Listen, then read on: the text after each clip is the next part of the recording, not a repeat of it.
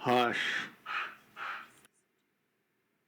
Welcome to Elysium, kindred. I am your host, Bartholomew Neda.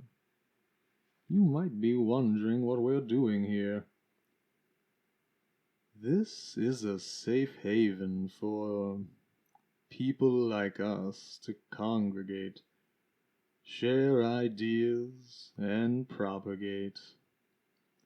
Within you will find concepts at once wondrous, monstrous, and terrific.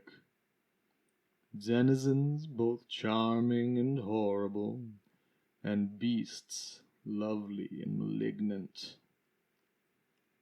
Our aim is to bring you the story, the true story, the story of my kind. They will not like this. They will try to silence me. But not to worry. I have taken some measure of precaution against their efforts. Find something to drink. Make yourself comfortable, and try to avoid being lulled into complacency as you traipse upon my tail. Listen closely.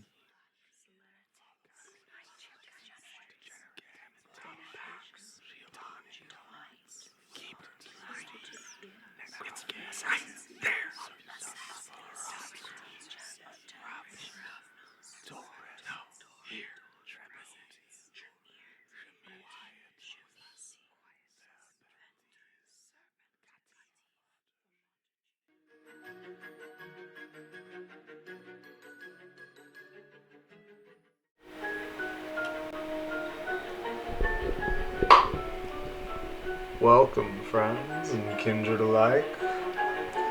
How are you all this evening?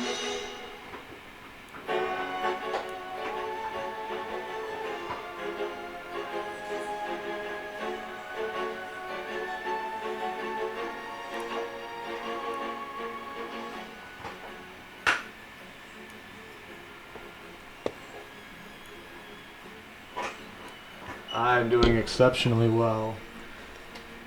I trust everyone here was able to hear the new intro to the show myself and Astrophysicist recorded this evening.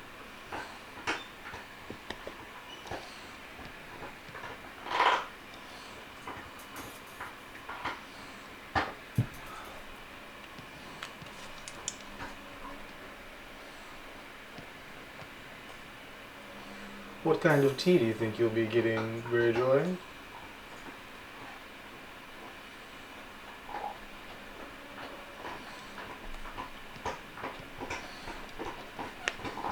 Ah, lovely. I'm very glad to hear that.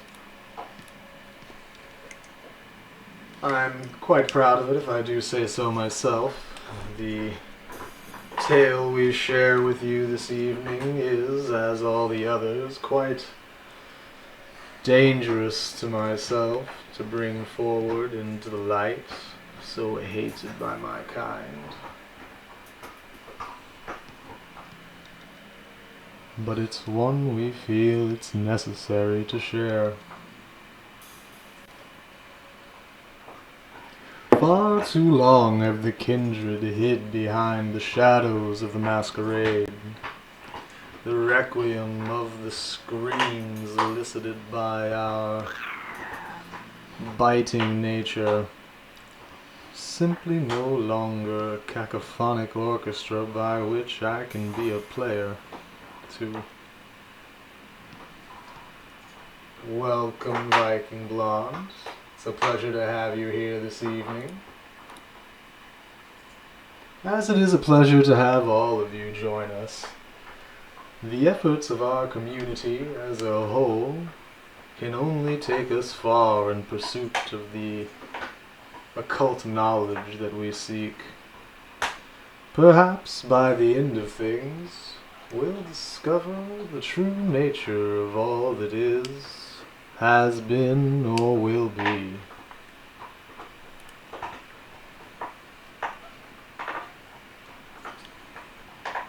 We'll give everyone a few more minutes to settle in while we talk shop before we move forward with the progression of our new vampire. The last one, as you may remember, perished horrifically underneath the flames of the hunters of the Second Inquisition. Those rat bastards didn't even think they needed to get orders before they disposed of the gangrel no one, sired by Lampago, and recently beaten to a pulp by the very same.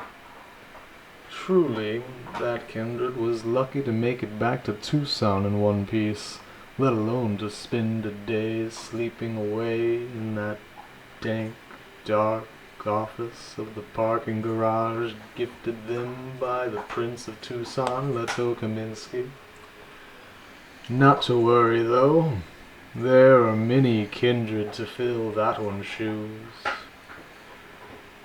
The newly embraced Tremere, one of the warlocks, also of the 11th generation, was sired by Invidia Call, who some of us may remember from our efforts at Kiowa Xenogenetics.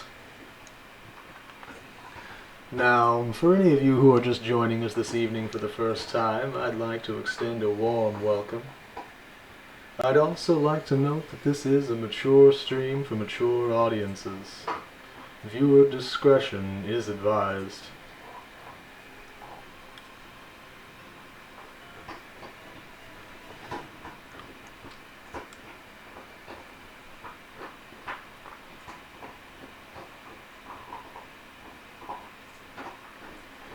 We'll begin in about 1 minute. And to go over kind of how things work here, I'll be playing the part of narrator, offering up the story of our young Tremere vampire, a kindred stuck in the Arizona Southwest amidst the politicking of the Camarilla, the Second Inquisition, and a host of others. We'll be utilizing the Twitch Picks polling structure, and I'll give some time at each decision marker for the chat to discuss and place their vote, casting it amongst the polls to determine where our vampire will move next. If we arrive at a crossroads of decision, then one of two things will happen depending on the votes cast. We'll either reopen the poll with only the two tied choices upon which to vote, or we'll roll a die and let the vicissitudes of fate determine where we move next. Either and or both of these will be deployed as necessitated by the decisions of the group. I trust you've all come with opinions upon which to base your decisions.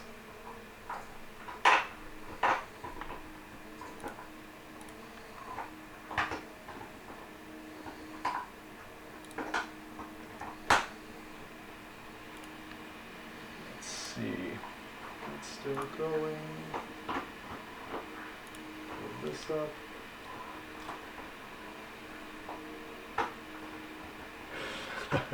Welcome, Nishan. It's good to see you in here again this evening. We're just about to pull up the book and begin the story of the new kindred we inhabit.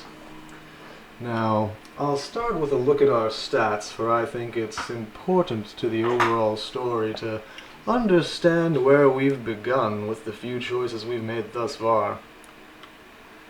From there, we'll move into the narrative itself to paint a bigger picture of the woven web of the Masquerade.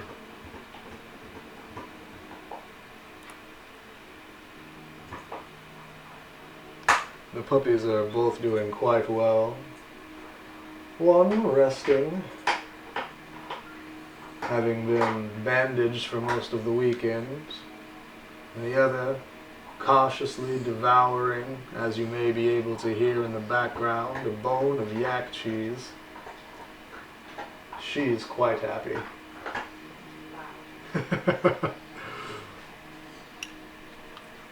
Let's see, I don't know how well.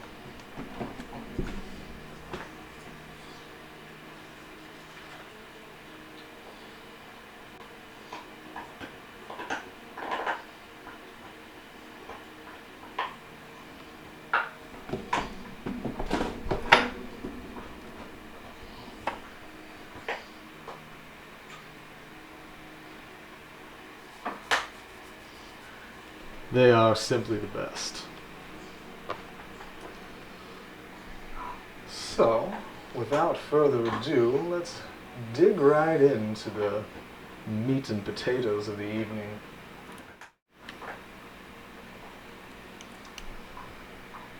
I don't even think our Tremere has a name yet. Likely something we'll be deciding in the near future. We do have a full host of our humanity, having not been consumed overmuch by the beast within. But we are quite hungry, and the smell of fresh blood drives us.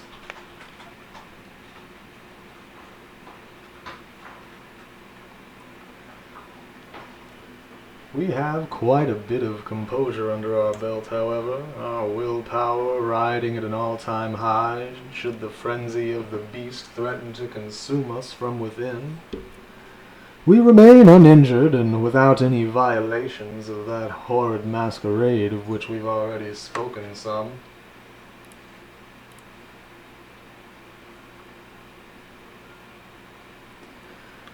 This Tremere, as many other Tremeres, is not very composed of physical aptitude. Strength, nor dexterity, nor stamina are this one's strong suit, though some skills in the social realm do remain available to us. Some mild charisma, well composed, and a small amount of manipulation.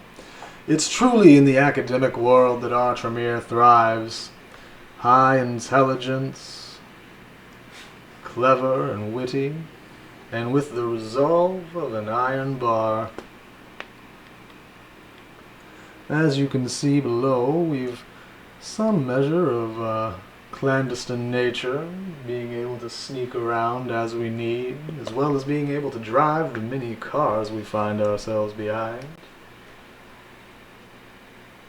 We've some ability of leadership. But again, it's in the mental skills that we thrive. A full host of academic knowledge. We're quite aware of our surroundings with the ability to investigate them should the need arise, and our computer knowledge, while not unmatched, leaves little to be desired. We're also quite good at sussing out the needs by which we find to survive in the harsh desert lands. You might compose us to a Ravenclaw indeed, if we weren't so hungry. Now the disciplines we've begun with are blood sorcery, the thaumaturgy for which the Tremere warlocks are renowned, and the ability to dominate the hearts and minds of kindred and kind alike. There isn't much that will stand in our way, if we set our minds to it. Our convictions remain a balanced path. A reminder for the future that the more we choose one or the other of these amongst the decisions placed before us, the more experience we'll gain for playing into that conviction. If we're seeking luxury and comfort over a higher purpose, for instance, the more we request and implore others to pay us our due, the better off we'll be. If instead we choose to defy the traditions of the Camarilla, well, the more experience we'll get for telling the wayward prince to go fuck himself, to put it bluntly.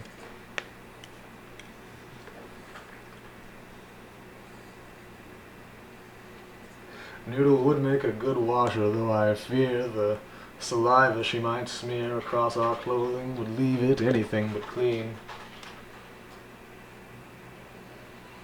I don't think the professors and the headmaster of Hogwarts Castle would appreciate one who sought blood hanging out within their ever-changing walls.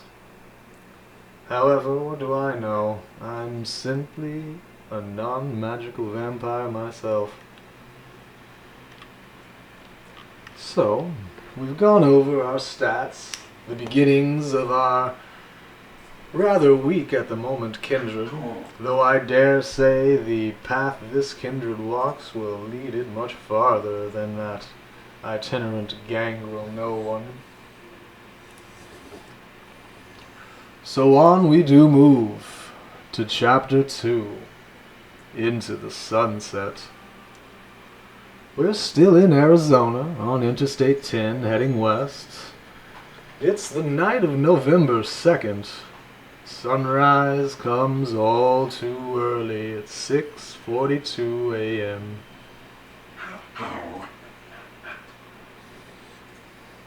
If anyone had found you that day in the disused freezer, they would see only a disheveled corpse. And while the sun is in the sky, that's all you are. The blood you got back in El Paso before you hopped in your Honda awakens the moment the sun sets. The return to consciousness is instantaneous and agonizing. You open your eyes in blackness. Your limbs are still heavy, as if crushed by the weight of the sun. As you wait, you think about the Camarilla, and you wonder what the elders made you do after Invidia called disappeared. You were desperate then, and you knew you had to obey. They paired you with another desperate young Cainite, a charming young man named Julian Sim who talked too much. He was something that other kindred called an assassin, and back then you didn't know if that was another clan like the Tremere, or another sect like the Camarilla. No one ever bothered to tell you. Julian had the eager energy of a congressional page and the glittering, patient eyes of a reptile. He was out for himself, and so were you, and that gave you something in common. You remember Julian's lime green geo-tracker crunching to a halt over gravel. You jumped out and felt the sand beneath your feet.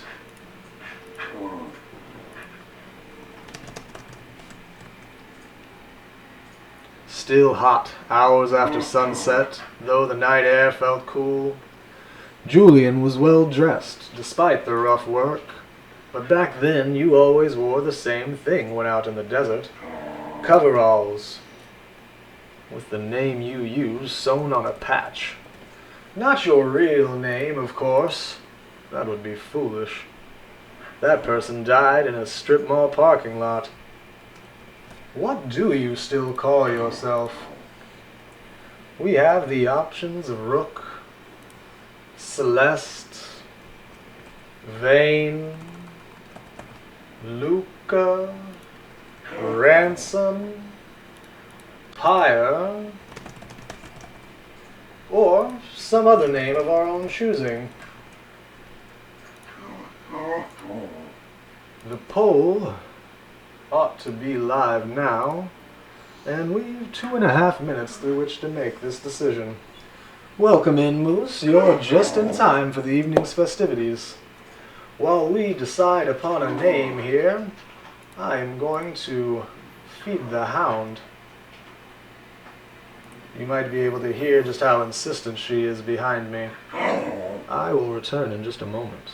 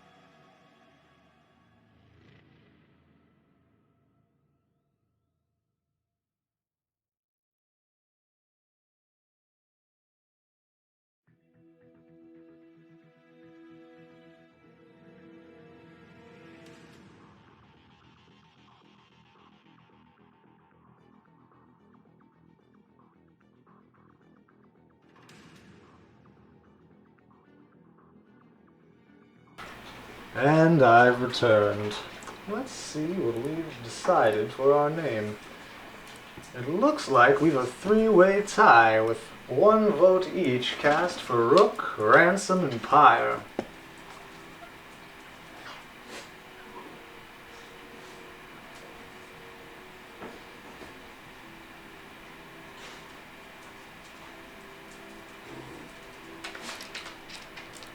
Let's see.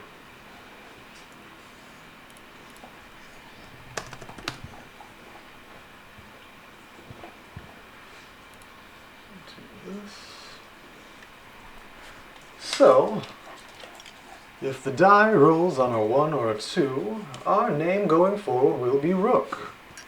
A 3 or a 4, and we'll be named Ransom going forward, and a 5 or a 6, and the night will burn with our name as Fire.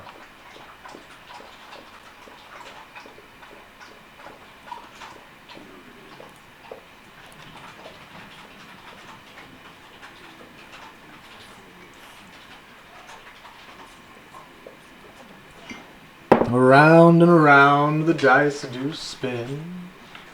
I do wonder which name will win.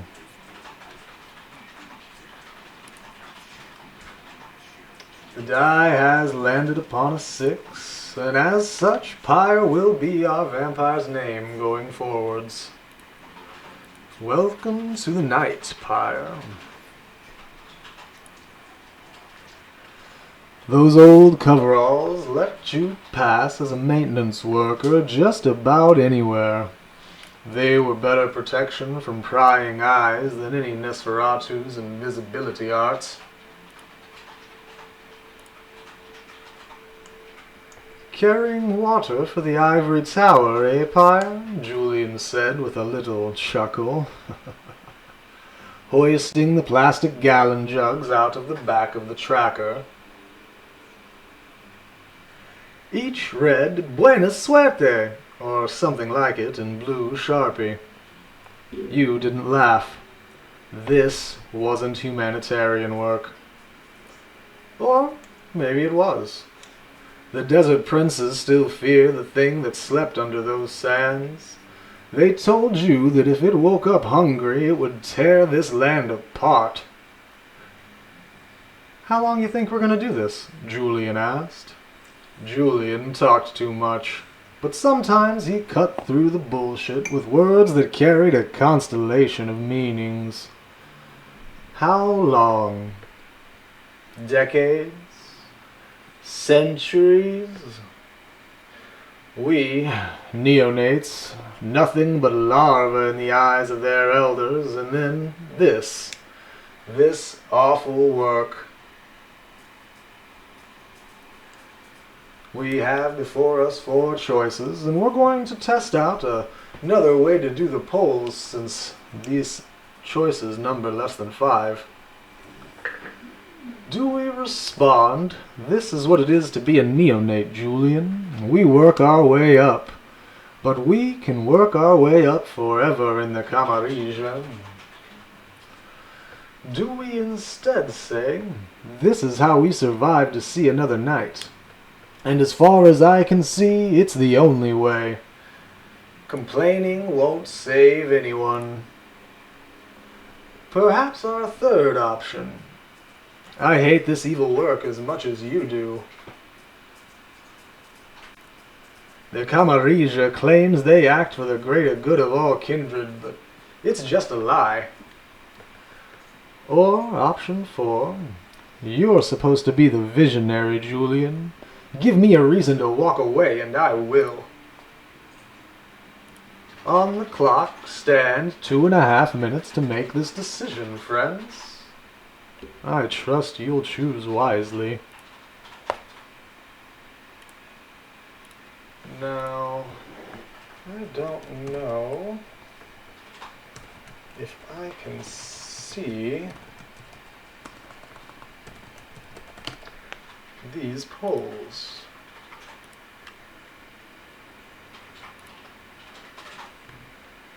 Aha.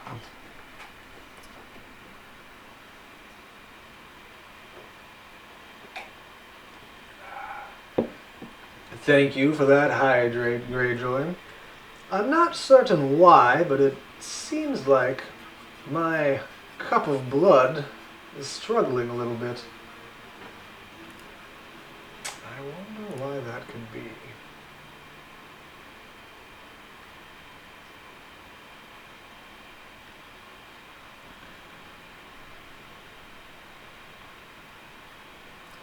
The real question here falls down to whether or not we're willing to work with the Camarilla.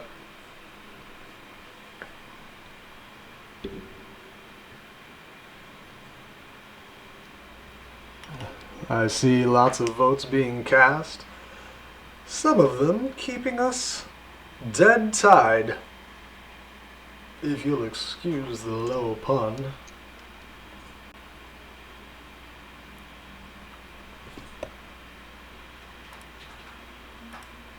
I wonder if I can figure out this situation while we're voting here. Aha, that's how I can see. Oh, wow, it shows up right in front of me. I'm just a fool. Let's see, extensions.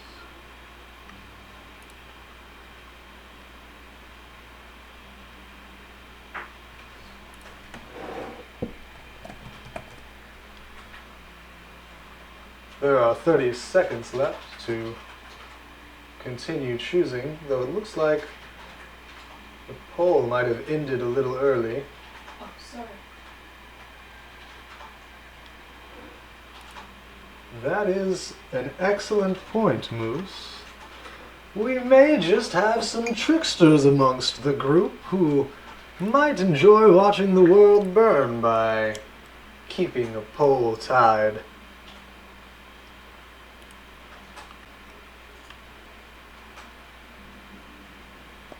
How do I...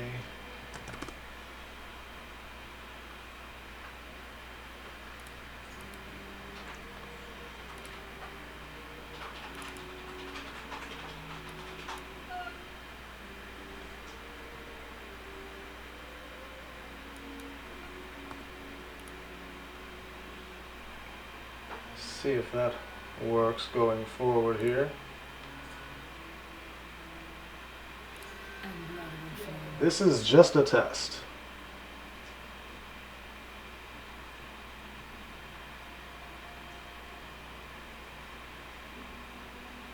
We'll see if that works. That may be better. All right. Now, it looked like... That's not the right page. Here we go.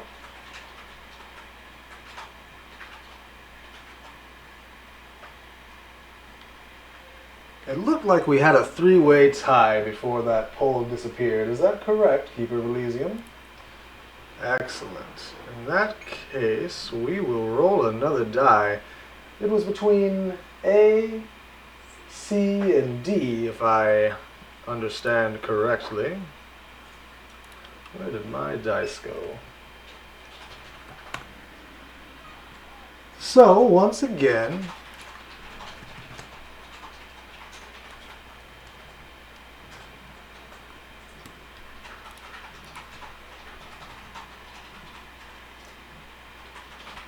we will roll. This time, a 5 or a 6 will stand for A, a 3 or a 4 for C, and a 1 or a 2 for D. Inject a little chaos of our own into this nefarious ladder.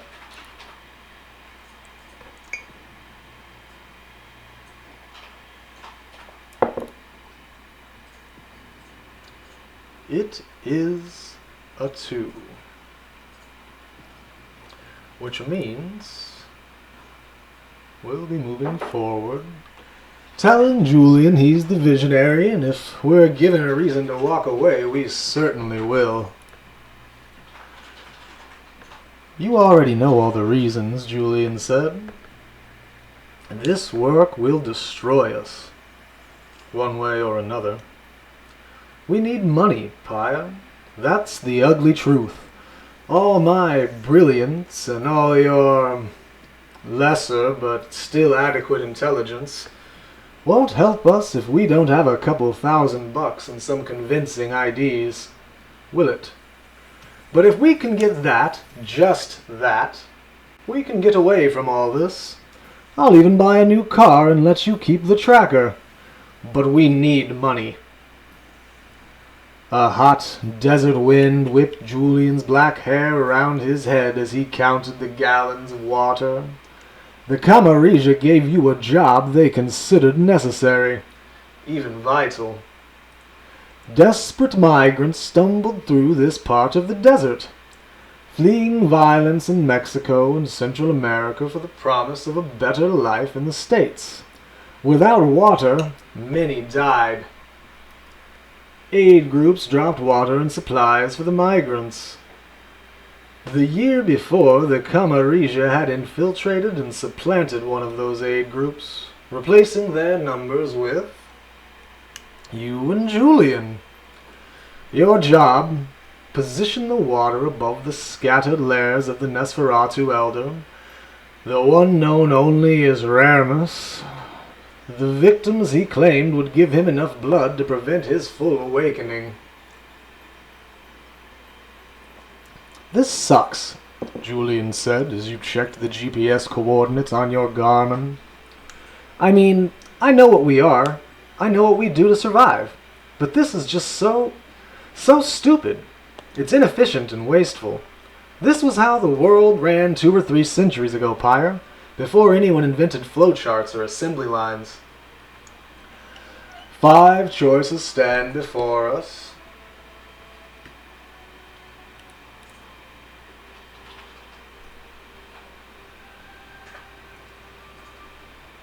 Are we going to believe that this was horrible work, but what choice did we have? It was either that or be destroyed ourselves, though we will never forgive the Camarilla for compromising us like this. Or perhaps this was ugly work, but more people would have suffered if that elder woke up.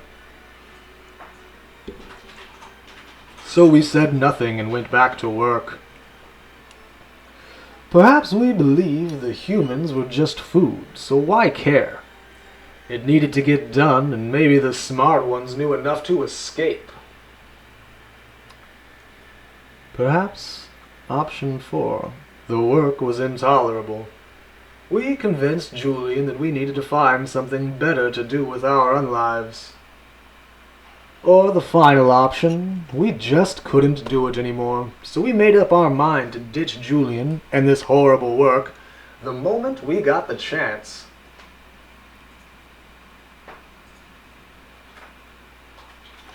The poll should be going up shortly, and you'll have another 2.5 minutes to make your decisions, Kindred.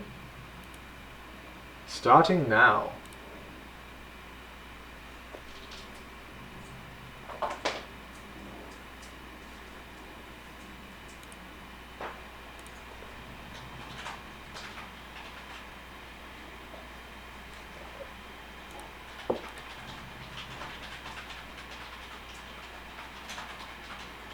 I'd like to once again extend my thanks to all of you who have joined us this evening. Elysium would be far from the safe haven it is without the delicate work we all do here. It is such a pleasure to have each and every one of you listening, participating, and shaping the unlife of this new kindred, the Tremere Pyre of the 11th generation, who stands side by Invidya Call in the hot American Southwest. Thank you from the bottom of my non-beating heart.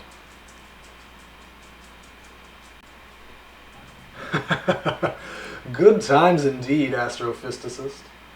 And it looks like we have one hell of a winner of a choice. Lyris, thank you for your hydration reminder.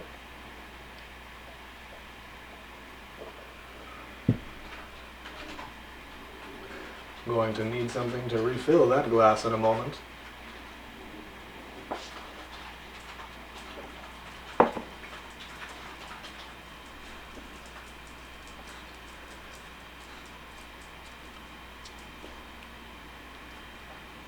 About 40 seconds remain, though I do doubt that any dissent will overwhelm option D at this point. Lizzie, we did make some rather tasty mead. I've got just one bottle remaining of the 25 we brewed, about 5 gallons worth of the blood orange and spiced honey wine. We made it just in time for the autumnal equinox.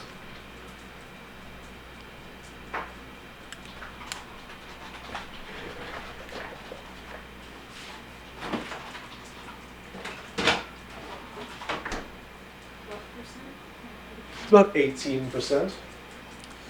This is the final bottle of mead, though I'm saving it for the time when Astrophysicist and I have both recovered from our operations. Going under the knife is so draining, and having a bottle of something chilled to warm the heart and spirits afterwards is such an increasing demand.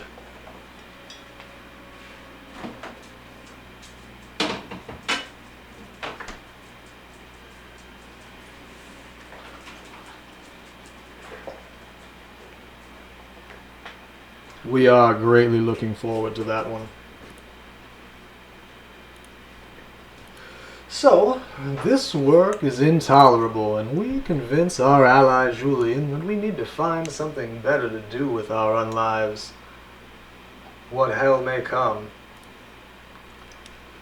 The moment you understood what you had become, you knew that you would have to make certain sacrifices in order to maintain your undead existence. The beast needed to be fed, after all. But there were limits, and this was yours.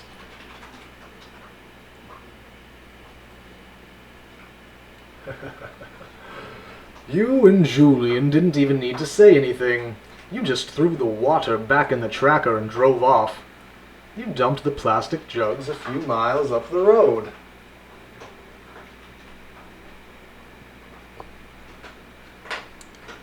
After a long silence, Julian said,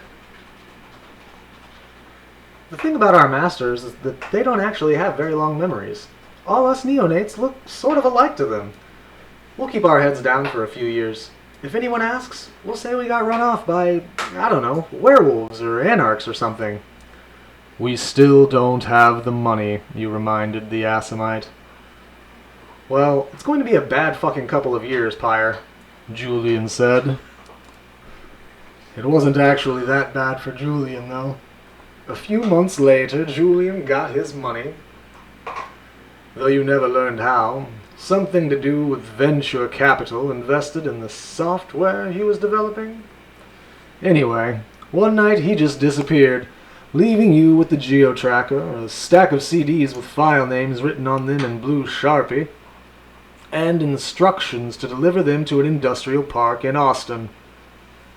You looked up his new company, 2100X, which was apparently located in Denver, but you could never find an address or a contact number, and that's been your life ever since. I would be more than happy to make a tutorial in the Discord. We've been talking about making another batch, though I think we're going to be a little late for the spring.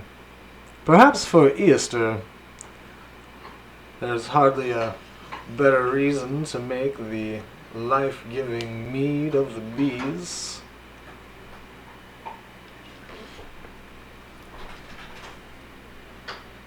Perhaps before the night's over, we can decide together on a flavor for this springtime mead.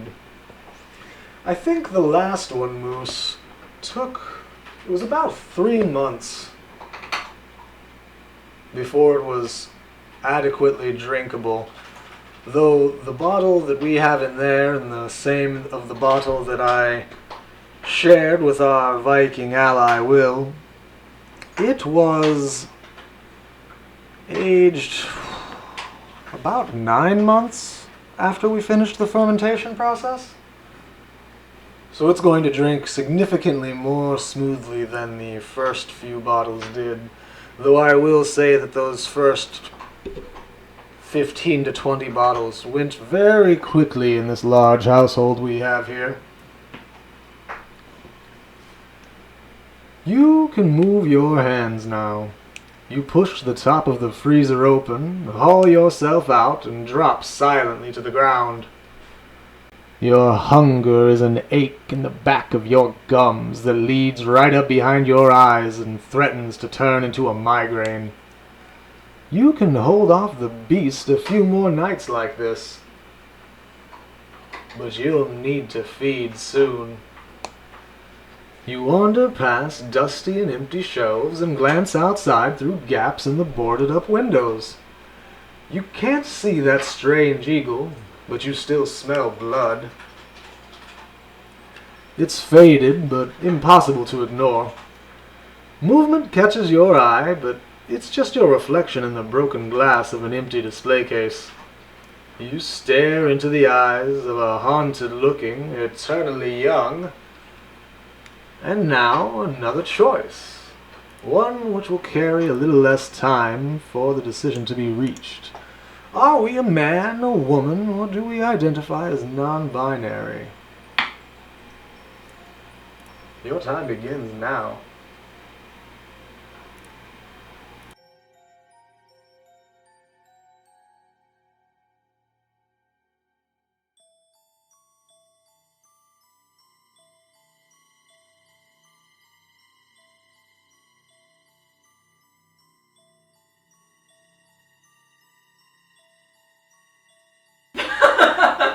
So far, it's 4 votes for taquito.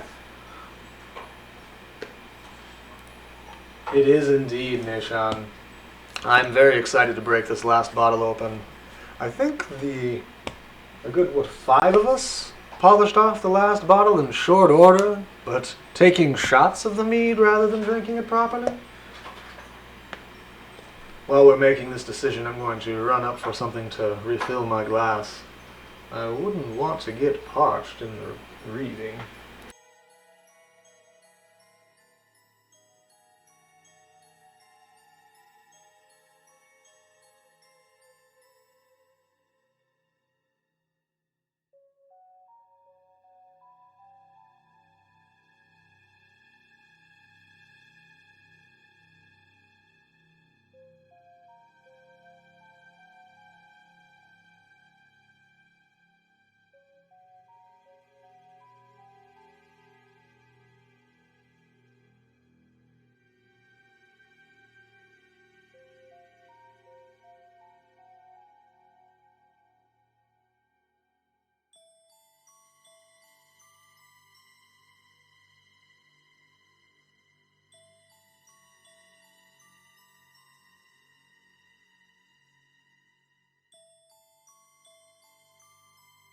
A bourbon barrel for aging the mead would be quite lovely.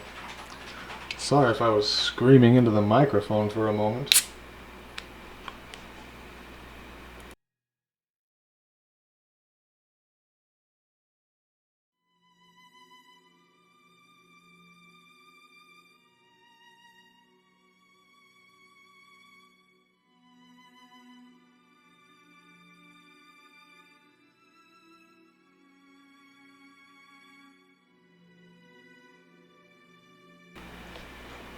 Would you like me to read it? Sure.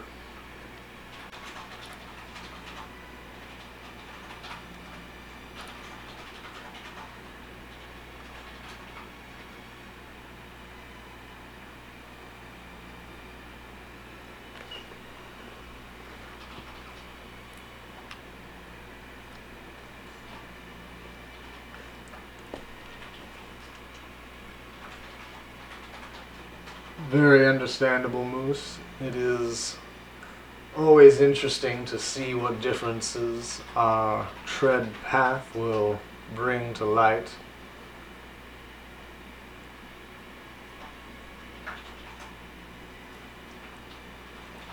And it looks, I think the pole went away, but I believe that the spicy taquito might have been the option that won.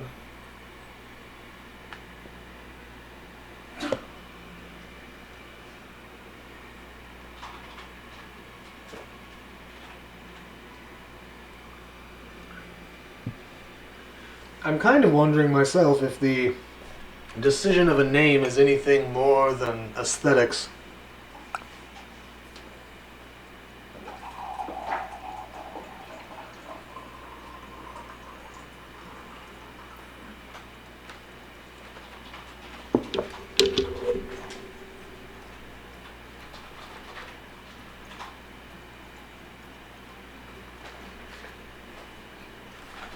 Everyone just loves taquitos so much.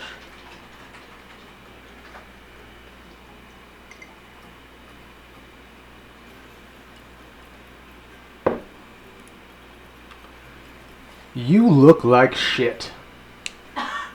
Bloodshot eyes, skin pulled back from your nails and teeth, thrift store clothes.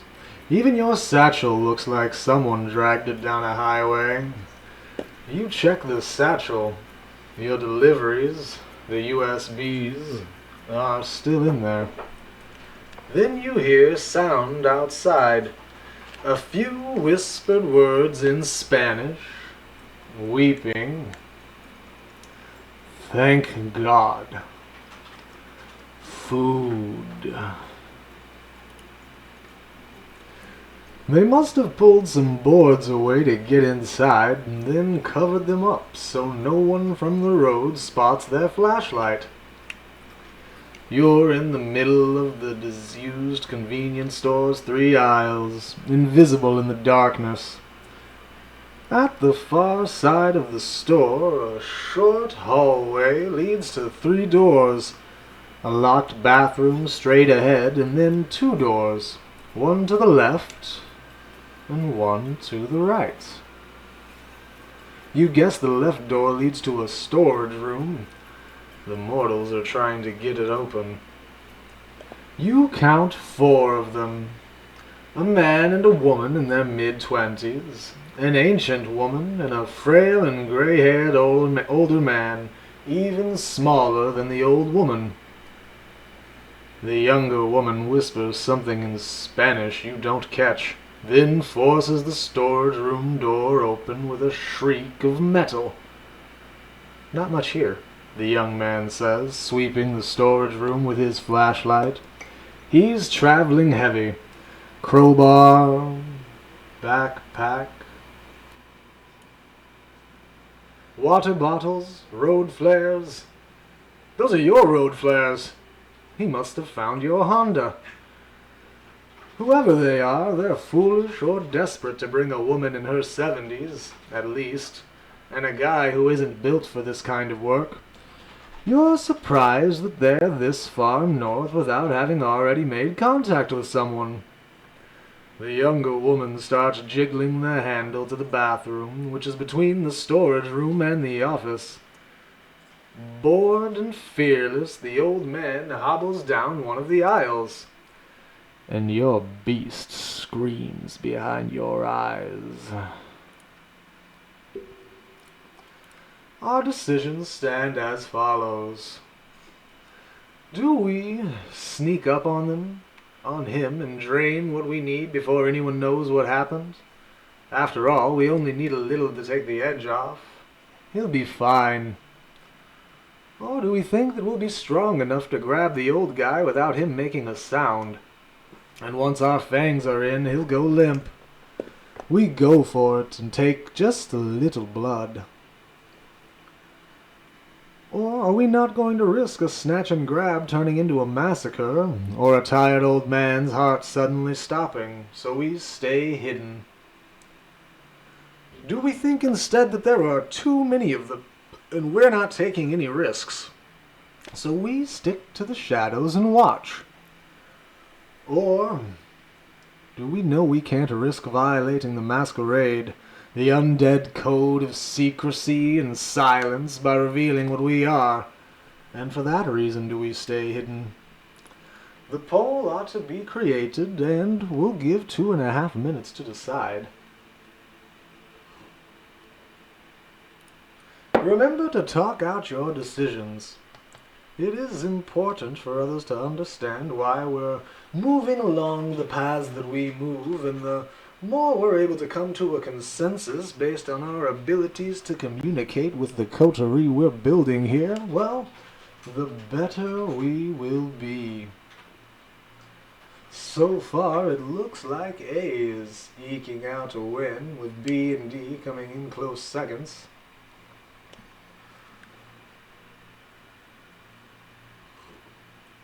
Violating the Masquerade can carry with it all the consequences of mortality. However, that kind of consequence only comes to those who have no allies.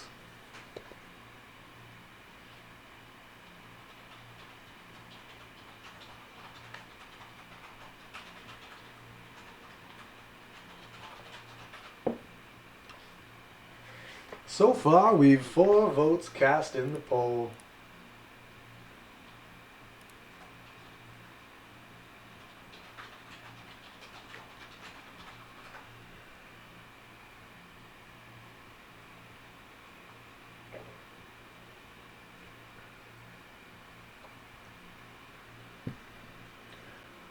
I've also found that dumplings only taste good when they're screaming in the pan. Humans screaming into the pan are just as appetizing.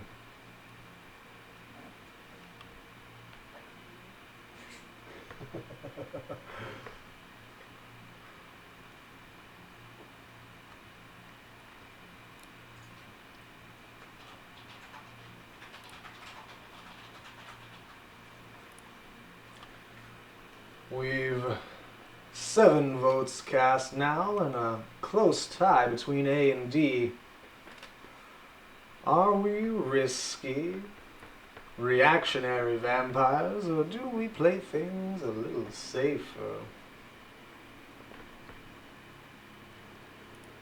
There are 10 seconds left for any votes remaining to be cast, and then I'll roll a die to determine what path we walk.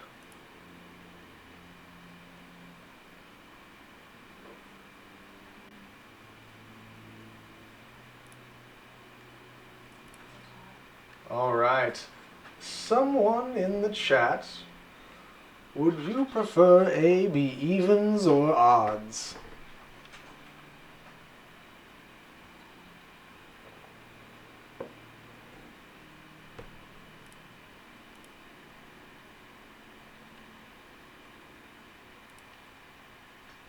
A for odds it is, then. Around and around the dice do roll.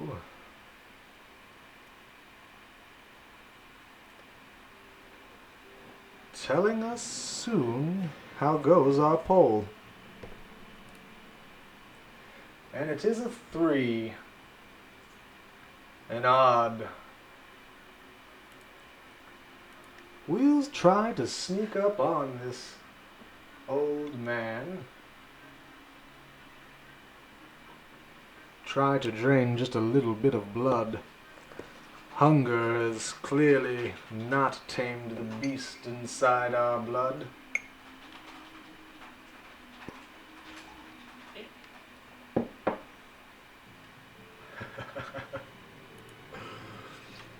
You need to feed while you're still in control of your actions. You wait until the others wander into the storage room, taking most of the light with them, and glide towards the old man. You tell yourself afterward that you probably would not have been stealthy enough. A moment before you reach the old guy, you hear the young woman at the bathroom door shriek, and then you hear the crunch of bone.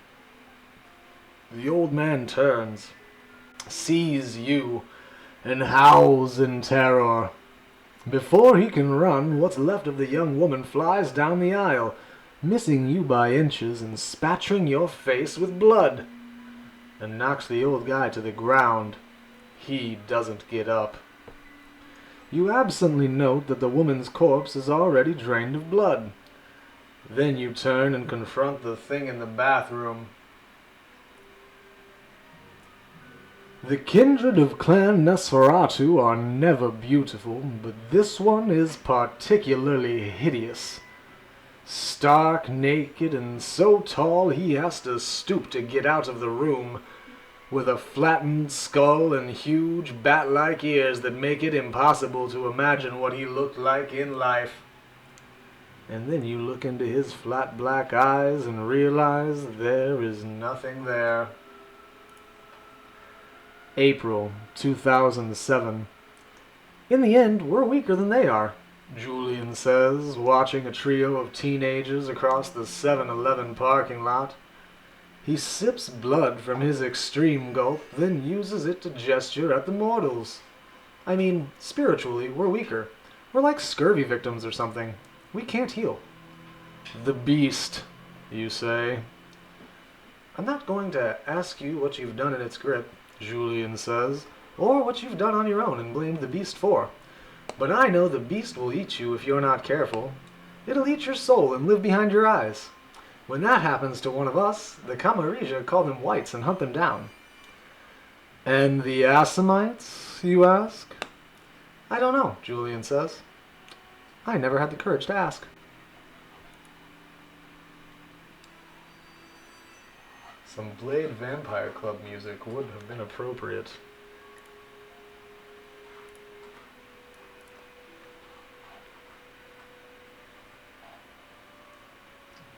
Let's see.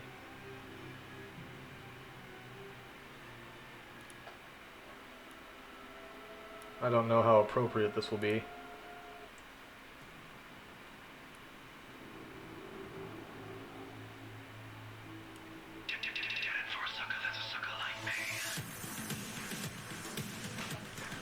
The Nosferatu, the mindless wight that had once been a Nosferatu at least, spots you. But then it turns, and though you cannot see the tough-looking young guy and the old woman, you know that they're cornered in the storage room.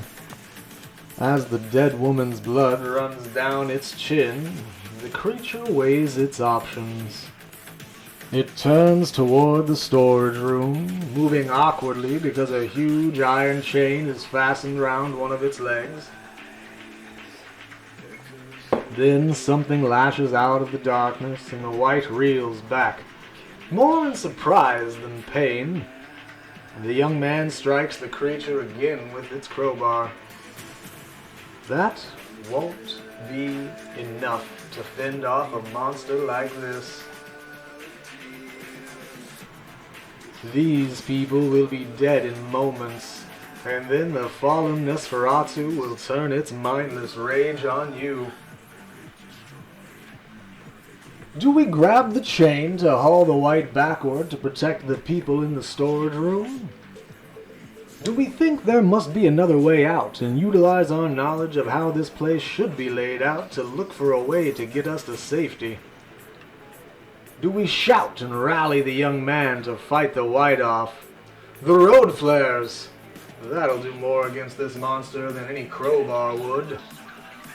Do we instead get the wight's attention to lure it away from the mortals and slip back into the shadows?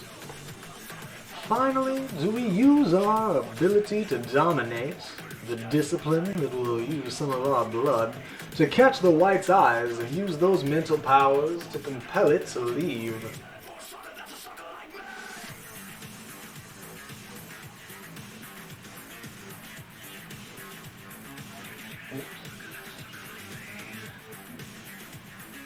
Perhaps the chair is laughing. We are definitely not a fighter, Moose. That is an astute observation. Our capabilities in a barroom brawl are, well, they leave more to be desired than our just small attempt at quenching our thirst did.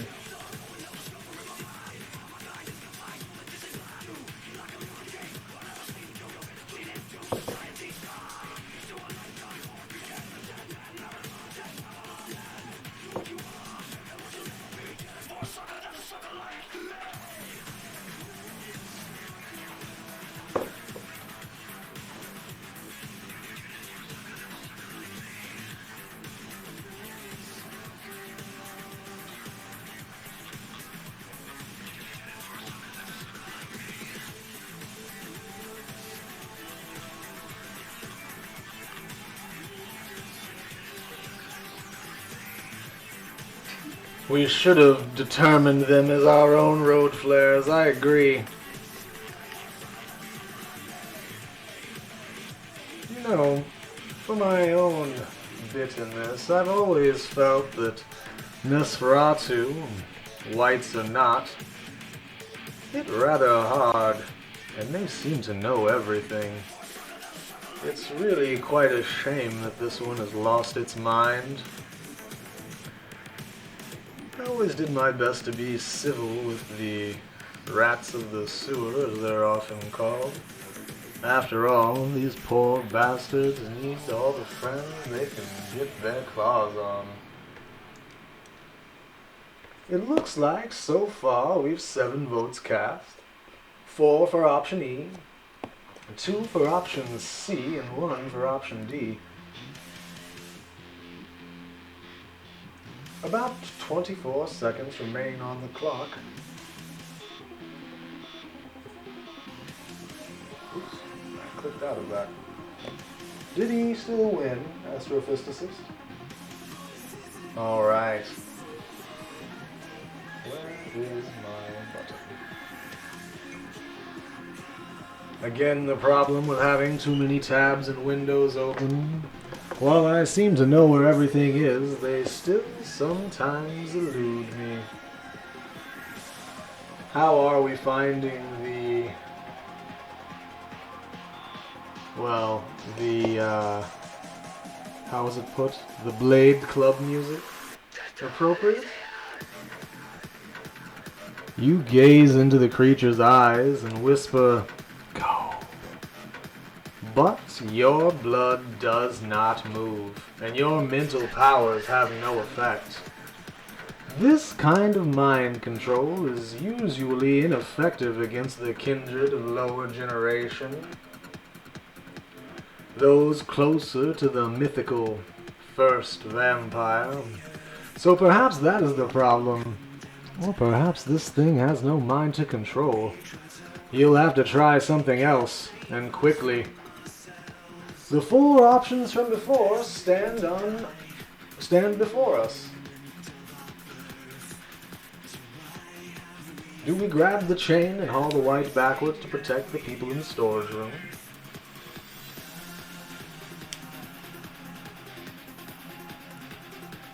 Do we think there's another way out and use our knowledge of how the place should be laid out to look for a way to get us to safety? Do we rally the young man to fight with us? The road flares! That ought to do more against this beast than a crowbar. Or do we get the white's attention to lure it away from the mortals and slip back into the shadows? As we're already well familiar with these choices, I've eliminated 1 minute from the clock. Choose quickly.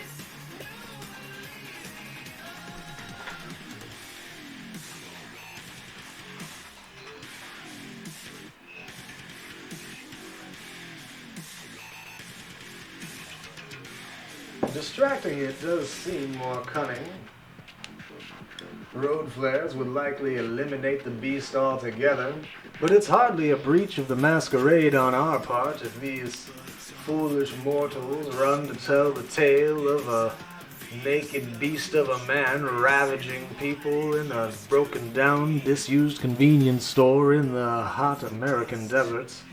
This kind of thing happens all the time, after all.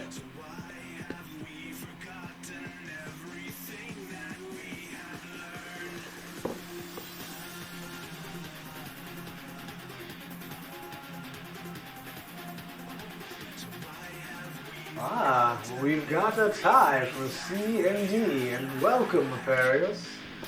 You may be just in time to break up the tie our chat has recorded as we attempt to figure out how to deal with the Nosferatu White in light of our vampire being born anew. We made some missteps in our last session and wound up one toasted vamp under the heat of a hunter's lamp. That's a flamethrower for those of you who weren't around. And it looks like C has won soundly. So we'll try to use the road flares. Correction, our road flares. to burn this beast? Well, I can't really say alive, can I? When people get scared, they can behave irrationally. You know because you've scared a lot of people. Sometimes they freeze. Sometimes they repeat stereotyped routines even when in mortal danger. And sometimes they do whatever they're told. The man does what he's told. You can't see him, but you can hear him fumbling for the road flare. "Light, come on, light!" he cries. There's a short scream and a sickening crunch. The old woman, you realize. She must have tried to slow the monster down. Then the storage room fills with red light as the man ignites the flare. Hydrate it is. The beast is not just rage and hunger, it is also fear. Wild, irrational, animal fear. A road flare cannot seriously harm this monster, but the beast knows that fire can destroy it as surely as sunlight. Even you feel a shock of terror, and the white is nothing but its primal urges. It howls and flees, dropping the dead woman and ripping away its chain in its haste. You duck just in time as steel links fly past your head. Mad with fear, the creature smashes through the boarded-up front door and disappears into the night.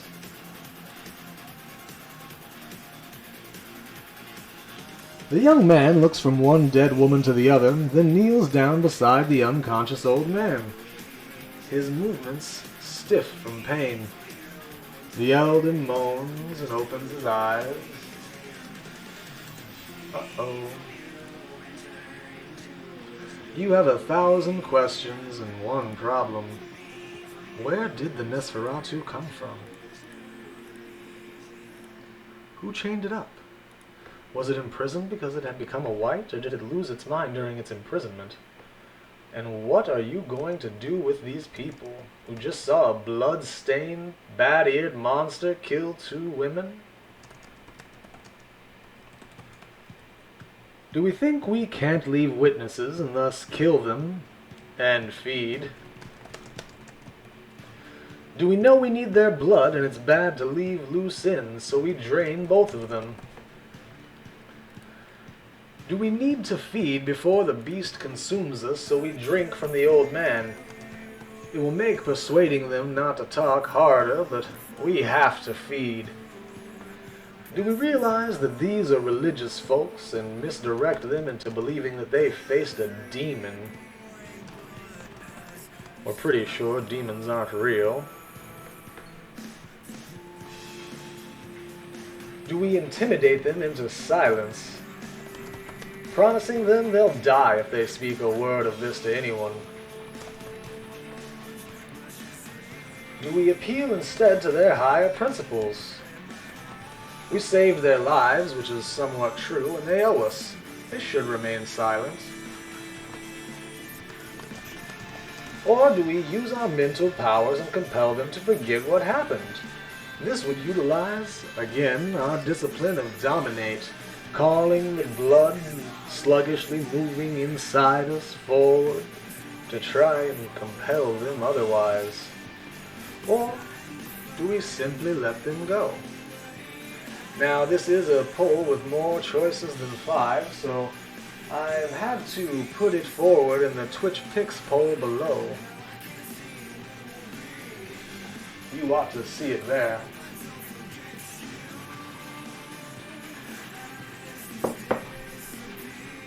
We lived, and so did the white. Both of us stand to fight another day.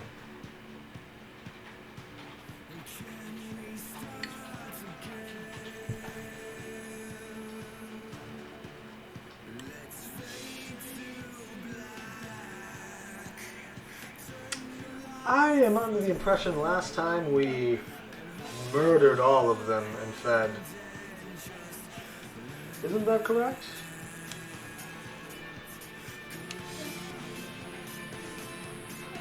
We didn't have Dominate last time, but we did have our trusty Lobo Magda. I wonder how she's faring now that no one no longer stalks the flames.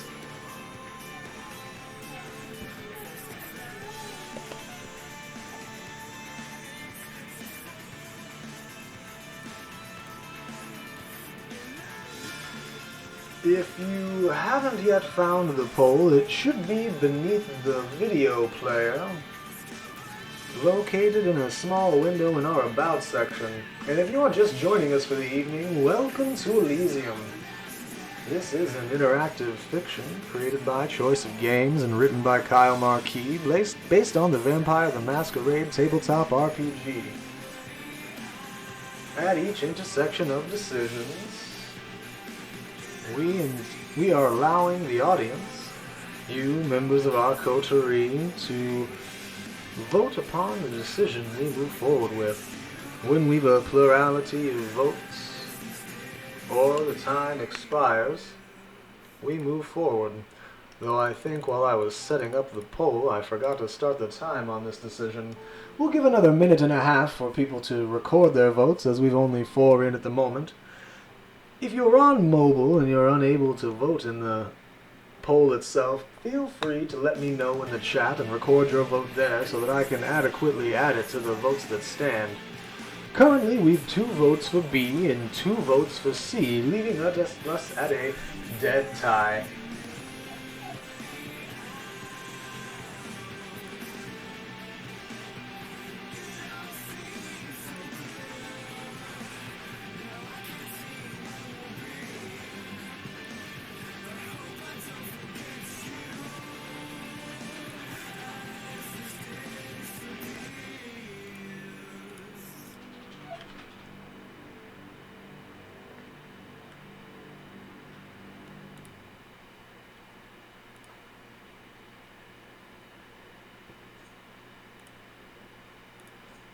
Thank you for that resource, Lizzie. Greatly appreciated.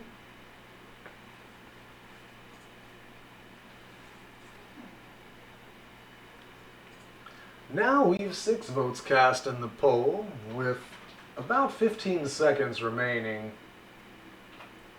And we would be likely to lose a chunk of our humanity, draining both of these poor, unfortunately religious souls. One would think, if they were believers of the true faith, that their true faith would save them. It's a shame the men and women of the Dark Ages no longer live to tell the tale of the power behind their iconography when one believes in a higher power. Well, a shame for them at least.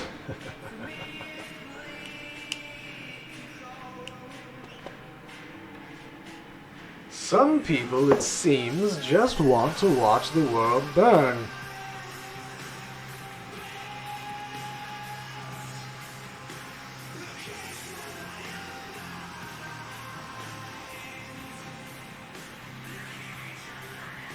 The voters in the chat have determined that we're going to drain both of these humans of every drop of their blood. Leave this convenience store another sight of grisly murders for years to come, one which is likely to leave the authorities stumped.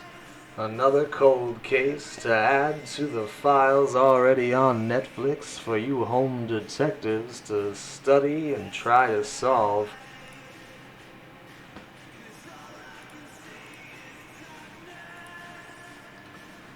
May 2004.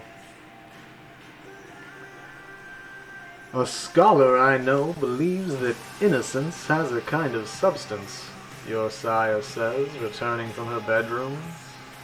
She does not feed in your presence, and will not permit you to feed in hers.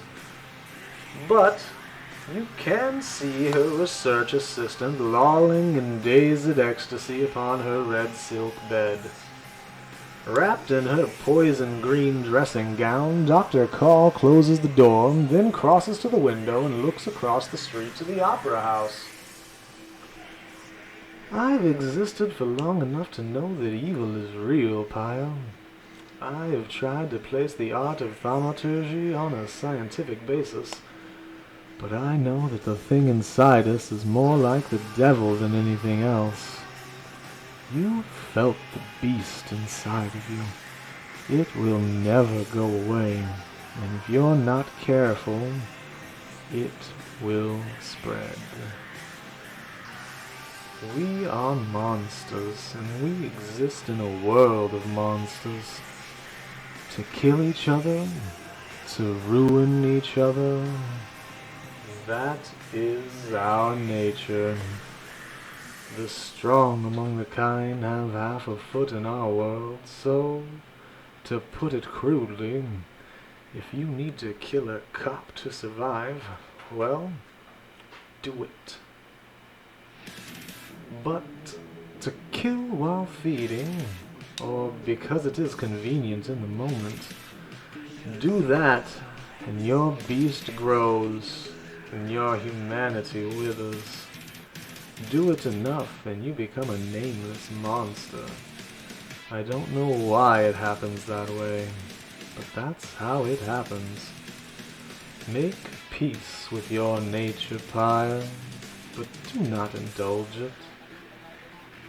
She notices some blood on her chin in the reflection, and for a moment you see the wild rage that lurks inside Dr. Invidjacall. Then she quickly masters herself and dabs the blood away with a handkerchief. You take the young man out first, since he's the strongest. You hit him from behind and get his crowbar. The rest of the work is quick and bloody. And then you feed.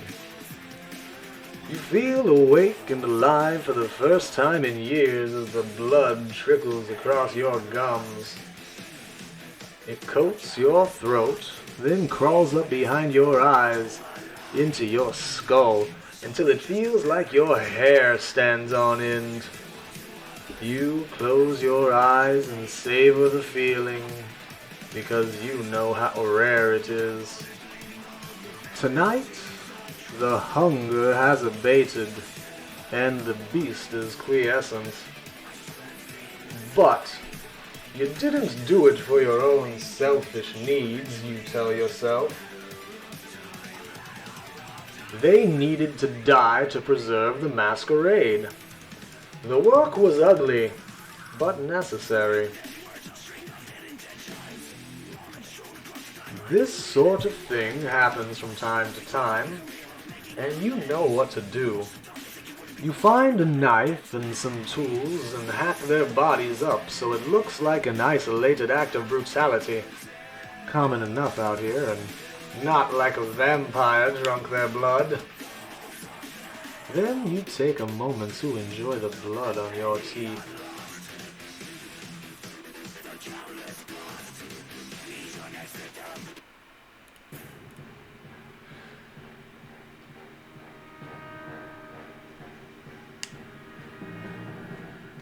You check your iPhone.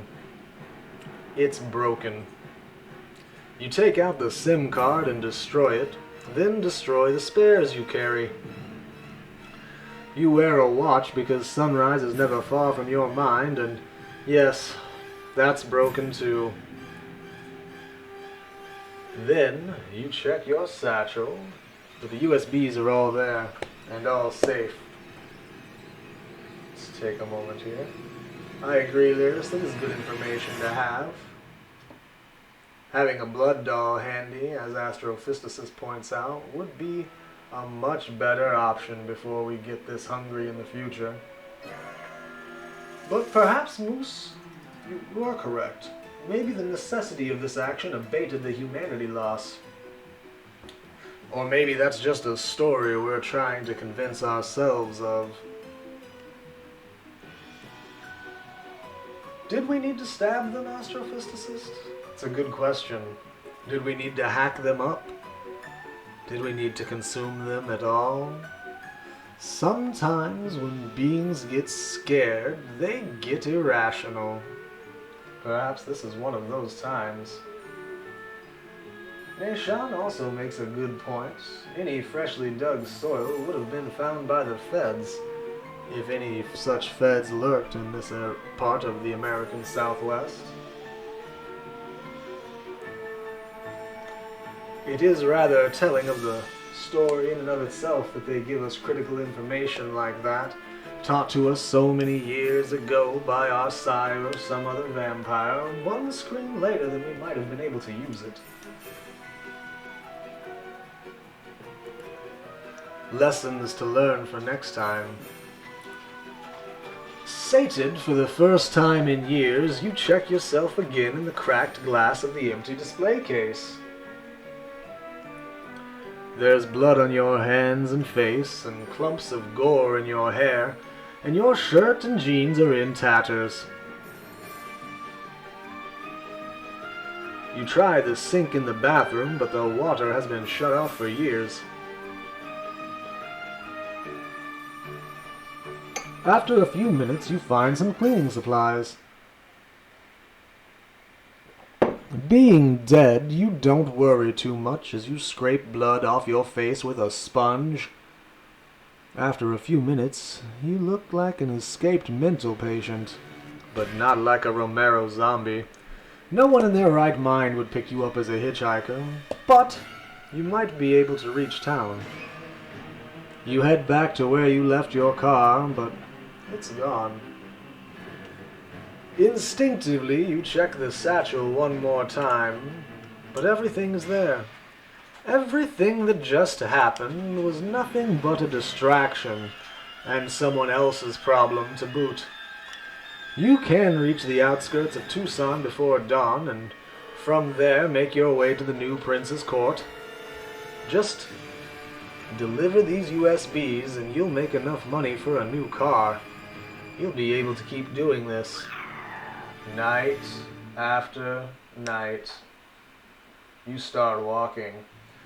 Fiona, how lovely of you to host our Elysium stream this evening.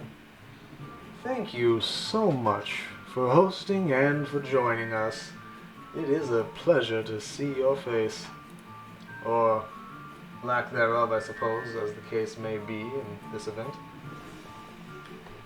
That brings us to Chapter 3 in this lovely story of our new vampire.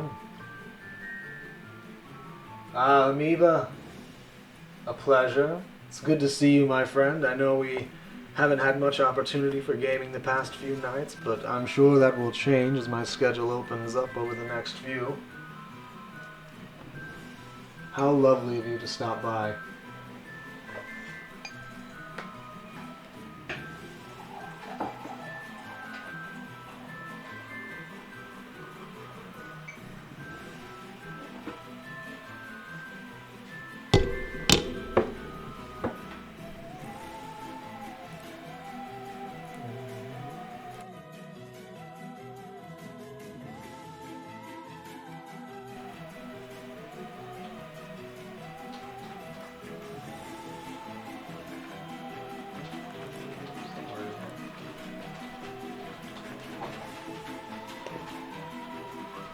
Lyris, it has been a pleasure to have you here.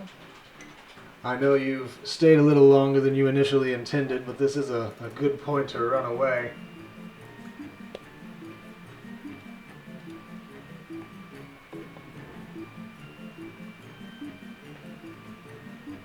And we raise our glass to Lyris and all the rest of the kindred who've joined us here in Elysium this evening.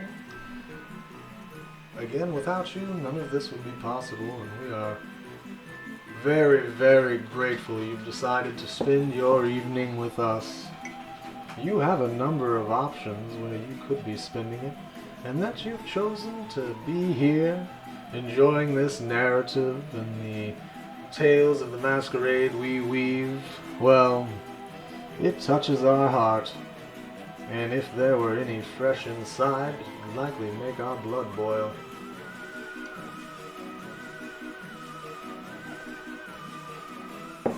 Thank you, Havoc. The work of the lovely astrophysicist. She's done quite an excellent job.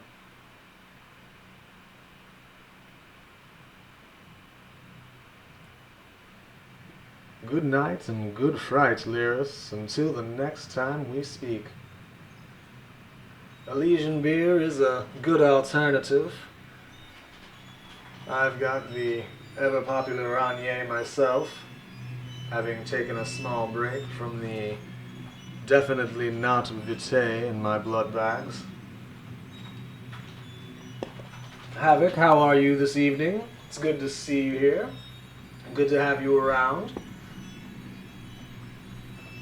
For those of you who may just be joining us, you might notice, if you've been in here before, that we're on Chapter 3 rather than 11, 12, 13, 9, any of those later chapters we were in before.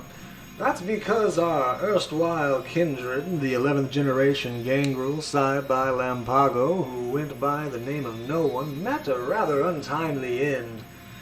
We let ourselves get too hungry and too complacent in our escape from the Masquerade and the violations we made thereof. One grenade into our own haven tossed us out, broken bones and bloodied face, and, well, the Human Torch did the rest of the work. A chocolate coffee cake sounds delicious. You'll have to let me know how that turns out. You'll have to let all of us know, really. If you're not already, make sure you check out the Elysium Discord. We are still in the process of working out all aspects of it, but it's a good place to stay up to date on any of the goings-on here on the Night Road, or with the rest of our coterie, who have charmingly made their appearance there. Tipsy and listening to tales of the vampires is an excellent way to spend a Sunday evening, I found. With that said, let's move on to Chapter 3.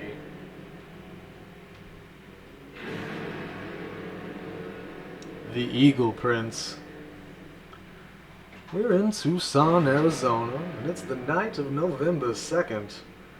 Sunrise comes all too early at 6:42 in the a.m. Your feet hurt. You already passed the place you were supposed to stay yesterday, but it's just an empty garage. There's nothing there for you. An hour before dawn, you reach the chain-link fences and industrial parks that mark the outskirts of Tucson. And feel free to lurk away, Amoeba. It's good to have you.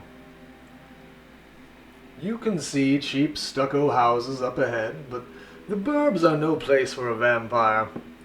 Without a cell phone or any money, and with all your clothes too trashed for polite company, you revert to skills you honed in the desperate years after the fall of the pyramid. When you find an abandoned semi-trailer in a factory parking lot, you note that the high walls should keep the worst of the heat off. You check it for holes in the ceiling, and finding none, you crawl inside.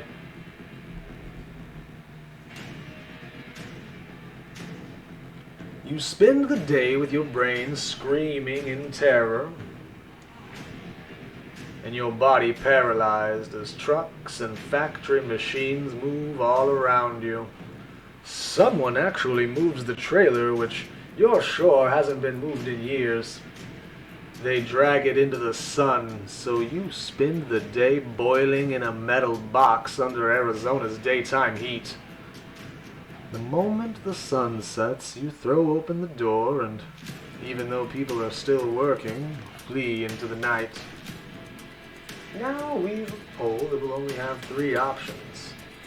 Do we think that all that matters is the USBs that comprise our job and wonder if they're still good? Do we note that this unpleasantness is what unlife is? Some nights are good. Some nights are like this. Maybe there will be a clean place to sleep at the end of this road. Or by Cain, do we know that we're not going to continue to exist like this? We don't care what things we have to do to get a clean apartment and a nice car, but we will do them. You've 2 minutes to cast your votes in this poll, kindred. Beginning now. Baileys and powdered sugar for your icing. That sounds a lovely combination.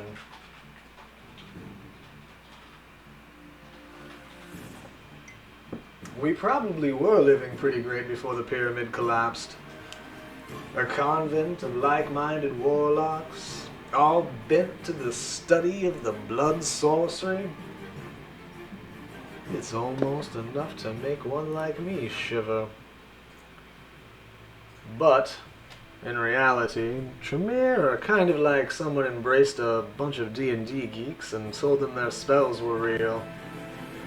Too caught up and lost in the sauce to make heads nor tails of what reality stands right before them. I'm just one kindred though, and this is the path we choose to walk. Our own Tremere has bigger things on their mind to worry about than how they're going to effectively push forward the plight of their kind. And yes, Havoc, I agree. This cake recipe sounds like something we all direly need in our lives. Please do post it in Discord. Reminds me of a whipped cream I used to make in my time behind the bars. I would take some coconut rum, put that in a shaker of some sort, or more traditionally a mason jar with a closable lid, and add a few cubes of ice and then shake the piss out of it.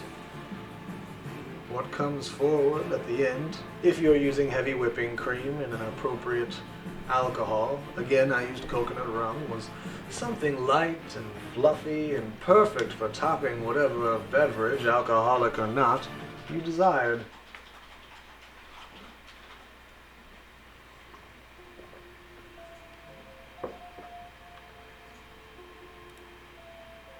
It looks like option C is our winner, with 4 of the 5 votes cast in the poll. We are going to seek out something better. We refuse to continue to eke out an existence on the night road that doesn't end with us in a pampered bed. We'll do whatever it takes. As you kick some black filth off your ruined boots, a BMW i8 rolls past without making a sound. You're not asking for a BMW. Some of you. Just a car that runs. A screen that isn't cracked. Boots that aren't... Christ, what is stuck to our boots? You check your USBs. Your satchel is shredded beyond usefulness, but the delivery itself is fine. You're just a few hours from where you need to be. You're going to walk in there looking like hell, but you're not going to walk out of there like that, you promise yourself. Tucson, Arizona, the night of November the 3rd. Sunrise, as always, comes far too early at 6:29 in the morning. You never wanted to come back to Tucson. It's been a black spot on your personal map for years. But here you are. You have to avoid the good neighborhoods, the big stucco houses on their little plots of land with their raked-out front yards and blue recycling bins. For a few minutes, a black and white Mustang with a thin blue line Punisher decal on the hood creeps behind you in first gear. You can't tell if it's an actual police car or some kind of patriot group, but you cut through a park where they cannot follow. Fuck that car indeed.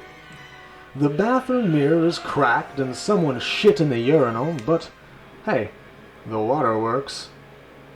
You spend a few minutes scraping trash off, then look around for either threats or opportunities, but no one shows up. You're not that hungry. Yet. So you keep moving. That's when you recognize where you are. This abandoned building was the lair of Lampago, a thing of legend that was probably one of the kindred, though no one knows for sure. No one indeed knew for sure. A shape-shifting monstrosity destroyed by hunters as the Second Inquisition rose to power and began their dreadful crusade against all vampires. We have 3 options before us. Do we think this is a lesson in keeping your head down and not bucking the traditions if ever there was one? Do we think Lampago might have been a monster, but there aren't many creatures left like her? Just obedient little kindred without imagination. We wish we could have seen her. Or do we think that this was a cannibal corpse wallowing in a sewer? Vampires are worth more than that, and they were right to destroy her. On the clock, we're placing 2 minutes by which to cast your vote in the polls. Your time begins now.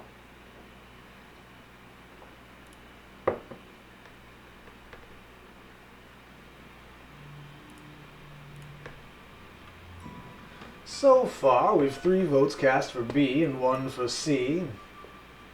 It is lovely to see so many votes cast so quickly.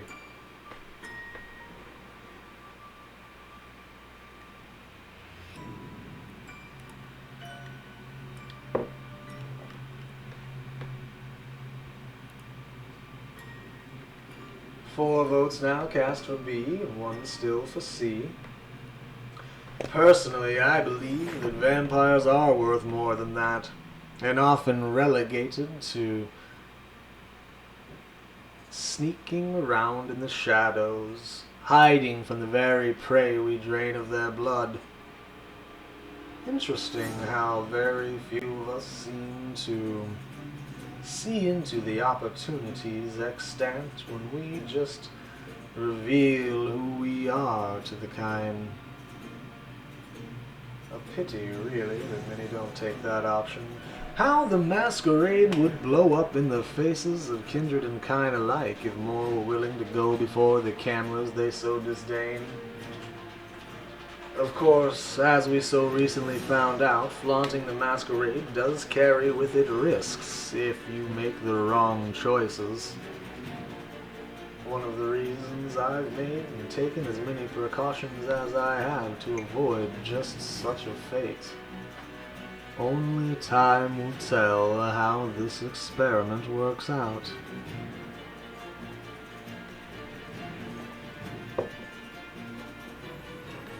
I do agree, astrophysicist. It is fascinating to be playing from a position not under the heel of Lampago's boot. Poor no one to have suffered under such menacing claws.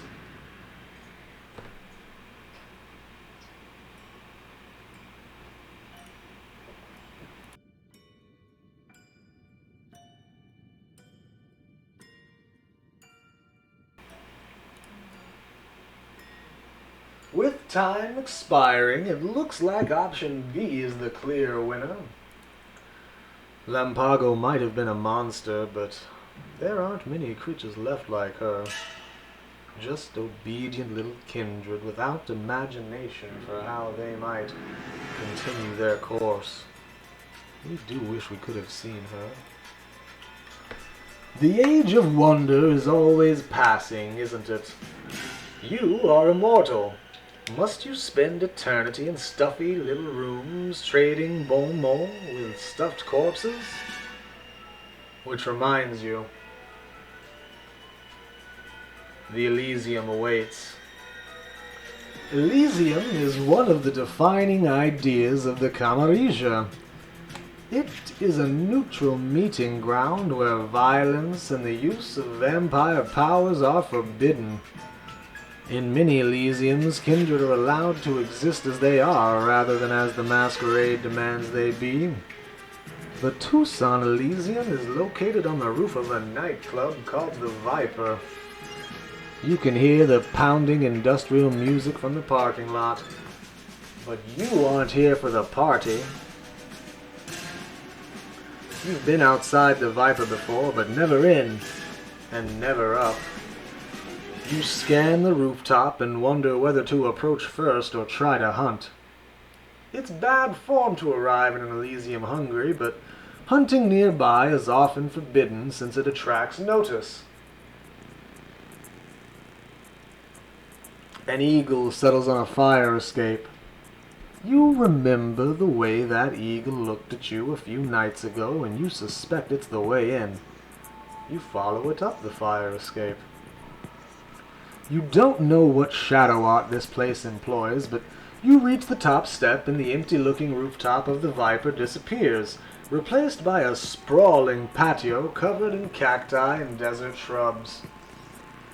Footpaths lead through the secret garden, and small stone bridges cross narrow rivulets of cold, flowing water. From here, the lights of Tucson are invisible, and the night sky is the way it is deep in the desert. Shades of purple and blue and black, with the Milky Way brighter than you've ever seen it.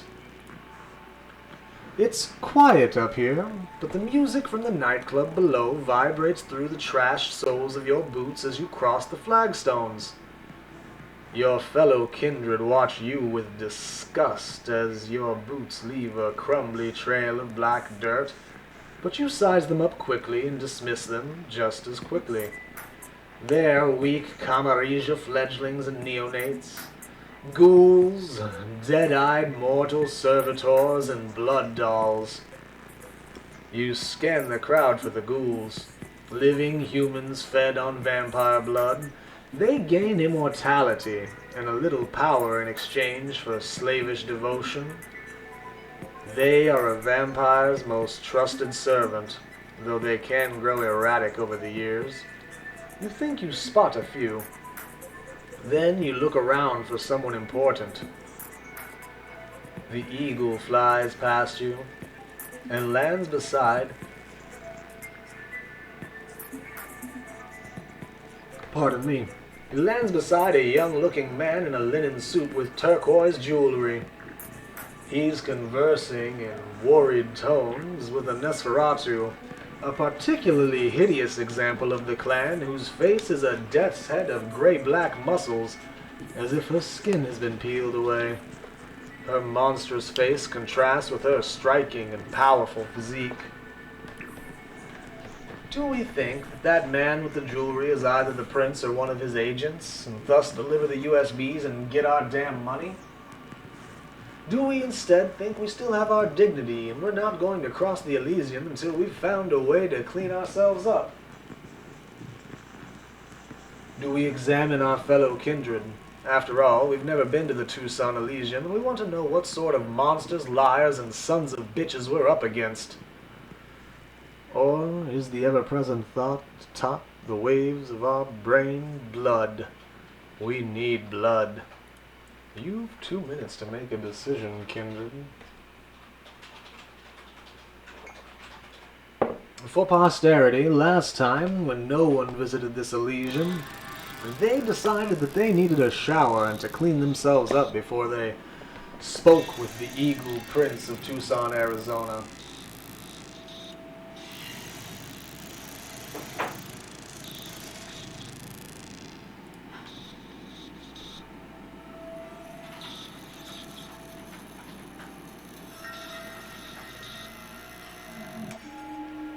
Do we even go here, Astrophysicist? Dressing like Morticia with a veil wouldn't be a bad idea if they didn't spend so much of their damn time in the sewers. However, that might be an easier way to get information than what some of these rats put themselves through. Still, they deserve a grudging kind of respect. To eke out an existence when the embrace turned you into something so reviled must be troublesome, to say the least.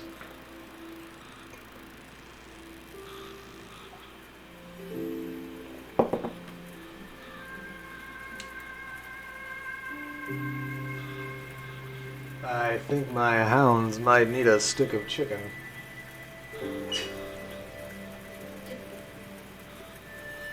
Thank you for posting that, Habit. I'm looking forward to making it for the household.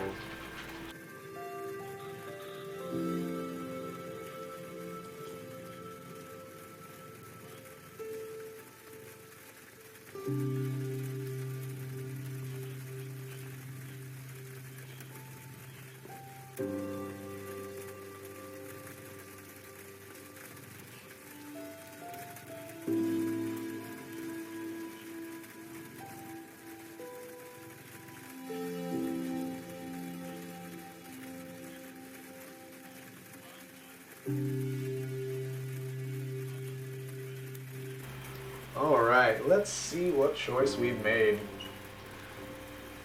With 6 votes cast in the poll, we've 4 votes for option C and 2 for option B.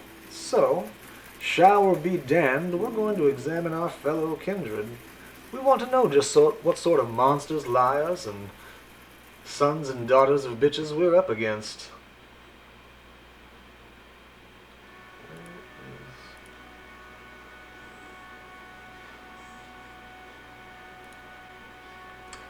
The simplest way to classify the kindred is by clan. The blonde youth with the turquoise jewelry commands that eagle, an art practiced by only a few clans. And since he's too pretty to be a Nosferatu, you guess he's Clan Gangrel. The Nosferatu with the skinless face is easy enough to identify, though Nosferatu tells you nothing of her loyalties nor nature. But those two are the only ones who are definitely kindred. You feel undead eyes watching you from elsewhere, but you cannot be sure who here is like you, who is a ghoul granted long life and cursed with an addiction to vampire vitae, and who is a mere servitor, their will broken through repeated mental compulsion. As you glance around, the eagle caws, beckoning you.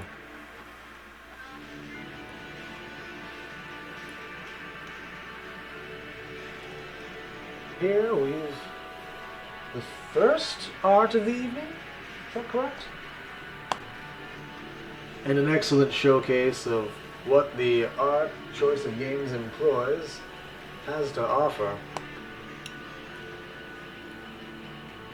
I think one of my favorites so far is the picture of Dove they proffer soon. The man in the turquoise jewelry watches your approach with a slight smile. He's seated comfortably in a wicker chair next to a small zinc table with an old laptop, a white hat, and a heap of typed and handwritten correspondence. The Nosferatu standing beside him only scowls. "Welcome to Tucson," he says. His accent is foreign, from somewhere in Europe, despite the Native American jewelry and the wide-brimmed hat in front of him. "I am Prince Nateau, and this is Dove, and you are Paya," he says. "Victoria, it looks like you had a difficult journey." A clump of mud falls out of your hair and splats onto the flagstones.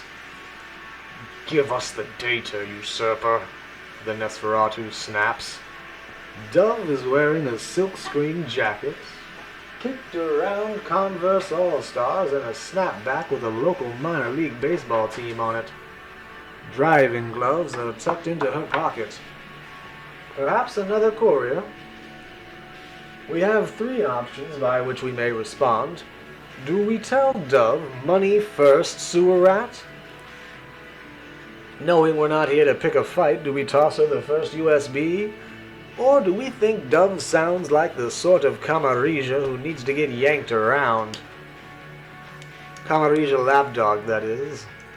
So, Dove, do you have a dove like this guy has an eagle? Does everyone get a bird? 2 minutes stand on the clock, friends. Need some help over here, buddy? Yes, I do.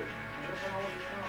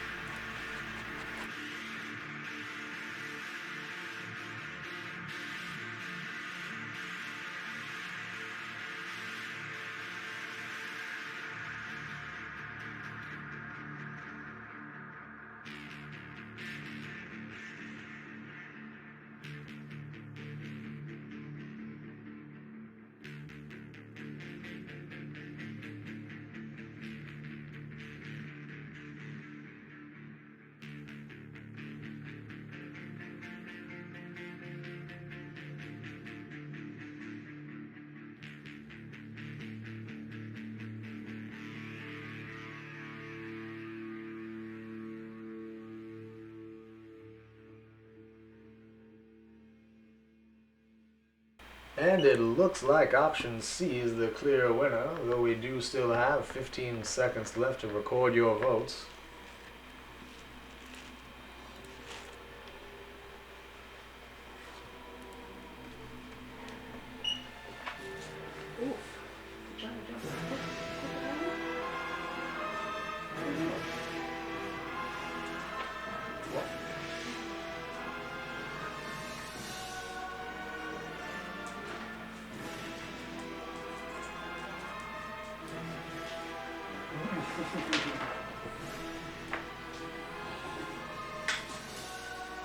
How dare they call us usurper, indeed.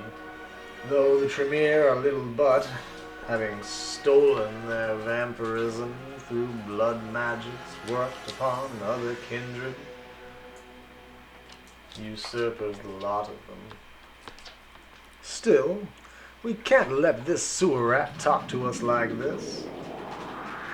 Who the fuck does she think she is?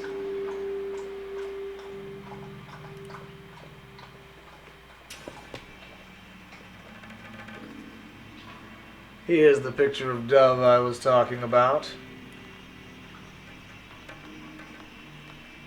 The Nosferatu glares down at you, but the prince, seated beside her, only laughs, his tone warm and friendly.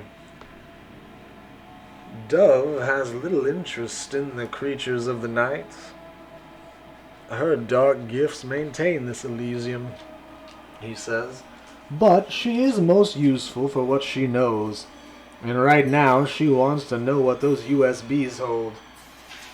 I imagine you do too. You've yanked her around enough, so you set the USBs on Prince Leteau's table. Thank you, Pyre, he says. Leteau's laptop is an old Asus, probably intended to read information once before it's destroyed.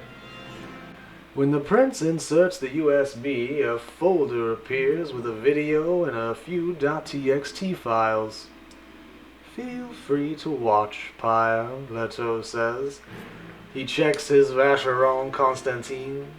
It's 1:49 a.m. Then he looks east.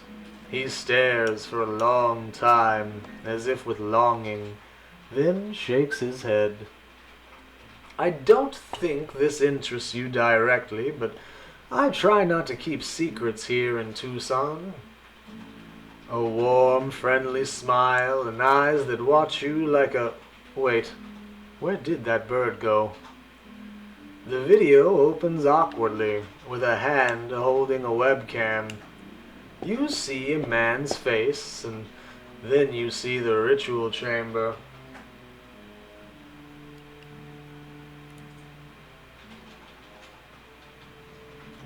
Now, before we continue with this next choice and this lovely photo of Jasper Knowles, I'm going to pause and put us on a brief intermission so that I can take the hounds out to do the deed. We'll return in just a few minutes. In the meantime, grab yourself something to eat, something to drink. If you need to have it, go check on your cake. And we'll be back before you know it, with more of this tale yet left to be told.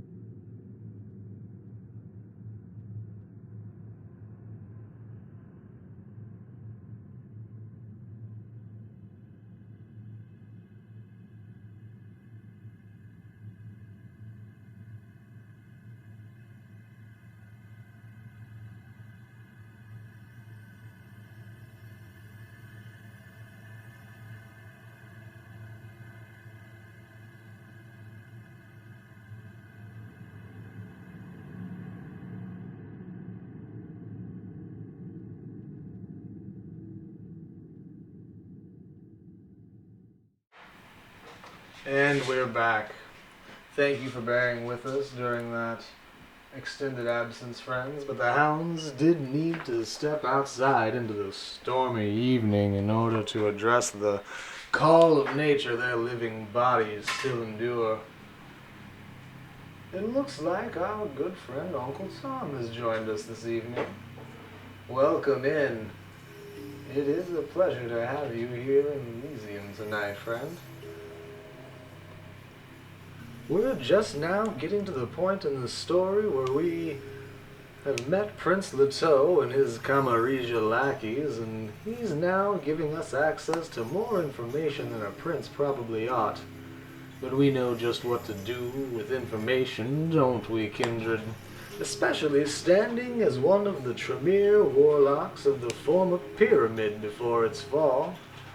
Of course, it looks like we're about to see some video of another Tremere. You recognize Jasper, your fellow Tremere, from your sire's descriptions, though you've never met him. He's white and apple-cheeked with a short gray beard, portly in a way that vampires rarely are, like an avuncular college professor. He's wearing a Fair Isle sweater vest and pressed slacks, and holding a silver knife with one hand as he tries to adjust the webcam with the other. That's Jasper Knowles, Tremere Magus, Leto says conversationally. Do you know him? There are 2 minutes on the clock to cast your vote in the poll about how we ought respond to the prince. And how are you this morning? Morning? Yeah, morning is correct. How are you this morning, Tom? Havoc, lovely to hear that both your cakes are prepped for tomorrow. It sounds like your icing is going to be stellar.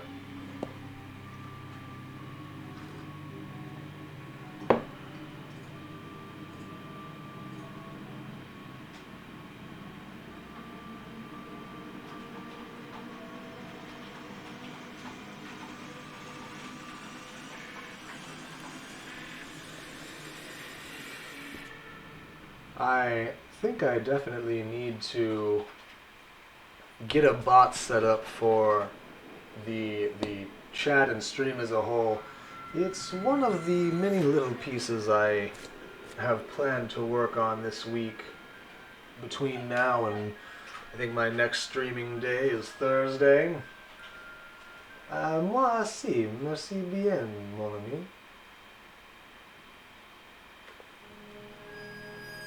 It's been a very pleasant evening on our end. The rain has started and cold drops of water patter from the ceiling of the heavens as we progress down the story of the hot desert. To answer your question, Havoc, our sire is Invidiakal, who we do know from the past, and I believe from some brief mentions so far in this, does have some working knowledge of Jasper Knowles. But there never is a reason to make our life difficult, and while we might know that our sire has met with Jasper a few times, we shouldn't probably misrepresent the truth as it stands, and exposing our sire is always a bad call, especially one as esteemed as the Tremere Invidiakal is.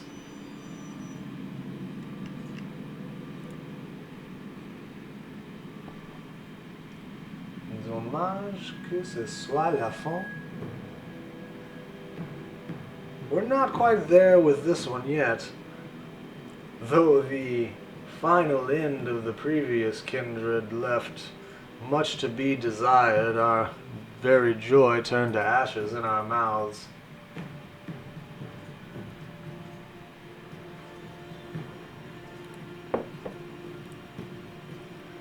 Leto watches you closely as you answer, tongue against his teeth, concentrating. He thinks you know something, but you've never seen this Tremere. Then Dove gasps. Knowles has stepped away from the webcam, revealing a dingy cinder block room with faded orange stripes on the walls and a Nosferatu chained to an iron spike in the floor. That Nosferatu almost killed you the other night. Sire, Dove whispers. Prince Leteau's illusion of good cheer falters for a moment.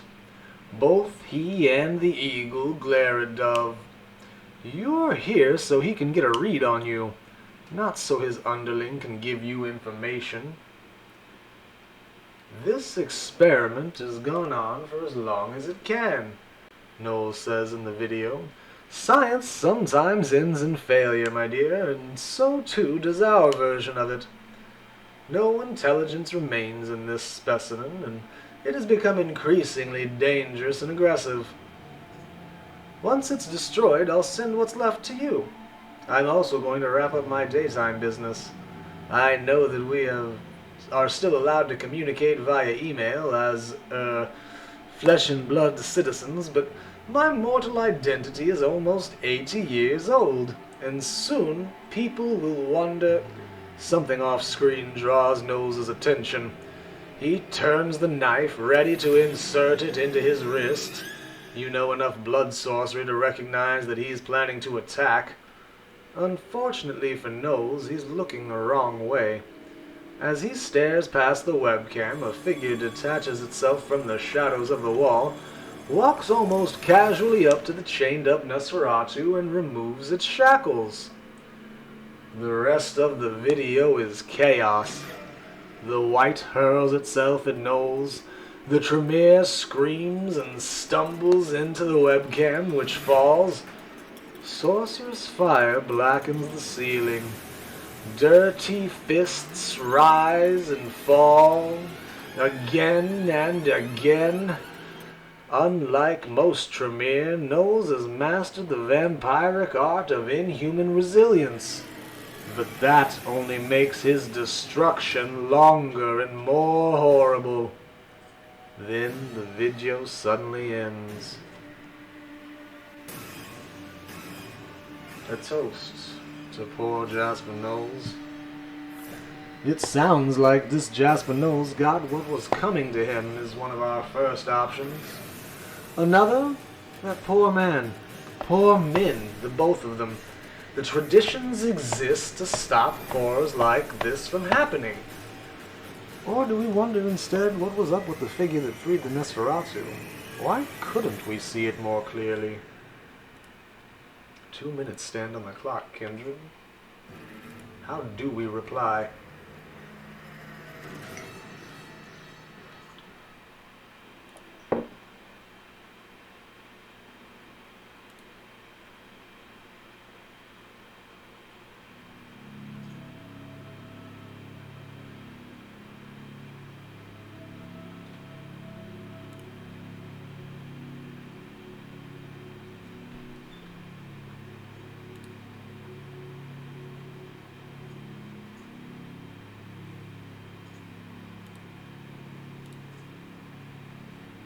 Now, so far, we've 3 votes cast for option C and 1 for option A. A total of 4 votes cast at the moment. And if you're just joining us for the evening, welcome. You've chosen an auspicious evening to come into this lovely bit of interactive fiction that we are narrating for you. This is Night Road, a story based on the Vampire the Masquerade rulebooks from the World of Darkness, created by Choice of Games LLC and written by Kyle Marquis. This is our second attempt to get through the story of vampires, Camarilla politicking, and truly just attempting to survive in the harsh American Southwest. Our first attempt ended in utter failure as humans with large flamethrowers cast us out of our haven and burnt us to a crisp.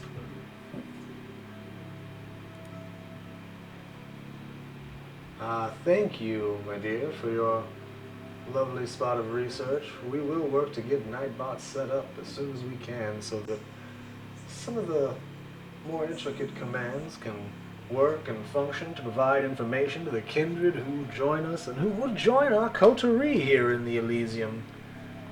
It's important that we spread the news far and wide so that any kindred who wishes to flaunt the rules of the Masquerade that have held us at bay like so many chains upon...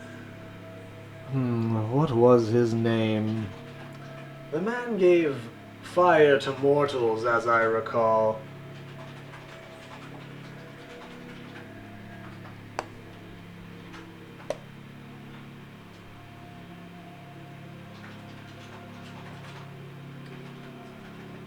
I simply cannot recall.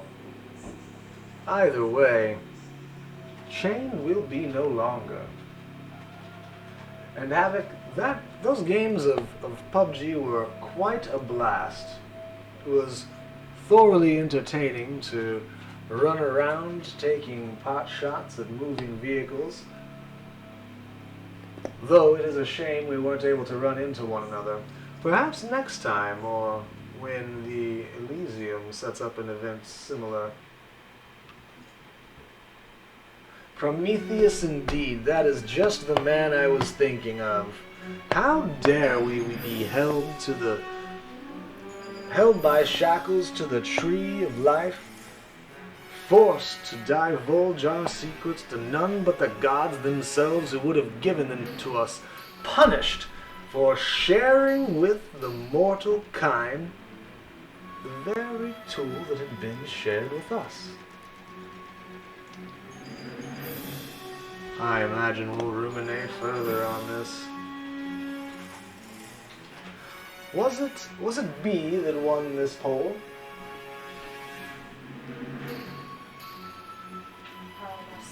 C. That is correct, I recall now. What indeed was up with the figure that freed the Nosferatu, and why couldn't we see it more clearly? You've never seen Knowles before, Leto says. He sounds frustrated. Aren't you a warlock? I'm a neonate, you remind Prince Leto. The once invincible pyramid of Clan Tremere is now fractured, but you're still at the bottom of what's left. You don't get to talk to important people. All this, and then there's the mess with Invidia, Leto mutters under his breath. Well, that's for later. Dove, go back. Who was that shadow? You watch it again, but the shadow is just a blur of formless motion. An impressive disguise, Leto says thoughtfully, freeze framing on the blur. The assassin doesn't even move fast at first. There's just nothing there but a smear. Almost as impressive as this rooftop. And what happened to the Nosferatu? Did he escape? He rolls the video back and forth, trying to get a better view of the white. Then he seems to remember you. He reaches into a bag at his feet and hands you a manila envelope, then goes back to scrolling around. $1,000 in 20s. Your job is done. You know the answer to Leto's question, of course. The Eagle Prince's gaze wanders again. He looks east, over the skyline of Tucson. Should we share what we know about our encounter with the White? This, after all, will let us get in good with the Camarilla, which might go further than $1,000 ever could. Do we share what we know? That White, after all, is still out there and dangerous. It needs to be stopped before people get hurt. Or do we keep our mouths shut? We don't owe the Camarilla anything. We could also say nothing because we have plans to deal with that White ourselves. After all, we want a rematch. Us and the Beast. In the ring, mano a mano. The choice, Kindred, is up to you. 2 minutes stand on the clock. Sharing the information is unlikely to hurt us. Our motives are, however, always at question, even to ourselves. Thus is the danger with many minds inhabiting but one body. I think the Malkavians have a little something to say about that. However, the more we do help the Camarilla, the less we have to pay for the blood dolls upon which we feast later, and it's likely that the Camarillas, connected as they are, have much to offer us, even if it does mean we yoke ourselves to the plow of the Masquerade in the meantime. We can always rely on Julian and his ever-growing network of sycophants later.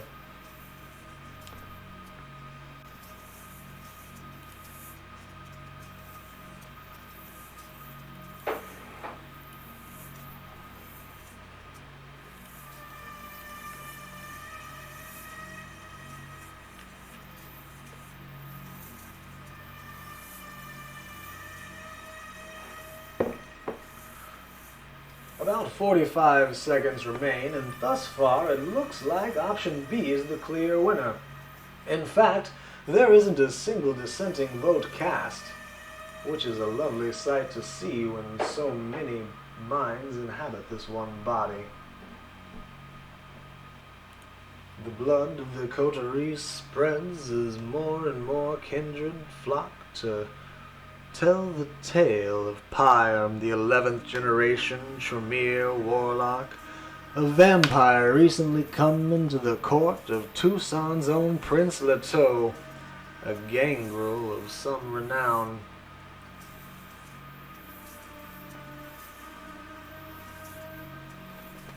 We've just finished our first job for Leto and been paid $1,000 in 20s. The cold, hard grip of cash would make us smile if we didn't have bigger fish on our plate. It looks like our choices have been recorded, and option B is the one with which we'll move forward. We'll share more information with this prince who's already been more than open with the information he shared with us. That white is dangerous and still out there. And as every armed and dangerous beast that mindlessly roams the plane of existence, it needs to be stopped before someone gets hurt. $1,000, Astrophystasis, does not go far, though surely it goes further in the hot Arizona deserts than it does in the rainy Pacific Northwest.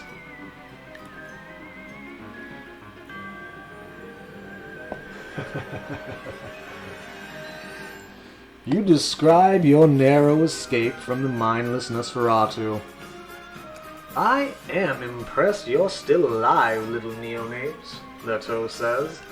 The Nosferatu you fought was old and powerful in his time, a child of Ramus himself.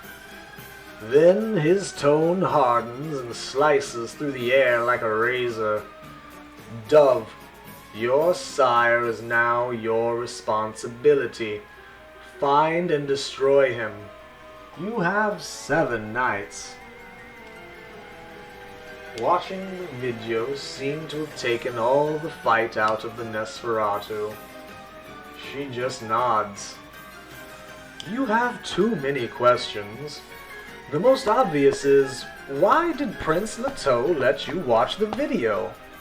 Princes are secretive and paranoid creatures, and even in these nights when the true elders have sunken into torpor or fled to the old world, even a young prince like Leto has survived centuries of betrayal and revolution. Princes don't tolerate risk. That means either Leto or his situation here are unstable, or, worse, he already knows you and has accounted for you. Pyre, I have more work yet for you, the Prince of Tucson says. You will remain here tonight. My man, Alexander, will provide you with shelter, sustenance, and suitable clothing. And hose you down, obviously.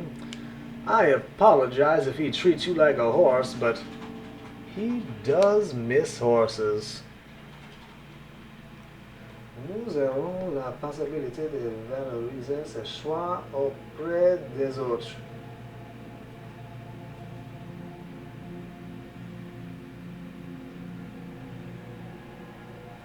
A dove likely is very powerful. Not only is she the child of Remus, but also, if you'll recall, she is the singular reason the entire fabric of Masquerade exists around Leto's Elysium. It is her power keeping afloat the entire apparition that hides the penthouse club of the Viper from view of the city itself. A very powerful kindred indeed. And I think Tom is right. We will have all the ways to valorize our choice later. Not only will we grow in strength, but we grow in knowledge, which is in and of itself its own kind of strength, especially to the blood sorceress warlocks of the clan Tremere. Pyramid be damned, we'll carve our own path through this world of blood and sweat and flesh until all our enemies are set ablaze before us and behind us. In the light of those flickering flames we'll carve a swath of carnage the world is yet to see.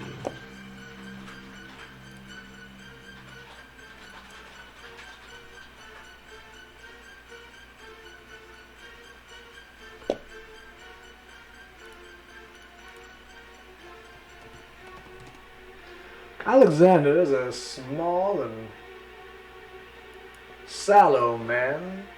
He wears an oversized gray suit, like a refugee from some 20th century war. He does not smile, which is for the best, since you see that his teeth are gray. Follow me, Alexander says, and his accent is thick and his breath is acidic like bile. In old ghoul, kindred grow strange and cold as they age, but old blood slaves are stranger still, and sometimes more dangerous. Maybe that's the wrong one. Human after a fashion. He's a ghoul. And immortal as a result. And for Astrophysicist, I believe it is Dove's obfuscation ability that is allowing her to cast a glamour, as it were, like some fey prince, if you'll forgive me calling the little people here into our safe house.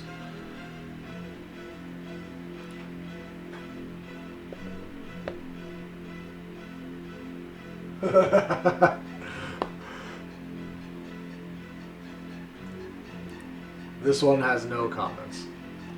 After a shower, the servant leads you back to a glass observation room above the club's main dance floor, where a selection of clothing is waiting, and you realize that Prince Leto is giving you gifts. That isn't good. We all know what happens if we end up in debt to a prince. Please, Alexander says, you must dress for the Elysium. The Eagle Prince insists. You glance at the clothes on display. Leto isn't exactly draping you in Armani, at least. You see a mix of work clothes and streetwear, but nothing too upmarket. You don't see any bloodstains either. Now, this poll does have more than 5 options, so it will show up in the polling extension below. Helps when I remember my words.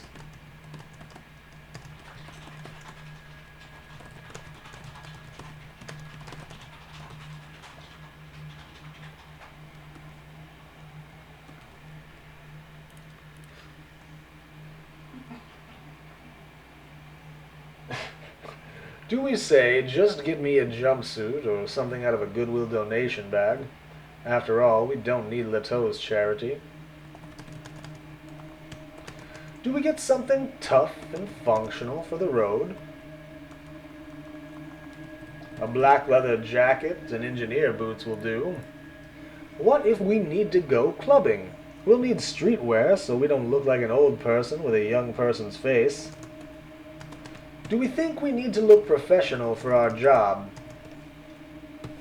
So office casual isn't fashionable, but it is invisible. Do we want the official courier's outfit? Members only jacket and driving gloves? Or do we think that you cannot go wrong with the classics and find something black, formal, and elegant?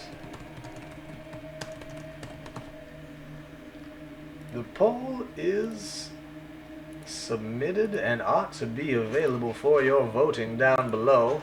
We'll put 2 minutes on the clock to allow you time to ruminate on how best we'll dress ourselves after our horse shower.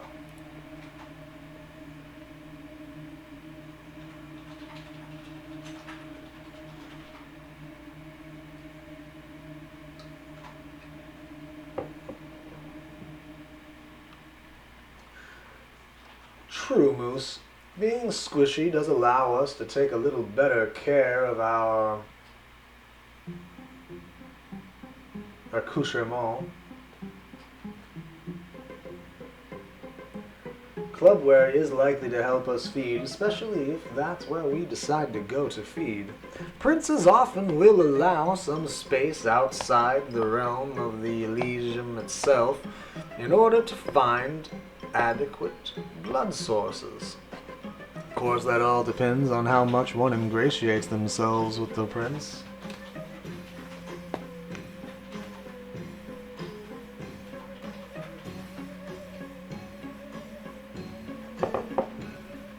So far, 6 votes. Nope, I lied. So far, 2 votes have been cast in the poll. One for a black leather jacket and engineer boots, and another for clubbing streetwear. We do still have about 30 seconds left to cast your vote if you haven't. And if you're on mobile or some platform where that style of vote isn't available to you, please feel free to cast your vote in the chat itself. I am more than capable of what little math may be required to add the 2 votes together. Thank you for your hydration, astrophysicist. I will be sure to down this warm liquid.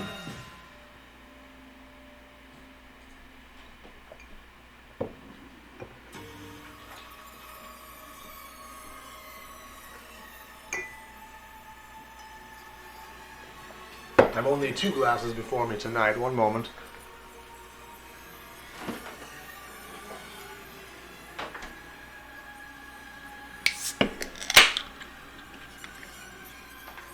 Hot water? Regular water? Yeah. Our Keeper of Elysium needs some warm something to drink herself. While we're deciding on what we'll wear, I'll go ahead and fill her cup.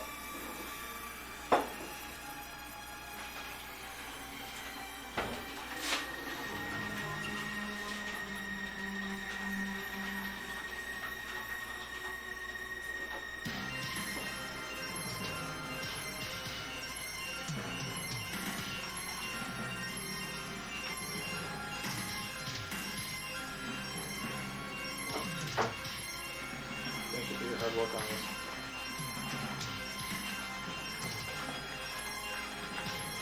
Let's see where we stand. Ah! A newcomer has entered the ring, and we've 2 votes for wearing something black, formal, and elegant.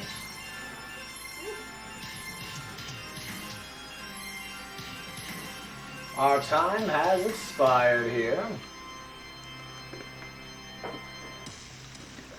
The Keeper of Elysium would make me fill my glass. It looks like we'll be running around like James Bond. How lovely.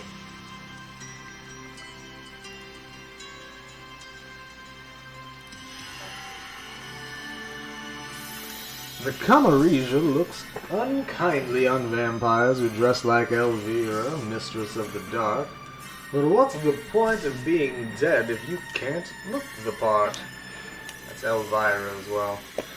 Next to the rack of cheerfully colored outfits is an old plastic bin. You pop it open to reveal... Here we go. Here are clothes for dead people. You immediately grab the ankle-length black frock coat and shake out the cobwebs, then scoop up some silver jewelry that matches the coat's buttons. The shoebox, with the jewelry, also contains an antique pocket watch with a chain. Like any good kindred, you take timekeeping seriously, and can't afford any old junk. But when you turn the little silver key, the watch's mechanism ticks smoothly.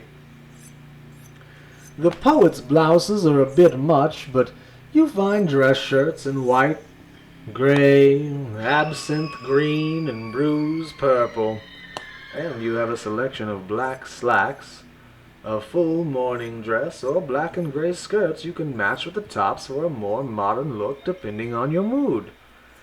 There's also an old doctor's bag in worn black leather, which is better than a cheap backpack for carrying parcels.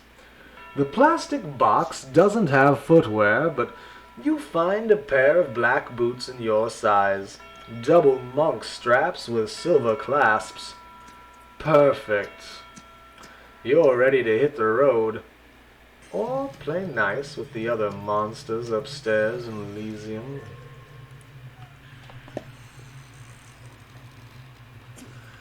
A lovely shade absinthe is. 'Twas once a time I had access to an excellent absinthe fountain myself. What a pleasure to make that lovely liquid louche with foggy color before downing it in search of little green fairies and respite. I may have to look into acquiring another one of those come the near future.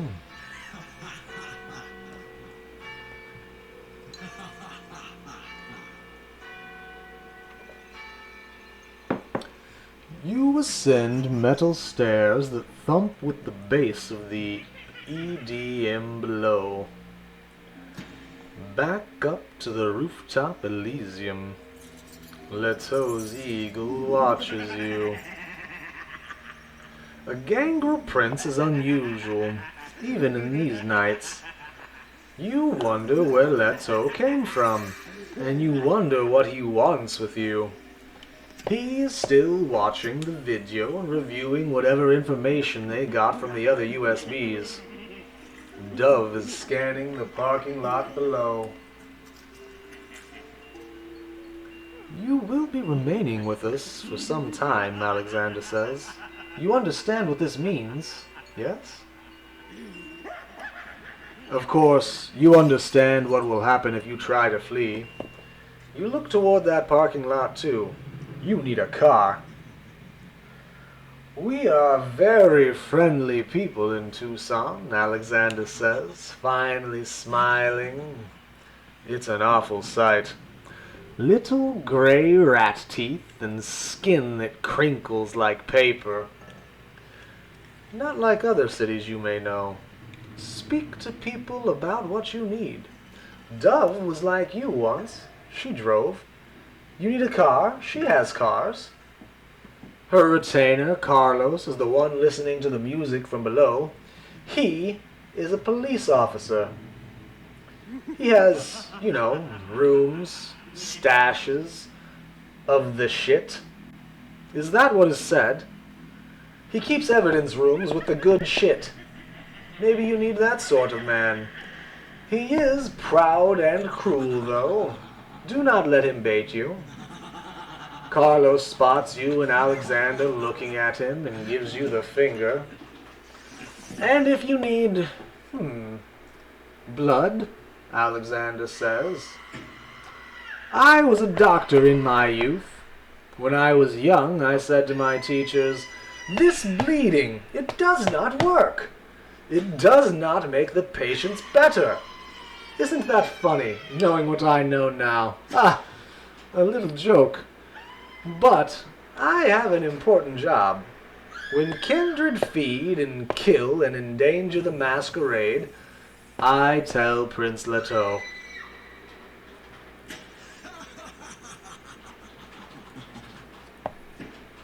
I hate telling him those things. I would prefer if kindred came to me for advice. I will give you this advice now. Do not hunt near the viper. It is not permitted. And of course, do not use your gifts here. The sudden movement of blood, it upsets Dove.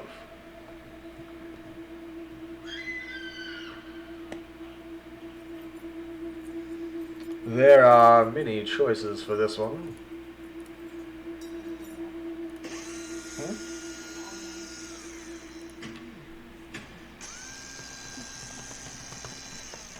How ought we to respond? Do we talk to Leto? Why is an outlander in charge? That's rare for the Camarilla, but unexpected things interest us. Maybe we can learn about the prince and cultivate a relationship with him. Do we think Leto is cute? We're going to talk to him and see if there's anyone else in his life. We talk to Leto, but we don't trust him. We never trust the Camarilla, but if he has work, we do need money. Do we say, "Actually, Alexander, what can you tell us about the blood procurement in Tucson?" The old ghoul is unsavory and might be deranged, but blood is life, and we need it. Do we say, "We need blood, Alexander, but we have standards"? How are matters arranged here? We know what we are, but we would rather not be associated with forced extraction pits. Do we talk to the retainer Carlos about equipment and a place to stay? We've been far too proud lately, and if we have to beg this guy for what we need, we will do it. Or do we talk to Carlos and know that we need some guns? If we need to kiss the ring or otherwise impress this mortal, we'll do what we need to do to survive. Now, Dove may not have been exactly polite, but we do hold a shared interest in cars. Do we chat her up about different accidents we've both been in? Do we talk to Dove about getting a car, but we're not going to put up with any of her shit. Not from a sewer rat.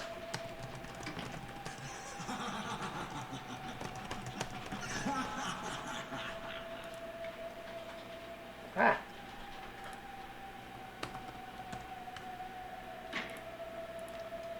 Do we examine Leto's eagle? How fascinating, and how dangerous. We approve. Or, finally, do we talk to the mortal servitors and hangers-on? That's where Julian taught us, after all, to look for power, the places where people serve. Now, this is quite the choice. The poll ought to be up now, and, in addition to that, the 2 minutes should be available on your clock. And, Moose, I believe that you are correct. Depending on what option we choose, I think that we are able to choose more than one.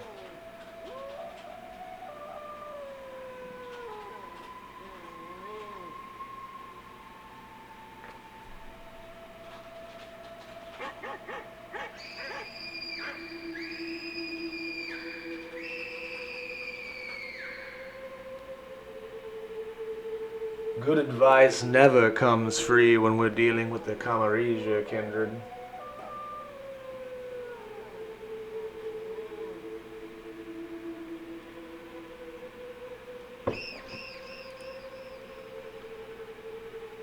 So far, 2 votes have been cast in the poll. One to seek out guns that we might use should we get into combat, and one to speak to the mortal servitors and hangers-on, the places where people are forced to serve. Julian did teach us well, after all.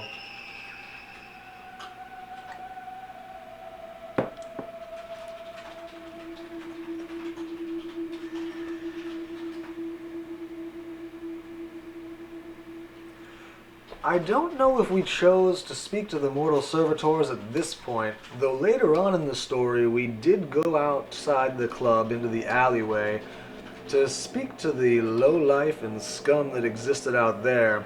I believe it was when we were looking for spies. But that was another life in the past and another kindred's memories.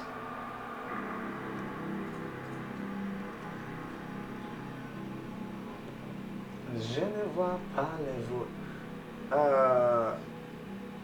Are you saying you don't know which way to vote, or you don't know where the voting infrastructure exists, my friend Tom? Also, I should note I'm very excited to dig further into my former French knowledge and be able to converse a little more certainly with you on that front.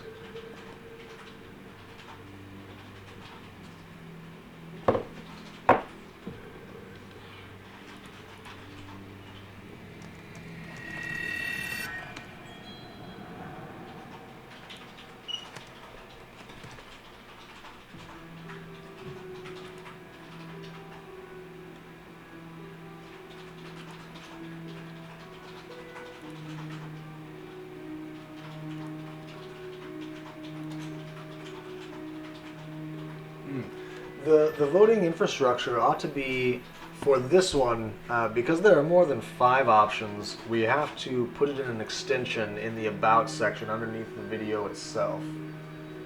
If you're watching on mobile, that may not be an option, as I understand, and you may just have to record your vote in the chat, and then I can tally it with the other votes myself.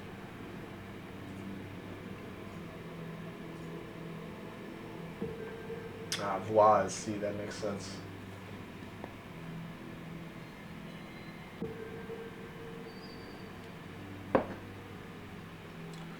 We're currently at a 3-way tie. Three-way tie.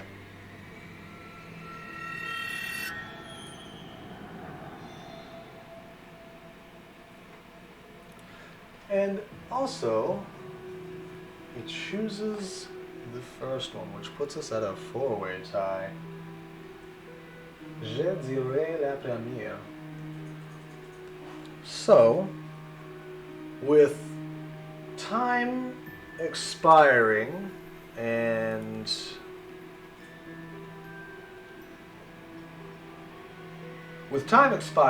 currently sitting at a 4-way vote, unless the person who recorded their vote on the polling structure was someone other than Tom, in which case we will... It was you? And it looks like that was Astrophystasis, so we're going to talk to Leto and ask why an Outlander is in charge, unless I see another vote cast, which I do not.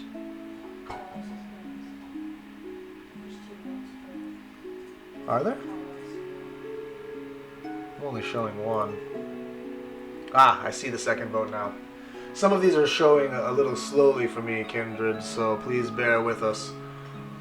With then 2 votes cast for each of those options, we're going to run a chat poll between the 2 of those for everyone to vote again.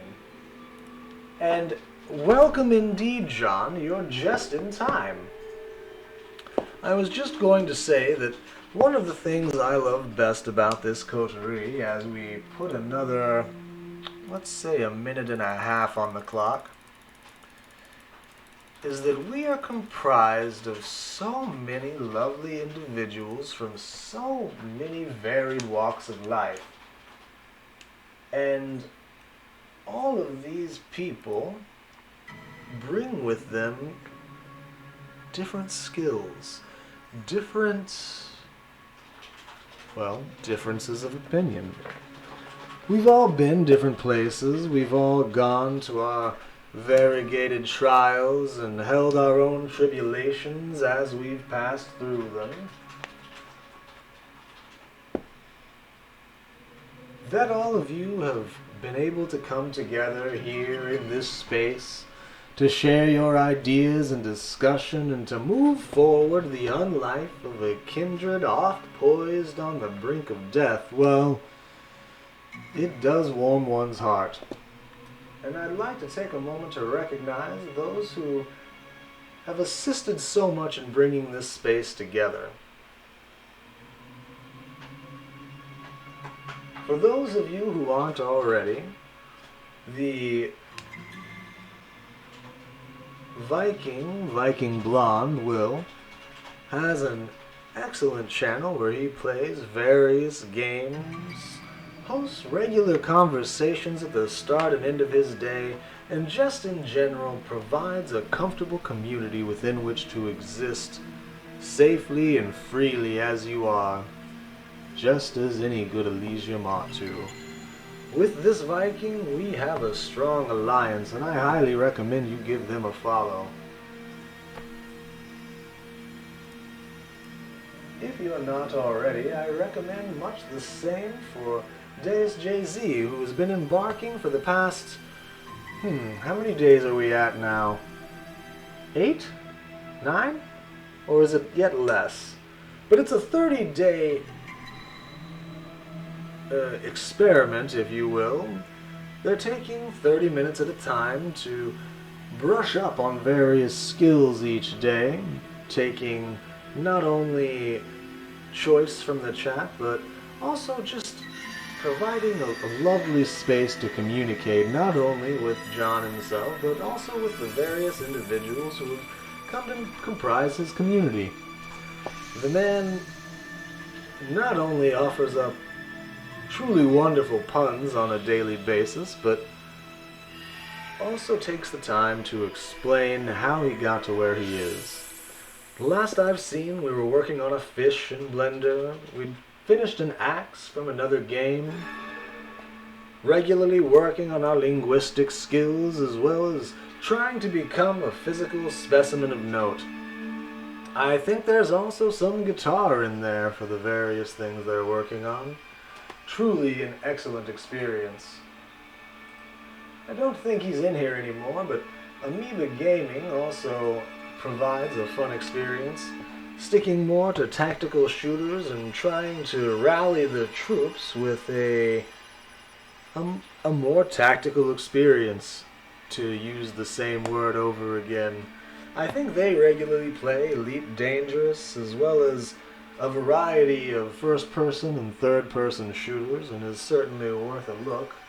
And Aperios Unlimited is an unrivaled exemplar of communicative ability himself, not only hosting and administrating and overseeing many of the SOBA elements, which is the Seattle Online Broadcasters Association, but also providing updates on game news, playing some free-to-play games, I believe is his current venture, trying to get as much love and energy out of those free-to-play games without being forced to purchase new things to stay on top of at a constant pace. If you're ever looking for a low-energy way to spend your morning listening to soft lo-fi tunes and sharing conversation with another like-minded group of individuals, I highly recommend checking out his channel as well. Who's the one that's other BTM? Another who hasn't joined us yet tonight is Gallant Geek. He plays not only the Vampire the Masquerade Bloodlines games, but also digs into his own Chronicle, which is a storytelling venture where he's set out to play the tabletop role-playing game Vampire the Masquerade with 6 other players whom he acts as storyteller for, but he also gives more of a comedic venture into things. I think I last saw him playing one of the South Park games well late into the evening. The man is Australian and occupies a similar time frame as myself, so if you're ever around at this jaunt of the evening and find this coterie in Elysium unable to sate your needs, I highly recommend checking him out. He's very responsive and quite enjoys a laugh if you're looking to drop some jokes.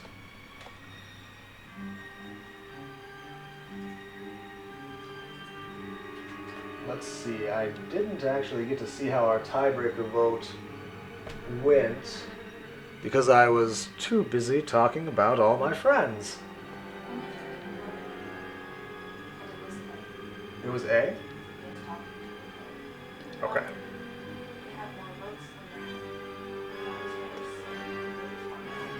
That's okay. That happens. So, we're going to talk to Leto. Why is an Outlander in charge? Friends are the most important, and frankly, without you all, again, we wouldn't be here today. And that's one of the reasons I find it so important to speak on just how skilled our coterie is, as well as knowledgeable. Within the kindred you find here in Elysium, you find a host of skills and wisdom that we can all share with one another. A network of individuals who have come together to form something stronger. How powerful and beautiful is that? What a difficult thing to find today, and what a thing that many people don't even know how to seek, let alone actually find the will to discover. It is a pleasure to have a coterie so comprised of not only individuals who care about other kindred, but people who are willing to share their knowledge rather than jealously guard the secrets that fill the folds of their brains. This is a beautiful haven.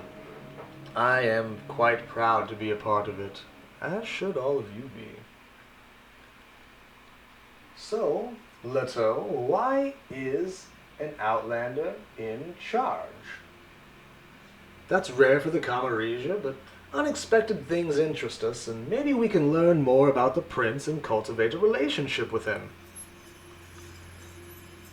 When you approach, Prince Leto closes his laptop and rises cordially. It's a truism among kindred that all elders are monsters, but at least this one can hide it. He's unexpectedly tall, despite his youthful features. You can picture him on a warhorse, plowing through ranks of helpless peasant infantry. It is dangerous to interact with any elder, but you sense an opportunity here. You make small talk for a few minutes, describing a few recent deliveries once it's clear that Prince Leto knows who you and your sire are. It's strange to exist again in a time of ignorance, Pyre, Leto says. When I was new dead, the Commonwealth was still a land of darkness and superstition. Oh, I'm sorry, we have only just met, haven't we? And I'm talking to you like I'm picking up a thread of an old story. Let me start at the beginning. I died around the same time as my country did. Around when the United States was fighting King George III. Most Americans know nothing of those events, of course.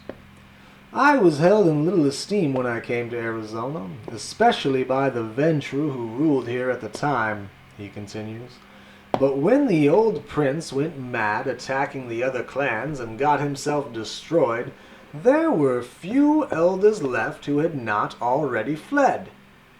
And so I became prince in this new dark age, brought about by the Second Inquisition and our fear, justified it turns out, of being tracked through these devices. He taps his laptop case. And in between, you ask? Prince Leto skipped over about 200 years there. A story for another time, Pyre, the prince says with a secret smile. There's some kind of dispute in the parking lot down below. 3 women yelling at a guy. With a gesture from Dove, 2 heavies head downstairs to sort it out.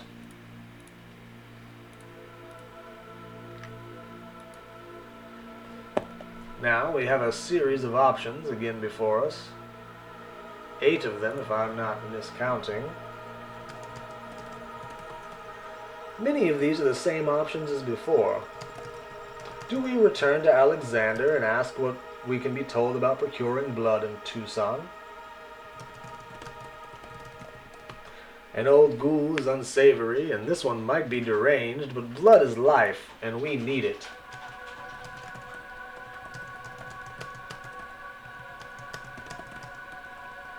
We could also return to Alexander and ask him, carefully albeit, about where his blood supplies come from. We know what sort of monster we are, but we would rather not be associated with forced extraction pits.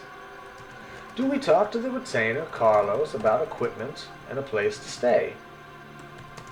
We have been far too proud lately, and if we have to beg this guy for what we need, we'll do it, damn it.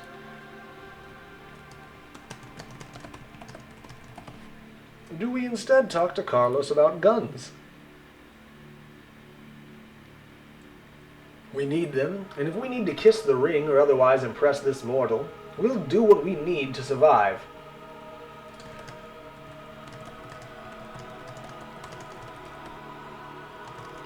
Dove may not have been exactly polite, but we do hold a shared interest in cars, so we chatter up about different accidents we've both been in. Do we talk to Dove about getting a car? But we're not going to put up with any of her shit. Not from a sewer rat. Do we instead examine Leteau's eagle? How fascinating and how dangerous. We approve. Finally, we could talk to the mortal servitors and hangers-on. That is, after all, where Julian taught us to look for power. The places where people are forced to serve. The poll ought to be up down below, and, sorry about that loud noise, there is a minute and a half on the clock by which to vote.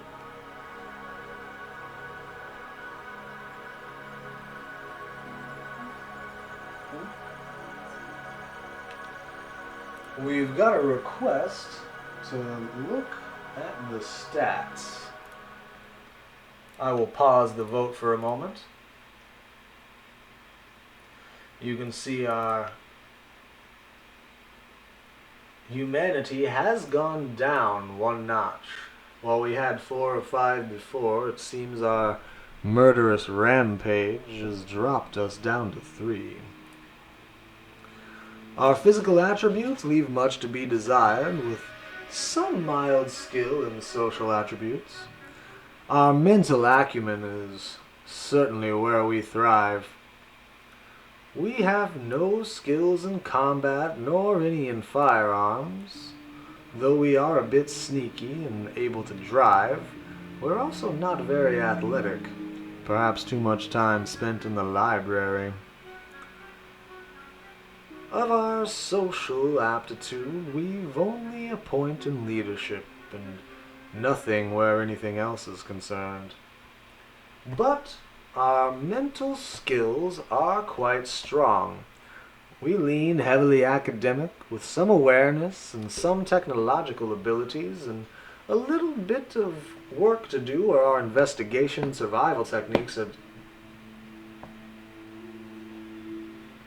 My brain has forgotten a word. Where our investigation and survival techniques are concerned, and of the disciplines, we're able to dominate the minds of lesser will-powered vampires and kind alike, as well as work the sorcery of the blood.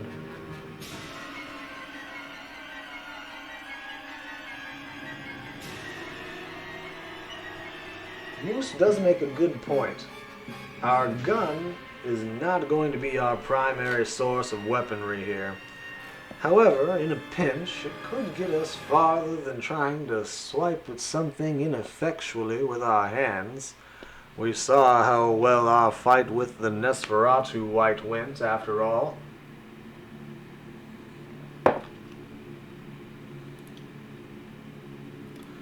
The time is resumed, with about a minute left to vote.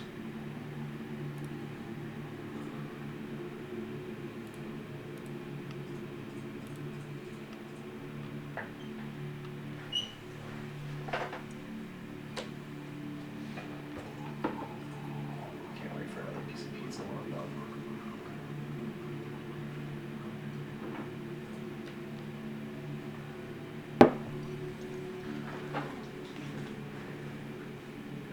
Tom suggests we go for a gun or for some blood.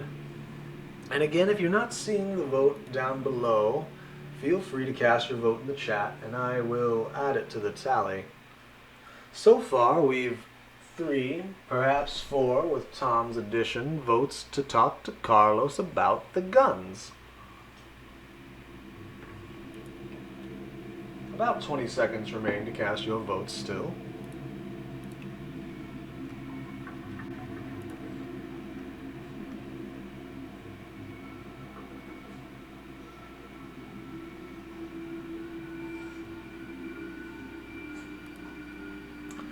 I am very interested in knowing more about the stashes this man has placed all over Tucson and just what his network of aid looks like, as he apparently has evidence rooms all over the place.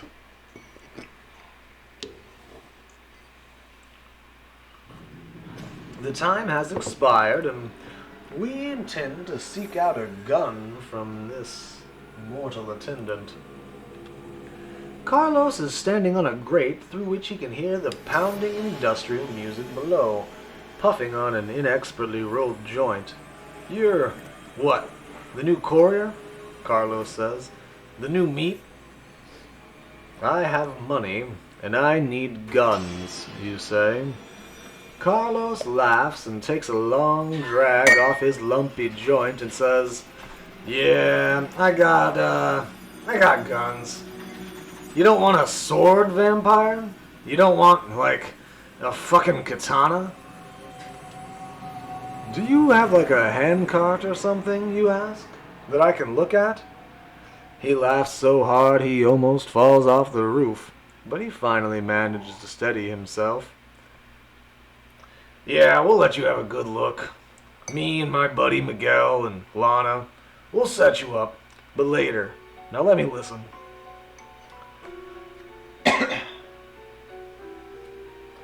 He closes his eyes as the EDM buzzes out of the floor grate. 2 more kindred arrive from the dance floor. Skin slick from other people's sweat, cradling their dazed-looking blood dolls.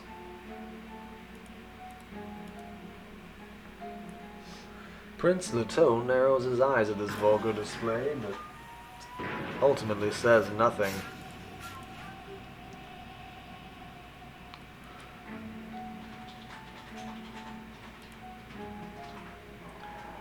I'm going to simply refresh the voting session on the last poll I put live, as many of the options are the same, but we can ignore the bit about Carlos's guns on the poll, as that is no longer an option.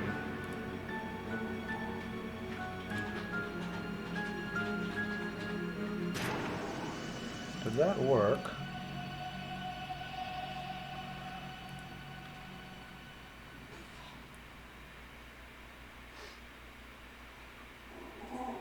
Yes, you should be able to vote again in that poll now. We'll ignore the 3 votes about speaking to Carlos about the guns. A minute and a half remain to cast your votes, friends. What is it, buddy? Blood is life.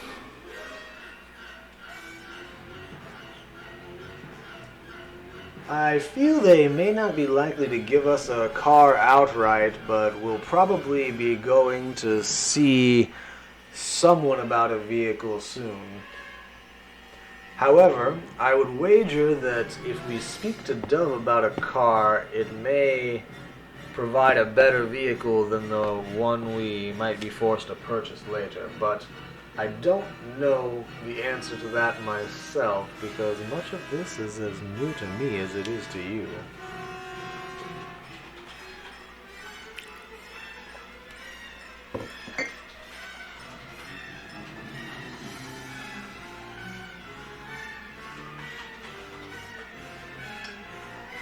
Viking Blonde, thank you for that Prime subscription, friend.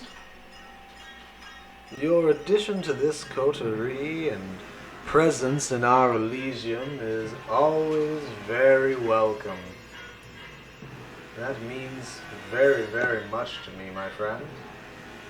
Our alliance is as strong as it ever has been, carried on through the years over copious amounts of liquid sustenance.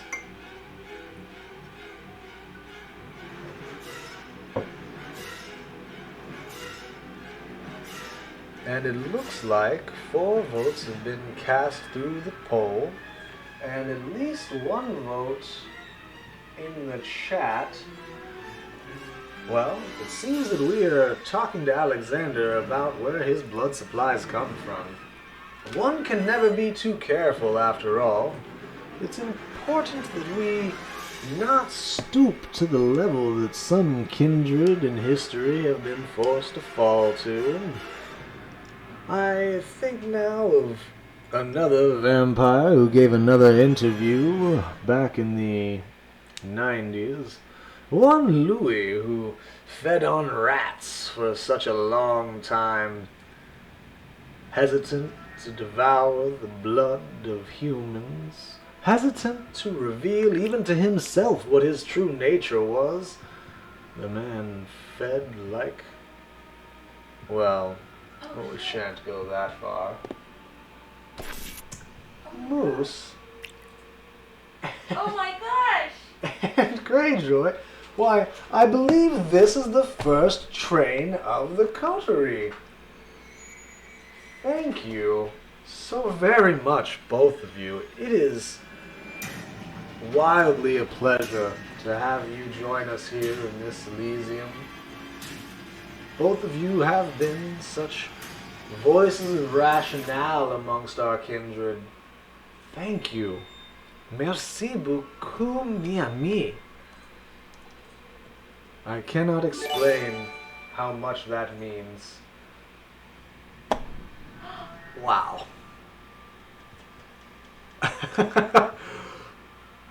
And an anonymous cheerer has gifted Tier 1 subscriptions to Havoc Puppy Gaming and Occupied Eye, Martin V, Nighty Driscoll, and Shredstick.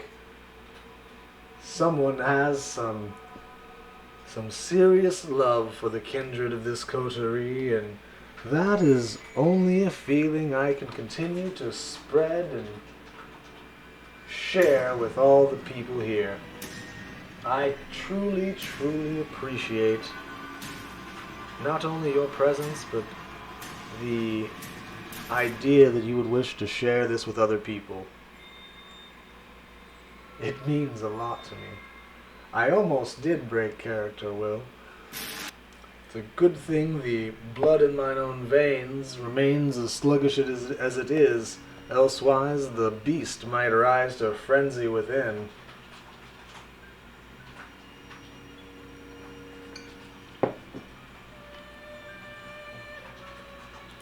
Thank you, and thank you again.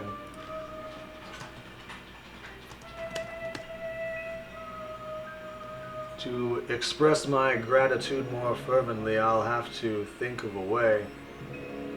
I'm excited to continue building this community that we have here. This place to share with one another who we are and what we love. For without the ability to share these kinds of things with one another, what are we but the rats upon which lesser kindred have fed? it is important to acknowledge that we share a network of like-minded individuals, and that through one another our own mental health thrives. The ability to have such caring camaraderie amongst like-minded folk keeps us all afloat in times where things can otherwise be so uncertain. Let us return now to Alexander and carefully ask the man where his blood supplies come from. We know, after all, what sort of monster we are, but we would rather not be associated with forced extraction pits. Ah, I understand your concerns, Alexander says, and I had them too when I was young, but do not fear. If you sin in Tucson, it will be through your own actions. since you have presented yourself to the prince, you may hunt freely tonight. Not here. The Viper is Prince Leto's, but I can provide you with good, quiet places. I provide this service not for your sake, but so you do not embarrass our prince. But this is only for tonight, understand? There have been accidents in Tucson, and The prince will not trust you to wander freely night after night. he rattles off a long list of nightclubs, bars, and halfway homes. His knowledge is encyclopedic, precise, and up to date, and his warnings are invaluable. Whatever was happening in the parking lot below has sorted itself out. The heavies are back upstairs and laughing. You memorize their names and faces in case they are trouble later, then circle the Elysian for a few minutes, getting a feel for the place.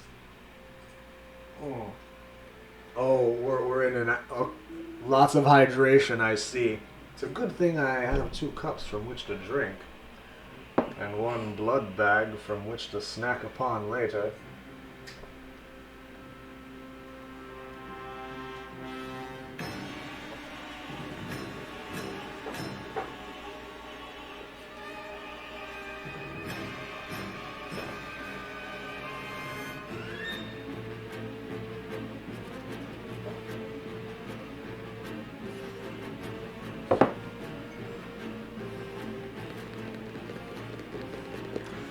You can't believe you're back in Tucson.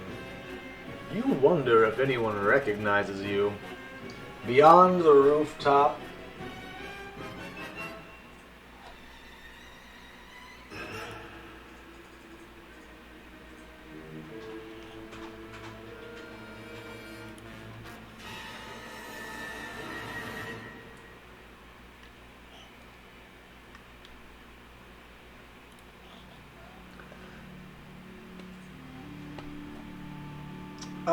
Tom, we are working on getting some emotes built for the channel. But we don't exactly know the entire process for getting that done yet, so bear with us, and there will be more to come as things progress. I've got some ideas for creating some of these that I'm very excited about, almost as excited as the introductory audio we created today, which was quite interesting to dig into. The audio editing software had previously been far beyond my grasp, but I feel I understand it significantly better today than I had before.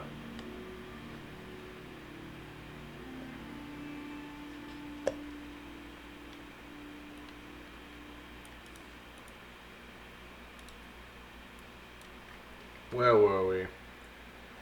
You wonder if anyone recognizes you. No. Apologies. I went too far. Alexander understands your concerns, and he had them too when he was young, but do not fear, for if you sin in Tucson, it will be through your own actions. Since you have presented yourself to the prince, you may hunt freely tonight. Not here, the Viper is Prince Leteau's, but I can provide you with good, quiet places. I provide this service not for your sake, but so you do not embarrass our prince. But this is only for tonight, understand? There have been accidents in Tucson, and the prince will not trust you to wander freely night after night. He rattles off a long list of nightclubs, bars, and halfway homes, and his knowledge is encyclopedic, precise, and up-to-date, and his warnings are invaluable.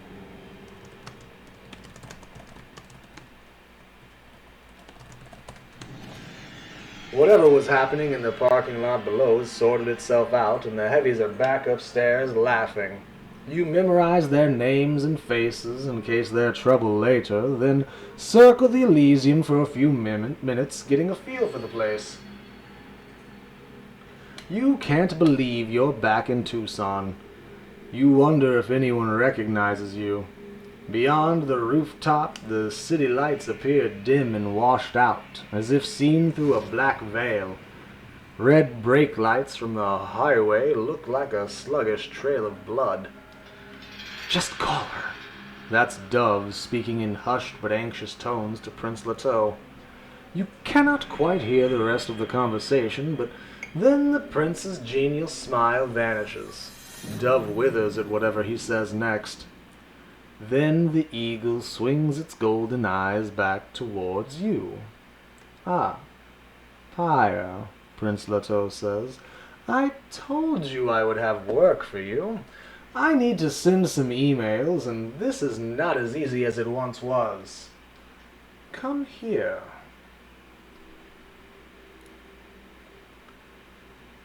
You were still a fledgling when the Second Inquisition burned through the centers of Camarilla power. Places like the Vienna Chantry, your clan's arcane fortress. You weren't important enough to draw the SI's attention. They've been quiet for years. Quiet enough that some kindred are starting to use phones and email to conduct their night work again, cutting into your business. But you know they're fools. The Second Inquisition was never beaten. The Inquisition, unexpected though it is just collecting information now, waiting for an opportunity to strike again. Prince Leteau does not want to give them an opportunity. You come highly recommended, he says, and I hate to see a proud member of Clan Tremere brought low by circumstance. I need you to run letters to a few cities near Tucson. Don't worry. Nothing is more than a single night's trip. 5 options stand before us, and we'll allow our Keeper of Elysium, Astrophystasis, to set up the poll in the chat. Do we ask him simply how much money he's willing to pay? Do we inquire about the magic bird and why he's not using it? We're not being sarcastic. We kind of want a magic bird ourselves, to be honest. Do we suggest that we need a ride? Pointing this out might tie us to the Camarilla, but after years on our own, maybe that's not such a bad thing after all. Do we instead openly flirt with Leteau? Well, since you're so charming, flirting openly with an elder might be stupidly dangerous, but Leteau is so charming. Or do we tell him we think we can get by on our own, thanks? These elders are always giving us orders and pretending that it's charity. 1.5 minutes stand on the clock to decide. It seems the Burb is a crowd favorite already. Lots of Burb choices.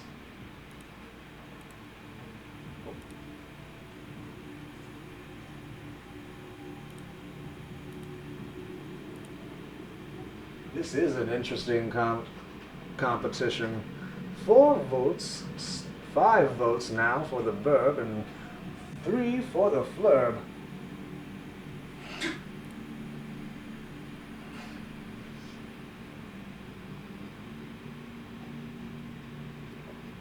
I'm sure even if we ask about his burb now, we'll have an opportunity to woo our way into Leto's good graces in the future. About 40 seconds remain through which to make your decisions known. Ah, Lizzie, good to see that you're still with us.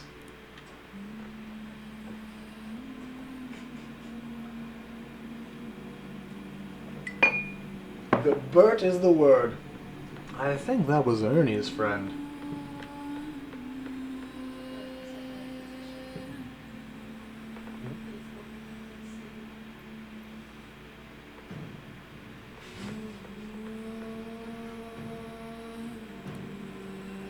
And with not very many votes ahead, it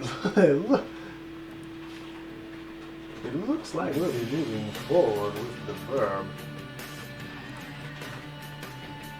Rubber ducky, you're the one.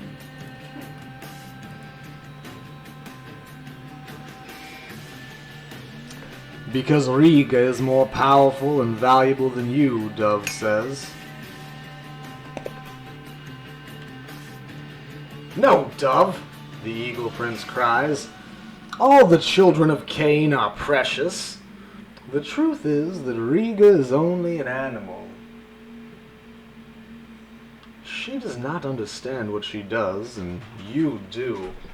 You understand the price of failure, Fire.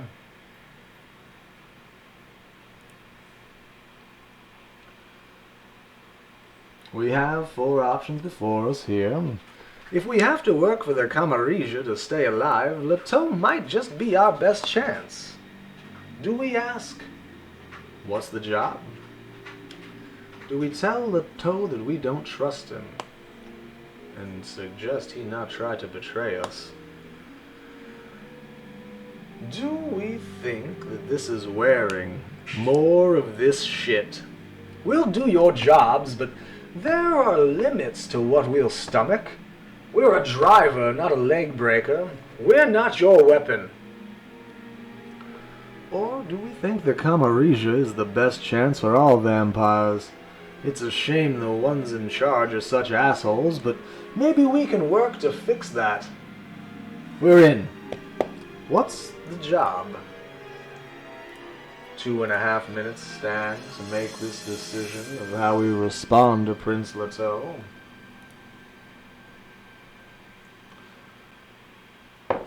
Four votes come in quite quickly for option A.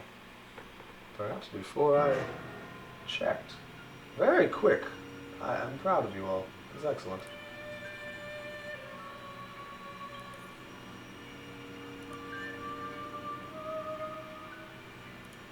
Please nobody click on that link that was just posted by... I'm not even going to try to read the name. Yes.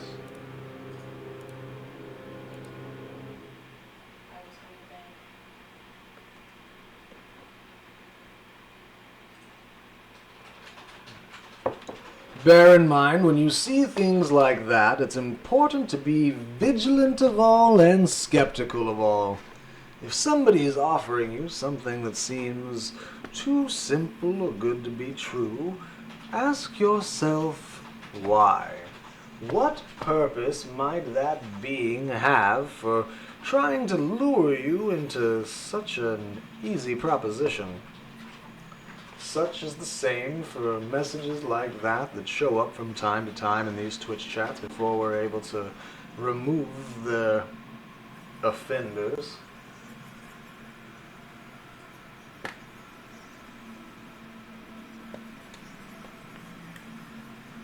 Let us see how our vote is shaking out. 100% of the vote is going for A, with a little under 1 minute left to make your votes known.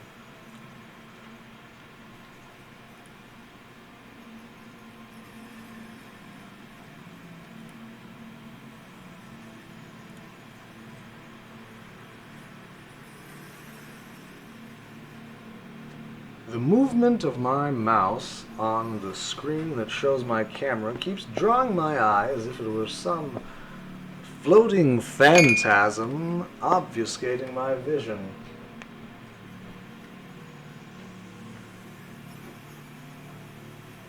Six votes cast for A move us forward to believing that Leto might just be our best chance for our work with the Camarilla. What is the job, Prince Leto?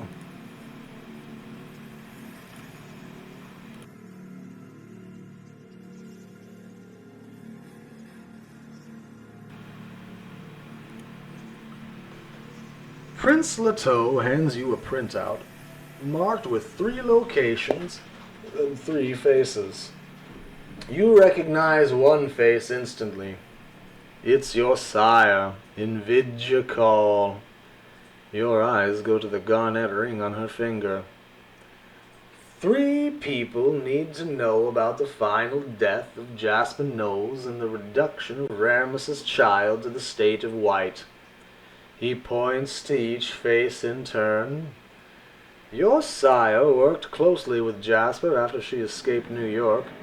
She drifted away from him for reasons I don't understand, but she still needs to be informed of his destruction.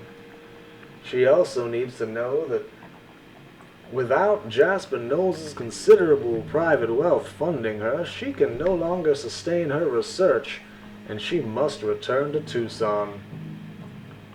Should we tell them that she'll go crazy when she finds out? Dove asks the prince. I'm sure her child is more familiar than any of us with Dr. Call's mercurial temperament, Prince Leto says. Nonetheless, I will offer my advice. He loves doing that, Dove says. Pyre, I encourage you to deliver my letter and get out. You won't like your sire's reaction when she realizes she's broke.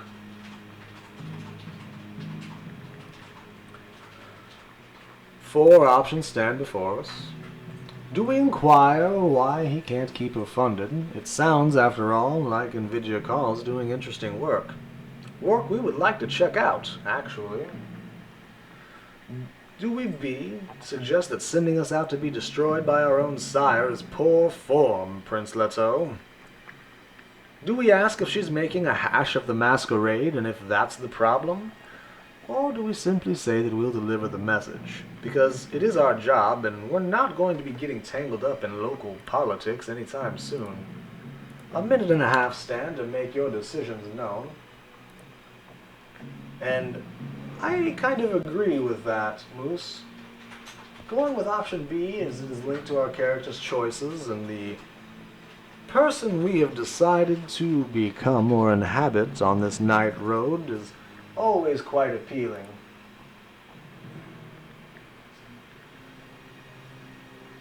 Saying that sending us out to be destroyed by our own sire wouldn't have been possible unless we chose to be a Tremere.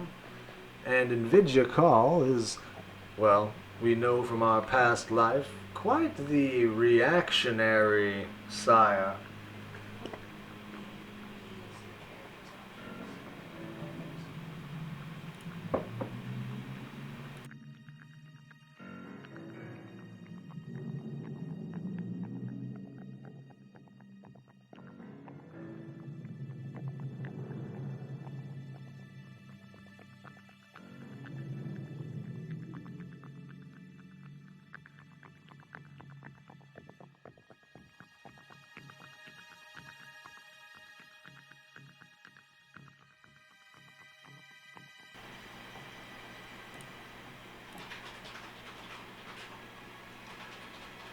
With 13 seconds remaining, we've 4 votes for option B, suggesting that sending us to be destroyed by our sire is, well, it's bad form overall, isn't it? And 2 votes for D, suggesting we'll deliver the message because it's our job.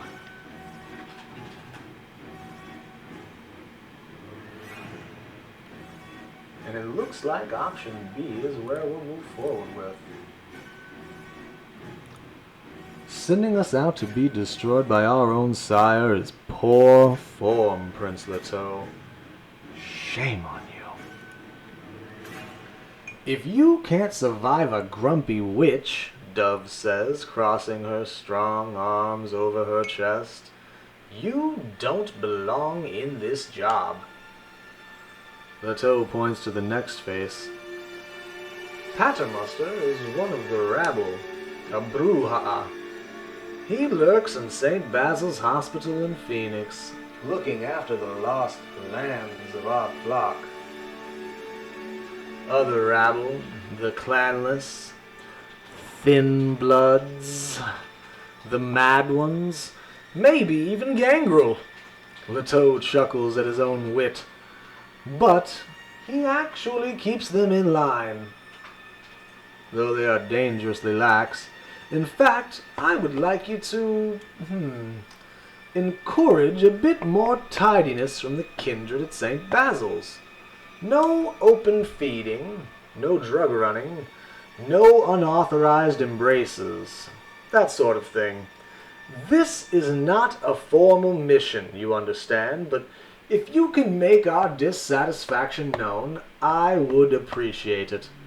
But more importantly, with Knowles gone, the hospital will be up for renovation. Those renovations will compromise St. Basil's usefulness as a haven. I'll write instructions for what Paternoster needs to do. 5 more options stand before us to inquire about this new job from Leto. Do we ask why the prince lets low clan trash associate with the Camaresian? Do we tell him that if you have a message to deliver to Paternoster, give it to us, but we're not going to yell at someone for you? Do we ask if there's any way to maintain control of the hospital while shaping renovations to our own profit? Do we say that we're happy to deliver a message, no problem, but wonder how bad it is at St. Basil's that the Prince of Tucson needs to step in? Or do we say, of course we can do that? We'll sound friendly to impress the prince, but we're not running errands for the Camarisia without getting paid. 1.5 minutes stand to decide upon the second job, and less than that stands for me to hydrate.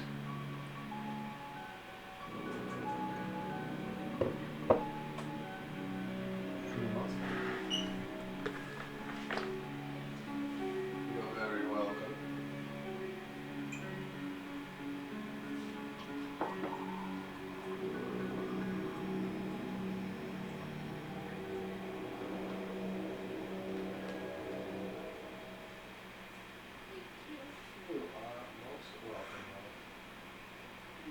Every time you yawn, I have to fight back on myself. Wow, all 5 votes. All 5 votes thus far stand for option C. 6. All 6 votes stand for option C now.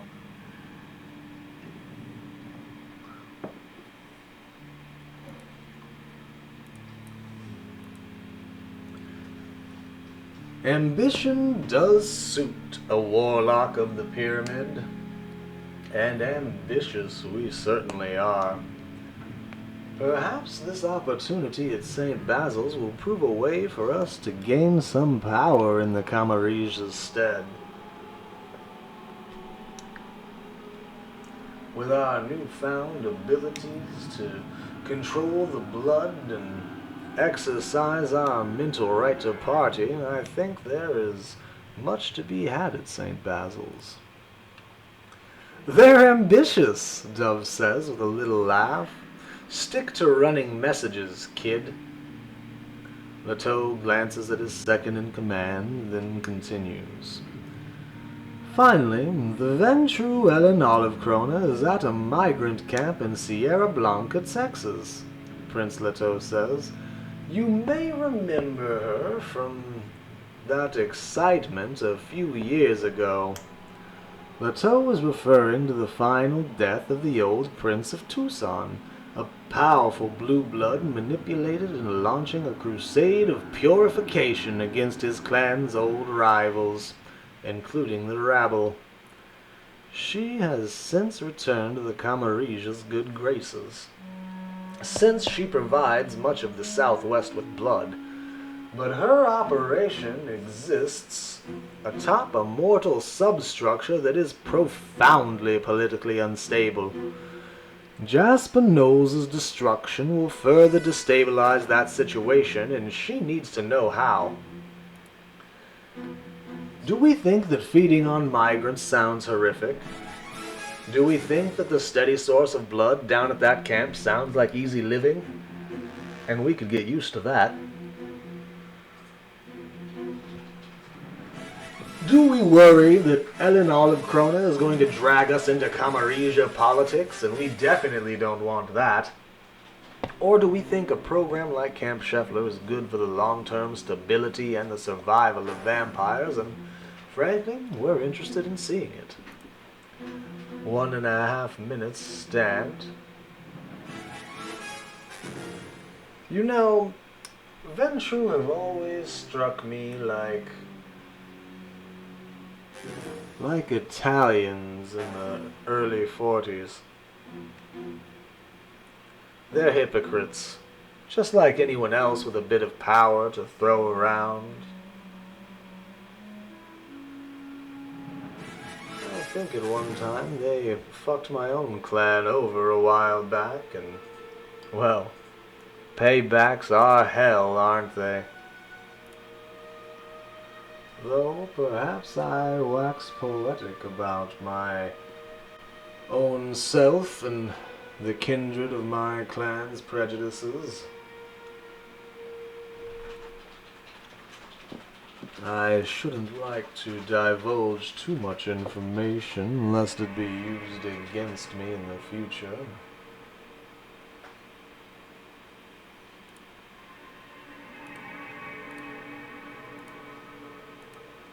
We did run away from a similar situation one where we fed water to specific points above the lairs of the Nosferatu Raremus. A band-aid at best that the Camarilla employed to keep that frightful beast asleep, lest he awaken and bring with him the dawn of a new age of terror unlike anything the western deserts have seen.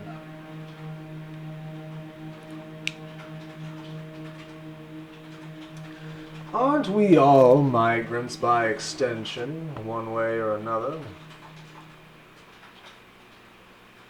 I think many of us wouldn't stand to be here today if it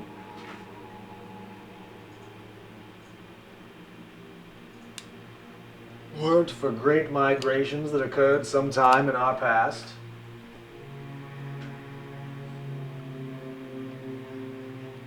To expound upon what happened with Raremus, we didn't necessarily pour water near his feeding points, but we did leave drops, jugs and gallons of water above his former lairs.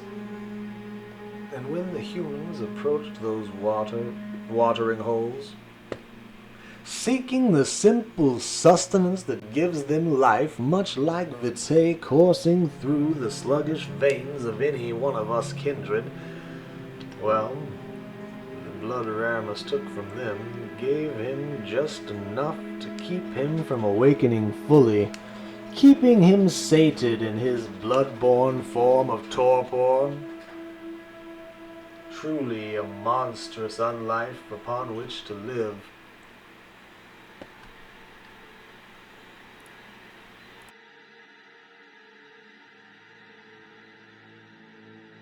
He would basically sleepwalk, rising to the surface as he smelled the blood of the mortals, greedily taking in the only water they'd found in ages, and then when he'd sated himself upon all but the marrow of their bones, he would retreat again to take the loveliest of blood naps, fat and content with the nourishment coursing through his body.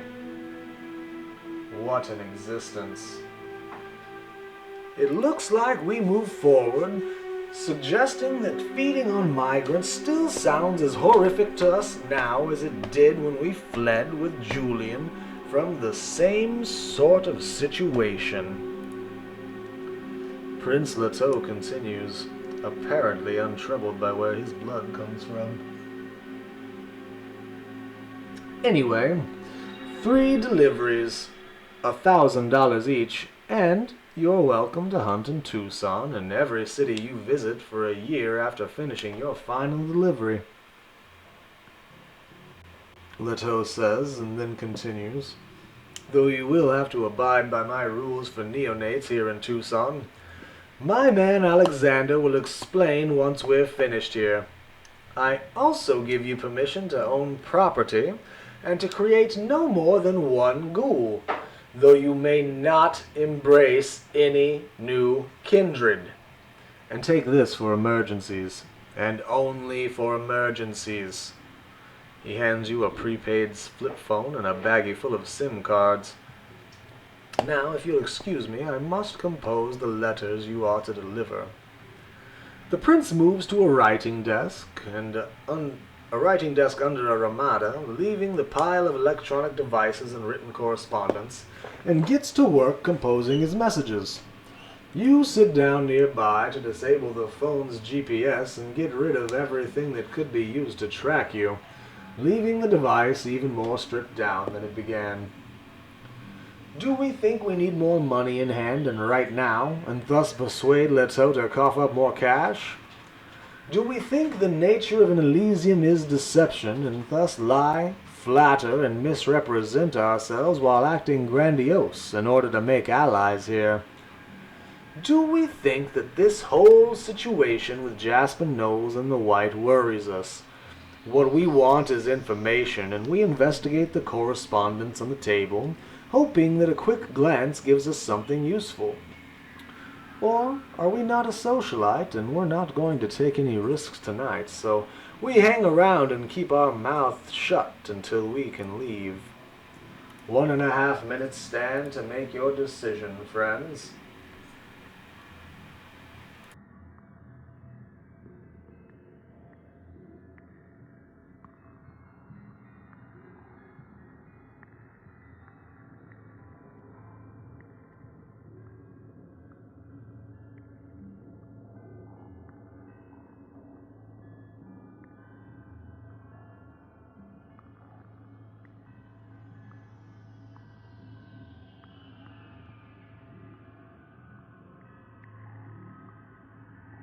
So far, we've 2 votes for C.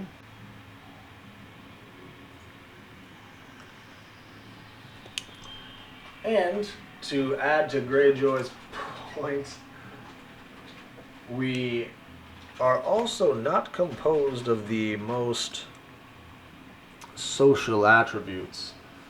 We're kind of an academic asshole, to be honest with you. Not that that's a bad thing.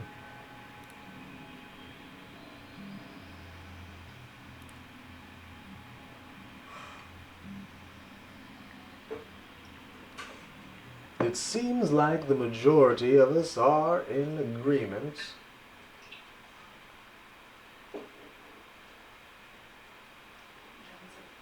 And John, keeping one's mouth shut is an ever-important skill to have, especially in dangerous situations like those represented by the Camarilla politicking on. With 6 votes cast for C and 1 for D, we'll move forward with the worry about Jasper Knowles and his situation.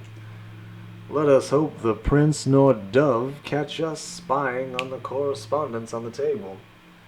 However, the prince has been very open with what they've shared so far, and maybe they'll be just as open with this should we be caught.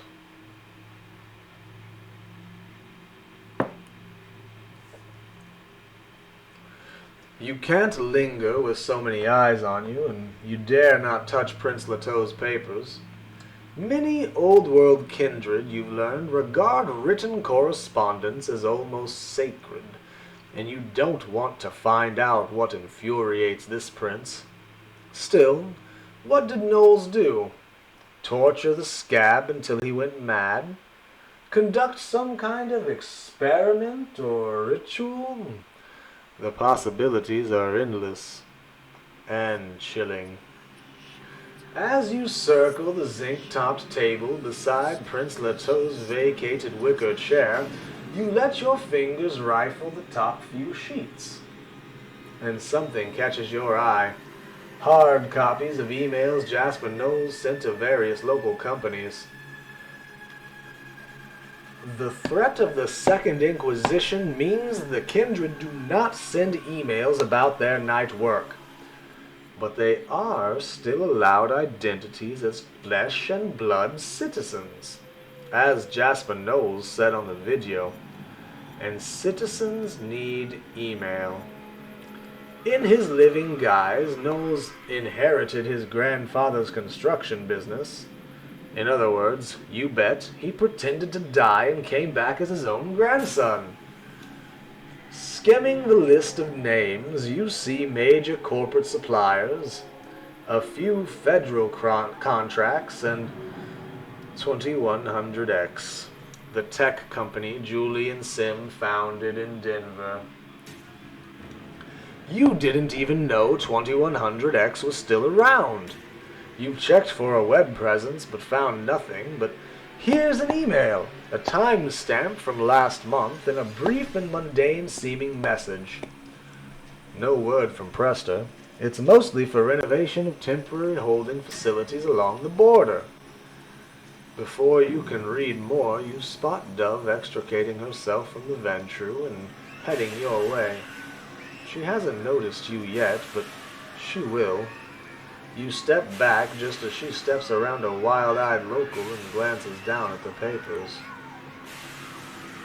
The kindred here keep disappearing downstairs, but you're sure you're not allowed to feed in the Elysium. Your palms itch. You can't stay here. You need to see what this city has to offer.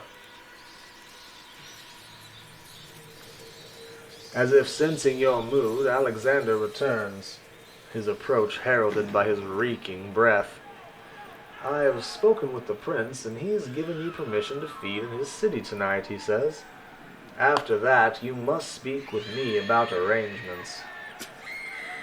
Tucson can be a difficult city, and you do not yet have a ride. For clubs, stay away from the country and western places. We all love a... what is it called? A jamboree, right, here in America. But they are claimed by others. And do not feed from the sleeping. The Ventru of Prince Leto's court must feed that way, and they do not want competition. Otherwise, your needs can be met just north of here. There are clubs and alleys, drunks and prostitutes, even veterinary clinics and hospitals. You will be watched, of course. Do not dishonor the prince. You lean over the edge of the railing, looking down on Tucson. For years you've taken blood wherever you could, usually as payment for a job. But most vampires your age hunt, and most of them specialize. Before you became a courier, you too had a specialty. You think back to those years within Vidya Call, before you drove the night roads to perpetuate your existence. You try to remember the skills you developed to feed. How is it that we feed, kindred? Did we feed on beggars and vagrants?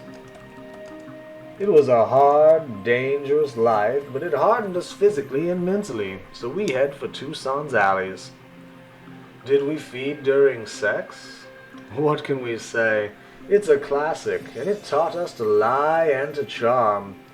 We hit the clubs, though getting in is always expensive. Did we feed on animals when we could? We used our wits and learned to hunt outside the city.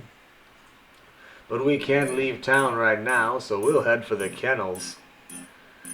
Did we feed instead on blood bags? They taste like shit and they leave us a little weak, but this is the future and it's the only humane path. Usable ones, however, are hard to find, so it's time to break into a blood bank. Did we feed on the sleeping? The Camarilla don't want us to,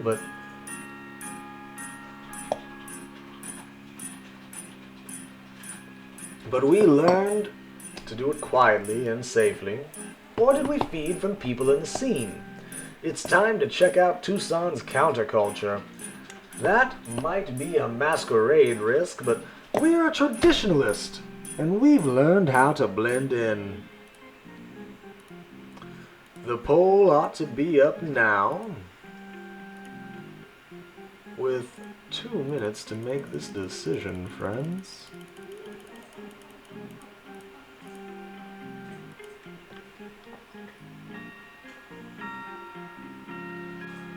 You know, Moose, I was just thinking that myself, as some of these things seem to suggest that this choice in our past taught us things that we don't necessarily know.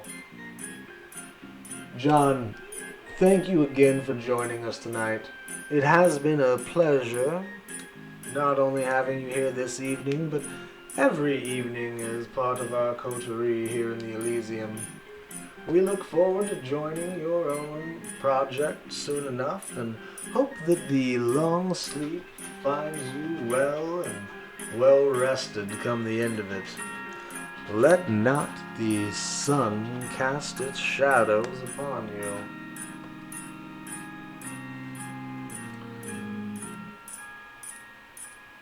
We will pause the time as we will request to look at our stats both before and after this choice. Slightly hungry, with still more than enough humanity to keep us from being a raving beast.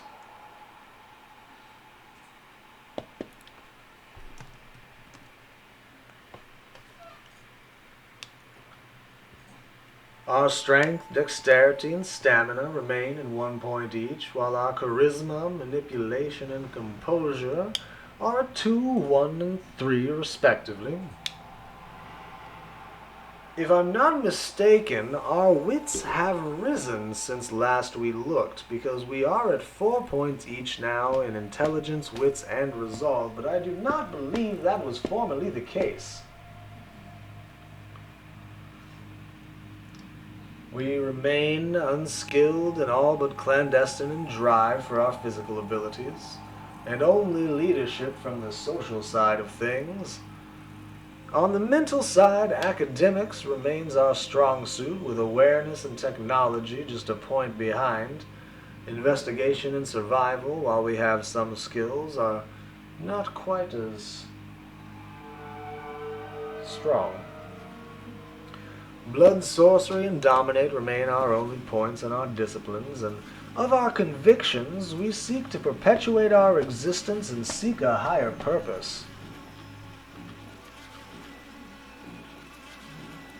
Let us return to Pyre's choices and continue the time on the clock. It looks like, so far, everyone thinks we ought to feed during sex. I cannot say I'm surprised, but after all, it is a classic.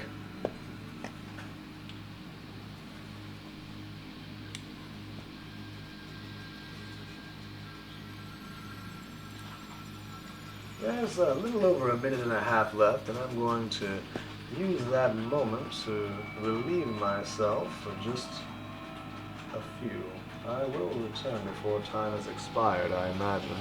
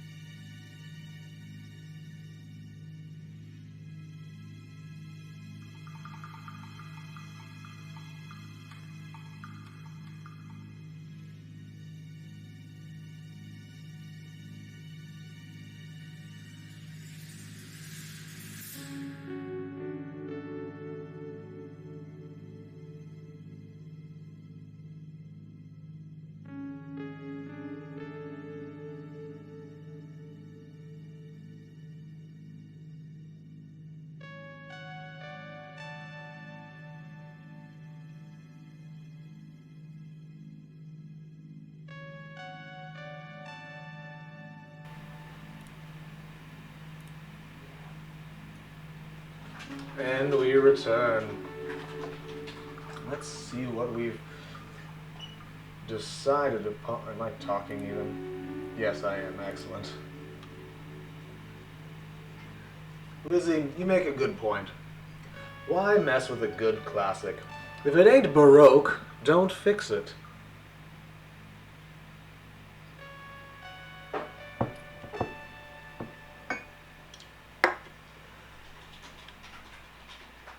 Ah, Astrophystasis brings up La Patine-Mort.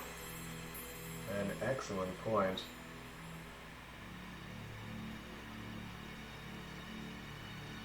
Unlikely to notice, especially given the appropriate kink scene. True. And besides, who knows what you're getting into when you feed upon the beggars? One wrong choice and you're suddenly in La La Land, delirious with whatever it is that's been slipped into their own blood. Feeding on animals is also rather distasteful to mine own eyes, but we spoke earlier about my disdain for Louis and his penchant for rats.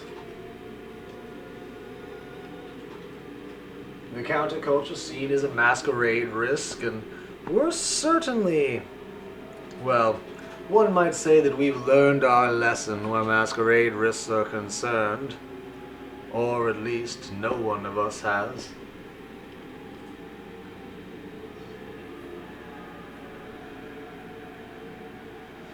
Macabre Derek, good evening. What a pleasure to have you here tonight. We're still getting into the night road. We've just recently begun a new Tremere warlock as our previous vampire perished a quite unseemly death. Astrophystasis acknowledges her own vampiric veganism, preferring only to feed upon the humankind. Macabre Derek, for those of you who aren't familiar but enjoy the Vampire the Masquerade role-playing game, is a wealth of knowledge in this scene, and I highly recommend checking out his channel sometime for any sort of information you might. And you are correct, Derek. I feel as though the Harpy and anyone else who wouldn't know, well, they know where to find me if they've a problem with the stories and discussions I share here in this Elysium.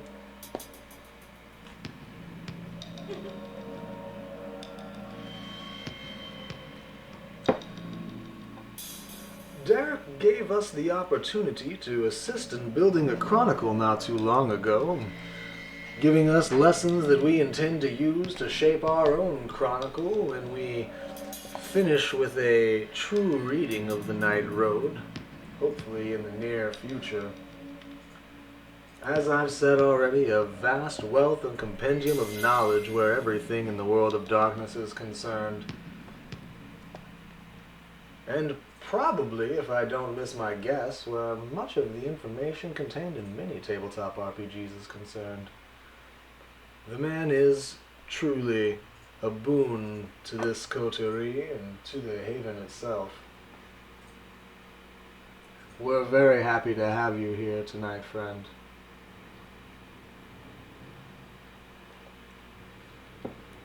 We have just decided that in the past, we learned to feed and to enjoy feeding during sex. After all, it's a classic, and it taught us both to lie and to charm. We hit the clubs, though getting in may be expensive.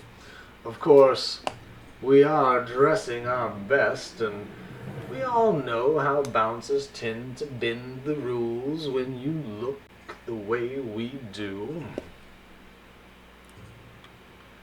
In better nights, your first stop would be eBay, to buy something flashy and cheap. But you don't have the time, so you talk to one of the blood dolls and manage to haggle for a clean and half-decent set of clothes. The Viper might be off limits, but you can see 2 more nightclubs from the rooftop Elysium. You head for the Red Rock. Rather than the Pulse's End-themed bar you were expecting, it's a hard rock club. The wall of noise hits you the moment you step inside, a discordant wail of 70s fuzz grunge.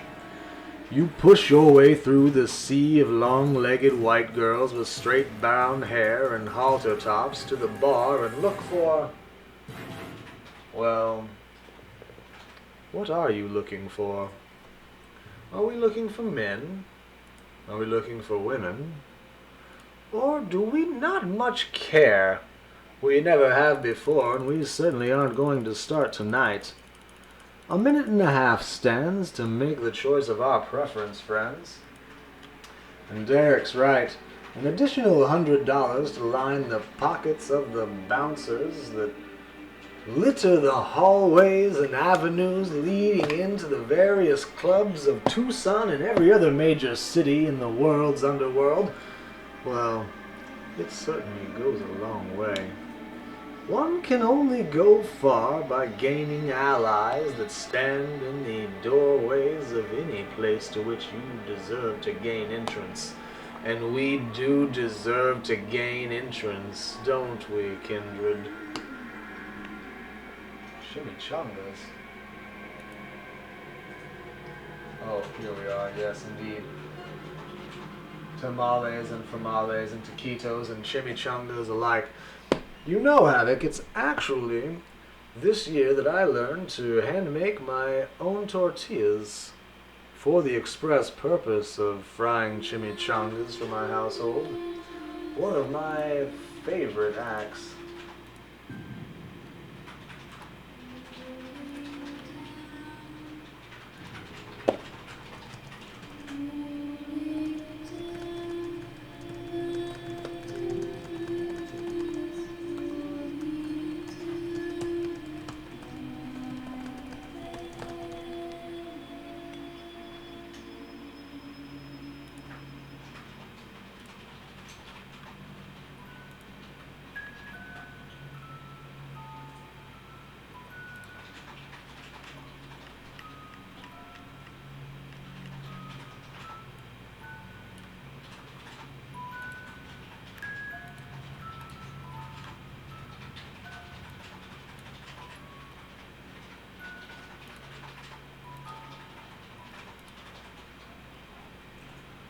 How much time? Oh, the time has run up.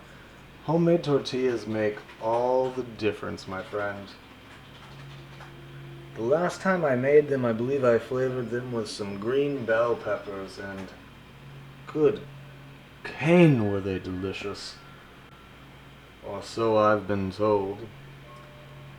Now, if I'm not mistaken, our votes have been cast, and, well, what do you know? Taquitos have won again. We've never really cared where we get our blood from.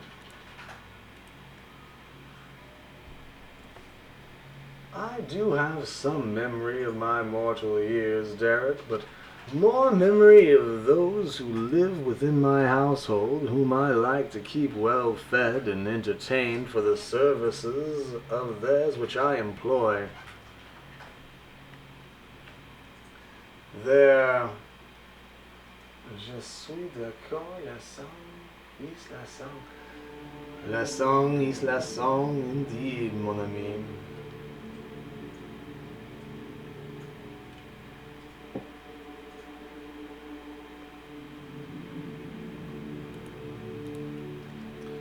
You scan the bar, looking for anyone with the right combination of pretty and vulnerable.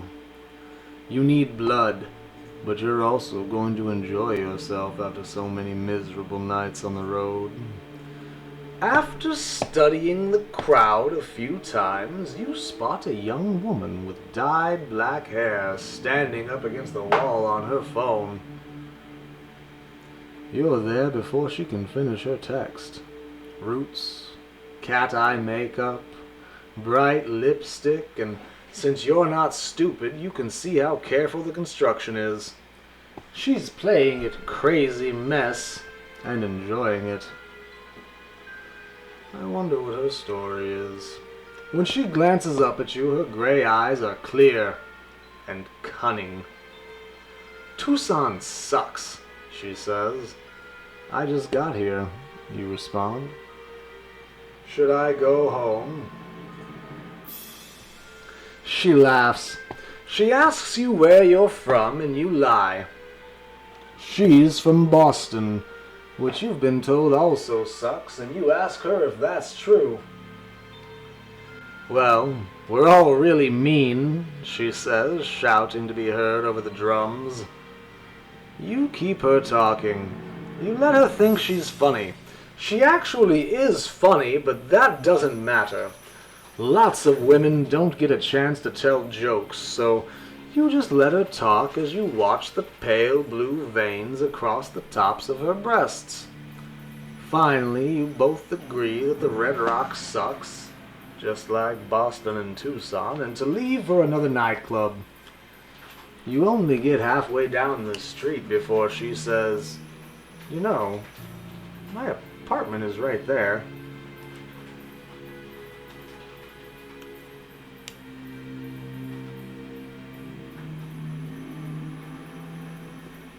You and she have something in common. You've both gone without for far too long.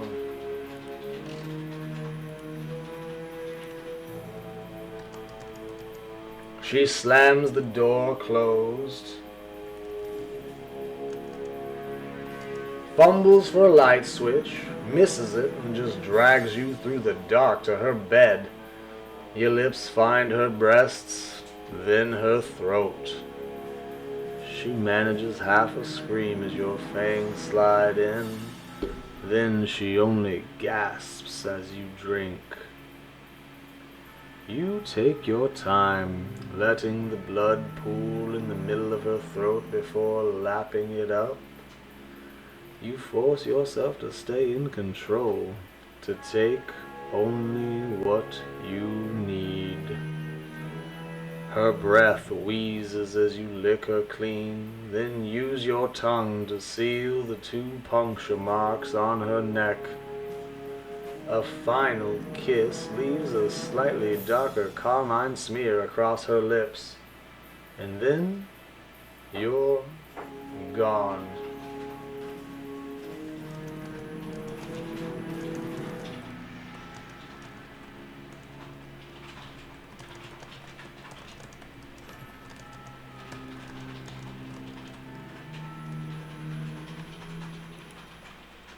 It won't always be that easy, you think, as you sit on a park bench, sluggishly moving your stolen blood around your body.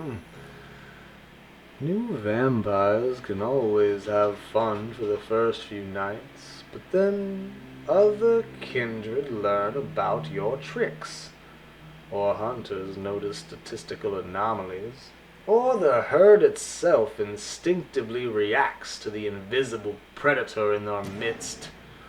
But tonight, you feel good. A Lotus Esprit Turbo in powder blue rolls up to the curb, blaring synthwave loud enough to scare the crows. The driver flings a parcel your way, and when you pick it up, he peels out. The parcel contains a card for a pawn shop. Written on the back, "Cars."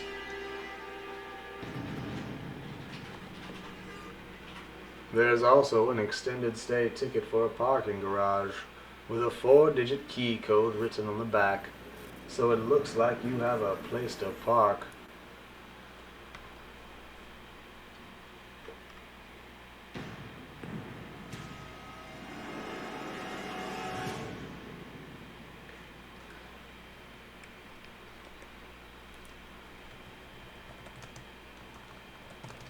Even after midnight, it feels dangerous to run across the wide palm tree-lined boulevard that leads to your destination.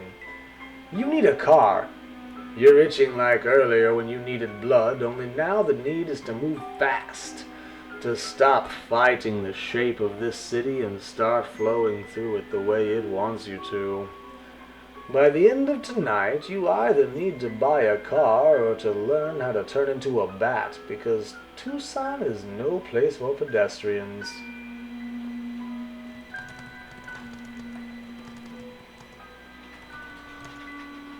Covenant Pawn Shop is wedged between an auto repair shop and a nail salon, across from a Title Max. Signs read, "Cash for guns," "We buy golds," and "Closed." You step into the sad, dusty, spiritual void of the pawn shop. You pass PS4 games, bedazzled purses, a glass case full of rings, regalo perfecto, and enough rifles to conquer Belgium.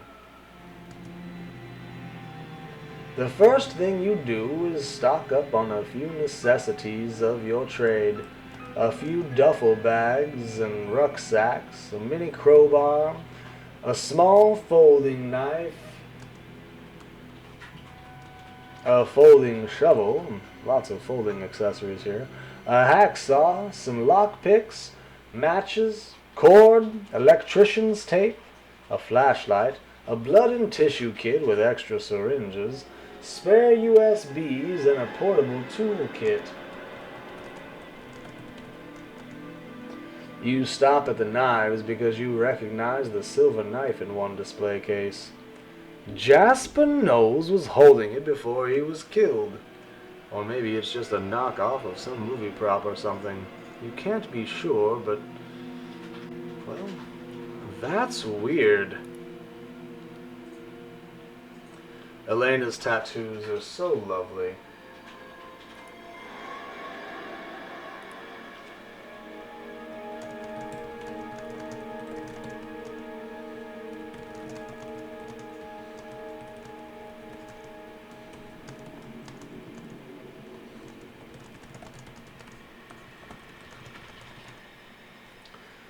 Behind the display case...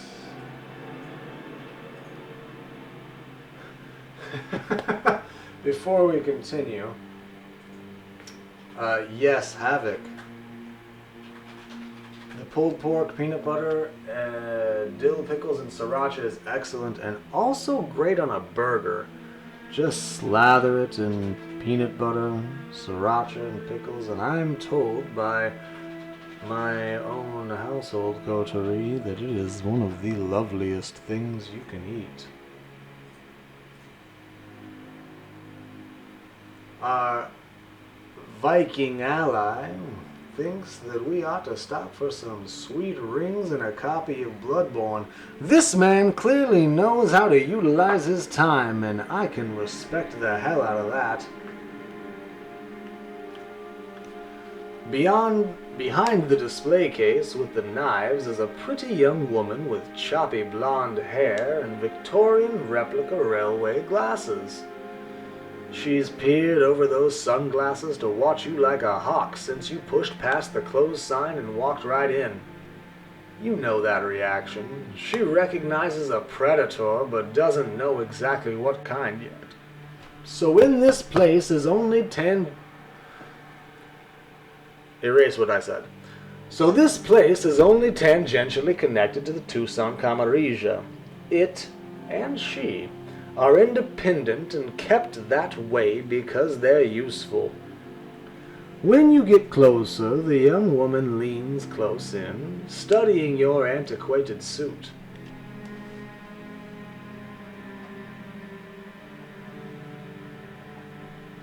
Her bare arms are covered in H.R. Geiger tattoos, sinuous, biomechanical figures in shades of black, gray, and green. Finally, she says, "Miguel sent you." It's not quite a question, but also not quite a statement. Miguel and Carlos know each other, but you don't know the details, or maybe that's what that retainer Carlos calls himself when he needs to talk to regular humans. Whatever. You nod. "Call me Elena." Let's get you set up. She throws a red leather jacket on over her tattoos and makes sure you can see the Glock in the shoulder holster. The cars are waiting out back.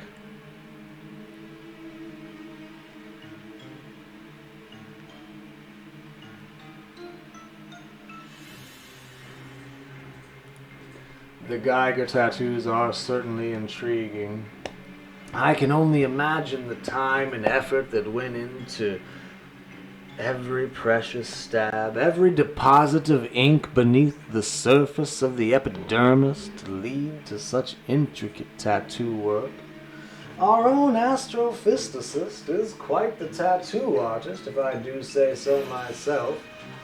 At least one member of the coterie gathered here in our haven bears the mark of her art, imprinted permanently upon the flesh. And what a mark it is.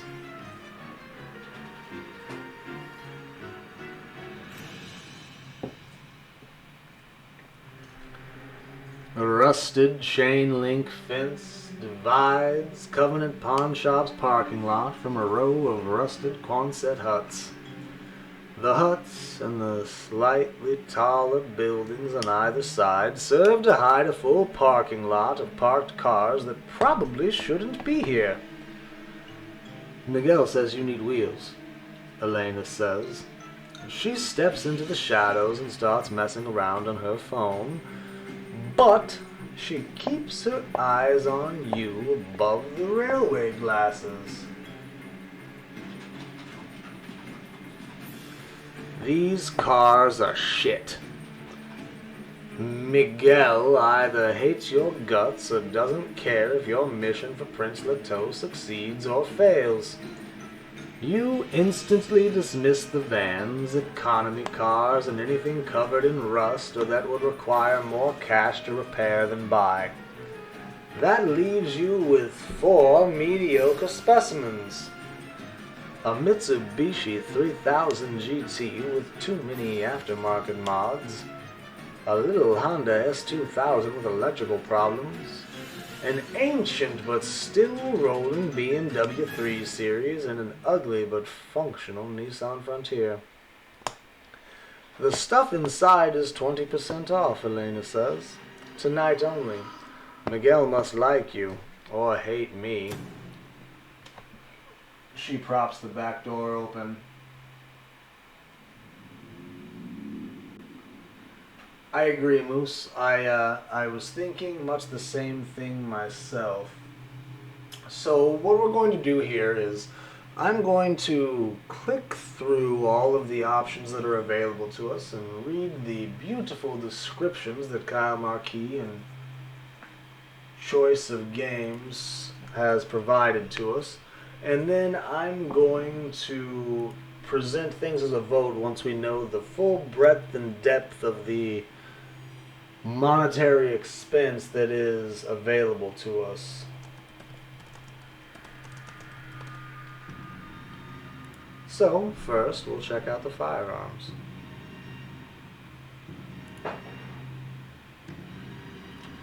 You don't want to drive around with a rifle or a shotgun, so you scan the pistols and revolvers. Most are cheap, badly maintained or overpriced. A few are all three. But finally you spot a Springfield Armory XD-M behind a Sig Sauer you can't afford. $400, Elena says, likely cheerfully, handing you the .45 so you can check how it feels. It looked bulky in the case, but it settles easily into your hands. Elena watches you as you rack the slide and sight down the barrel. You'd need something bigger to knock down a vampire, or even an old and powerful ghoul, but this is the perfect anti-human weapon. One round will take down a regular mortal out of the fight, and it fits under your frock coat without being too obvious. Unfortunately, you cannot afford both it and a vehicle. The Springfield Armory XD-M pistol costs $400, which, it seems, puts it off the bargaining table.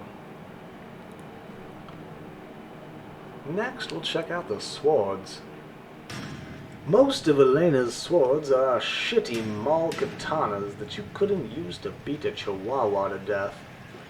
A few are the real deal, and they start at 2,500 American dollars, but one has a price tag of only 300, meaning we'd pay $240. Elena unlocks the case and hands you the Bavarian M1869.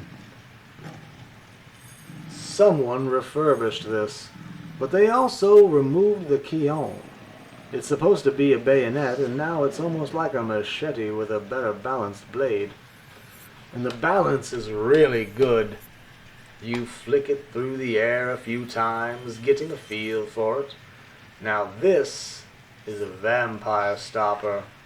Heavy enough to chop through limbs or necks, it's nonetheless a precision instrument, reliant on your agility and training. Is it authentic, you ask? You actually don't care because, unlike everyone else who comes here, you might actually need to kill someone with this thing. Well, it was, Elena says, until the guy who used to own this place cut off the... what's the word? The handguard part so he could practice a screamer with it.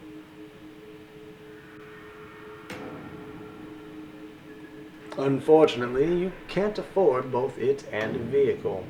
And it seems we need a vehicle more than anything else, as that price tag puts it out of our reach as well.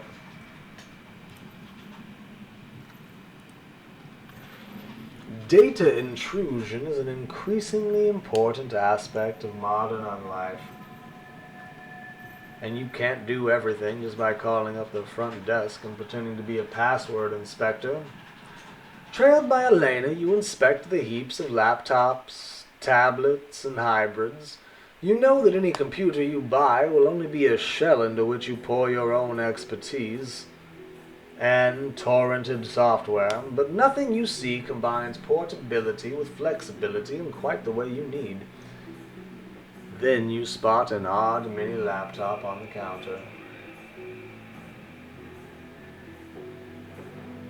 My work, Elena says as you flip open the Raspberry Pi laptop. There's a finished version on a nearby shelf, but you're not interested in someone's personal machine. You want something you can shape yourself. You boot it up. It's fast. It has a ridiculous number of ports for its size. What's the Wi-Fi password, you ask? Elena taps a sign. Plastic. The connection is strong. It feels solid, too, despite how light it is. Damn, you're a little bit in love. How much, you ask?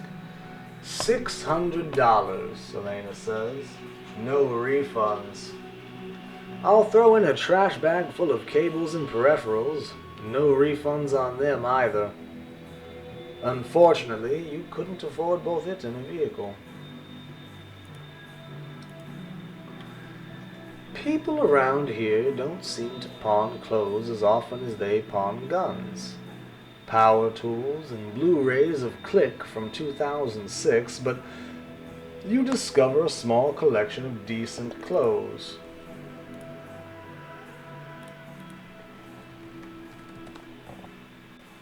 You also discover a copy of Bloodborne from 2015, and an even smaller selection of really good clothes. Nice men's and women's clothes, and you start to mix and match. The Cucinelli blazer in pale gray linen is lightweight and drapes elegantly around your shoulders. You have trouble matching it until you find a pair of slacks without any name. They're men's, like the ones Richard Gere wore in that Gigolo movie, but they look great with the gray linen, and somehow the eclectic pattern and loose fit works perfectly with the blazer. You're a long way from anywhere nice enough to need that, Elena says. That's why it's all only $450. Unfortunately, you can't afford both it and a vehicle.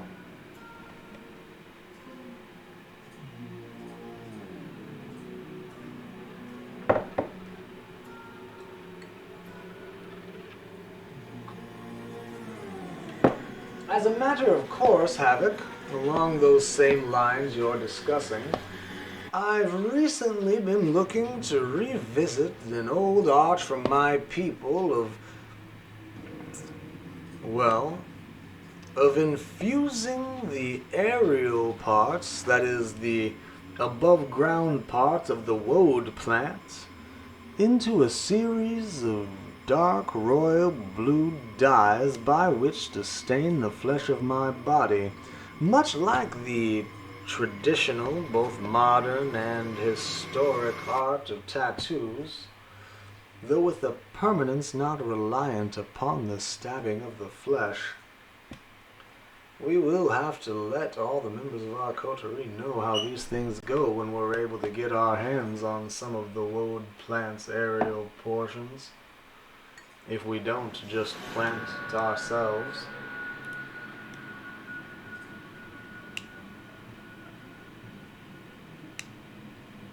We'll check out the Mitsubishi 3000 next. This was a blisteringly fast car for its price point back in the day, but its day has passed. Still, the Mitsubishi is a big, muscular GTO with excellent acceleration and handling that is, at least, adequate. And it's blood red inside and out.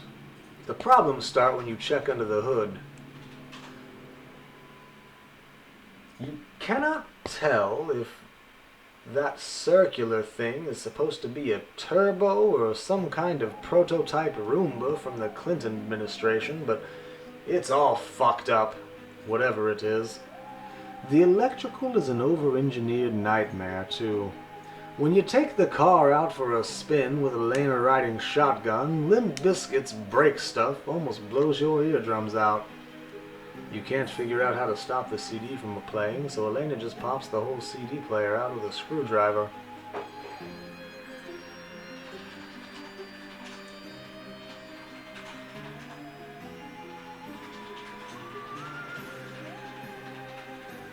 The acceleration is good, but the turbo is wheezy and unpredictable, and the whole car feels like it could fly apart in a hard turn. $500, Elena says when you get back, shoving the CD player back into place. I'll throw in the corn CDs and the sun visor for free. One of them is live at Woodstock 99. So, you can afford it. Now, the Mitsubishi 3000 comes with 2 of 5 points in speed, 1 of 5 both in maneuverability and durability. We'll examine the Honda next. First, it's a convertible. There's nothing like feeling the wind in your hair and drying the blood in your teeth. Second, the little Honda is quick for an old car. Not just fast in a straight line like the Mitsubishi, but more maneuverable. Third, it's a bit like your old CRX, just smaller and sportier. Fourth, it is black inside and out. The cons, its electrical system is trashed beyond all recognition, and even Elena has to disclose the number of accidents it's been in. You're worried that a ghoul with a golf club and some vitae could smash this car to pieces. You're worried it might just burst into flames driving down the interstate. You take it around the parking lot, then around the block a few times with Elena riding shotgun. You make a few stupidly fast turns and the little convertible does great. Then you spend a few minutes parked, messing with the switches. There are a couple of flickers and sputters, but no showers of sparks. That's good, right? $600, Elena says. I do not offer a warranty. So, we could also afford this vehicle. This vehicle has 2 points in both speed and maneuverability, and only 1 in durability.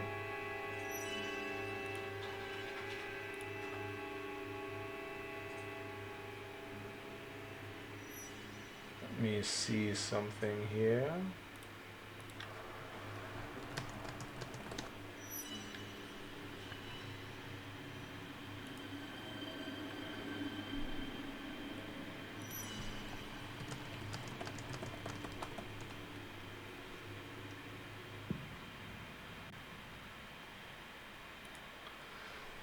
To answer your question, Havoc, yes, 'tis a Gaelic die.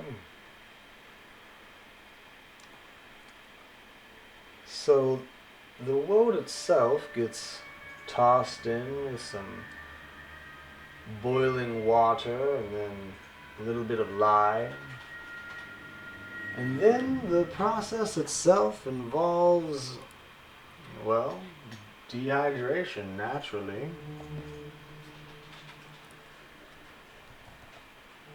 You toss it into a thick container so the boiling water can start to evaporate. Then, after a suitable amount of time, you pour out the infused liquid coating it. Once the liquid is tossed out, you allow the plant matter to mingle in itself until you pour it into a wide pan, letting the surface area combine with the liquid itself to begin the evaporation process, often pouring out whatever clear liquid rises to the surface from the combination of the lye. Eventually, you're left with a dark blue matter of plant and acid, which stains everything it touches for years and years and years.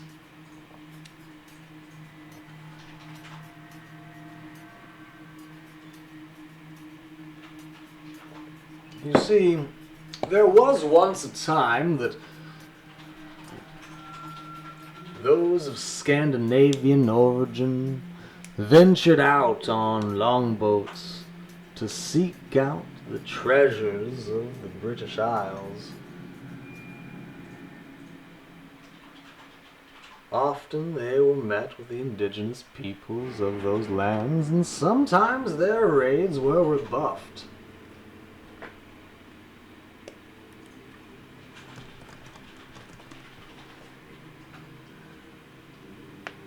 In one of those rebuffed raids, my people did prove themselves a worthy adversary to the Viking peoples of Scandinavia.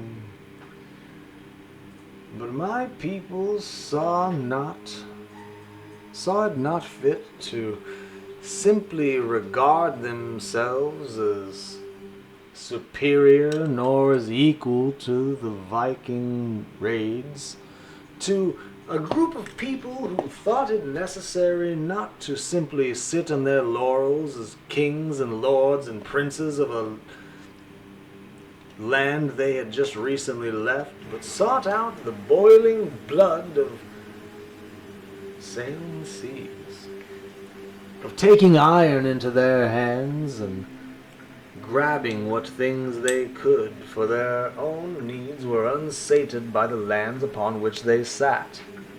So too did my ancestors, if you'd like to call them that, mingle with those of Scandinavian origin, taking up the sword and learning the ways of the sea, much like those of the Scandinavia did.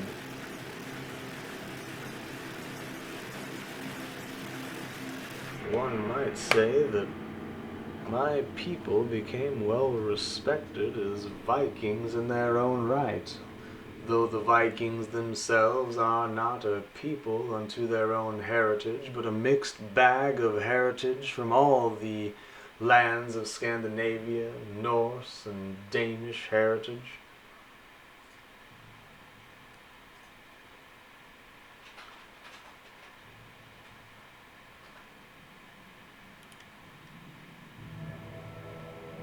Ancestral history is such a welcome topic to the kindred, And we oft have closer memories to these things than whatever you might find in an Ancestry.com kit. Blood recently poured, flowing through the veins of scientists' tubes until they can determine from which spot in history and the world you've come from. These are tales I know firsthand.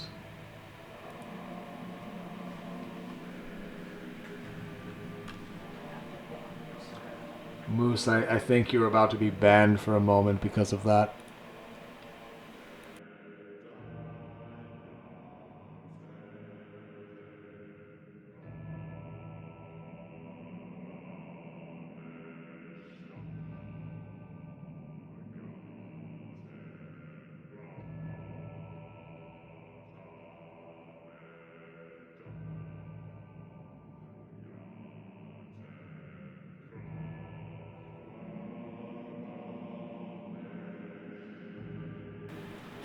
Just simply oof.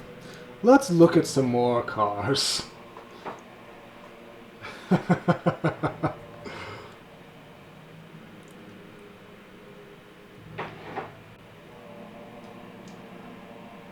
I feel I've even heard that joke before, and even at the end of it, pre-punchline, I was intrigued about the barcodes on the ships. So I'm more than a little upset at myself.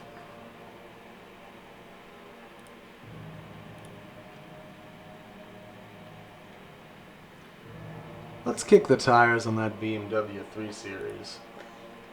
With this car, you can party like it's 1985 because you're pretty sure it was built in 1985. The exterior is gunmetal gray, and inside the leather is dry and cracked like it's suffering from some kind of foot disease.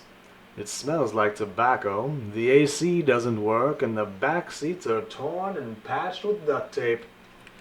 But the bones of the car are excellent. The engine is clean, and it's as fast as the two sports cars. Almost as maneuverable as a modern vehicle. And Havoc, I think you can leave King Harald out of this. More importantly, the BMW is tough as nails. This thing survived Reaganomics and Glasnost. It can survive whatever you crash it into. You take it around the parking lot, then around the block a few times with a laner riding shotgun. It's old and a bit rattly, but it accelerates hard and turns well, and it feels solid. Like driving a refrigerator with a really good engine. All this can be yours for a meager $700, Elena says. That's a steal. Unfortunately, you can't afford it. I don't think we have anything to sell, to be honest with you. We'll look at the Nissan last.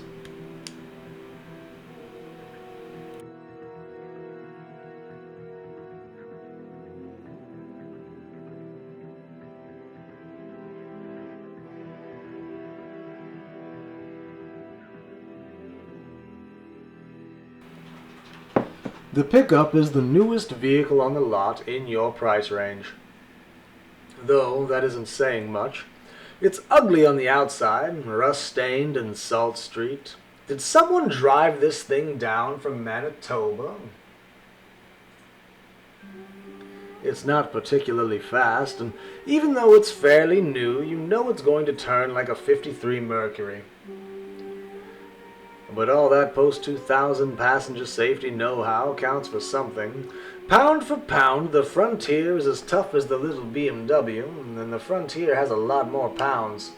If you find yourself rolling into a gunfight, or across broken rocks, or back in time to fight Vlad the Impaler's heavy infantry, this is the vehicle for you. And it's black. You take the Nissan around the parking lot, then around the block a few times with a laner riding shotgun. There's plenty of room in here if you ever need to transport something bigger than a manila envelope, like a cursed sarcophagus. This Nissan is perfect. Still, the driving experience is viscerally unpleasant. It's floaty and slow. The visibility isn't as great as you were expecting, and you think something is wrong with the electrical because it doesn't feel like the steering wheel works right. You're going to hate driving this thing, but it drives. Now, this vehicle is $350, securely in our price range.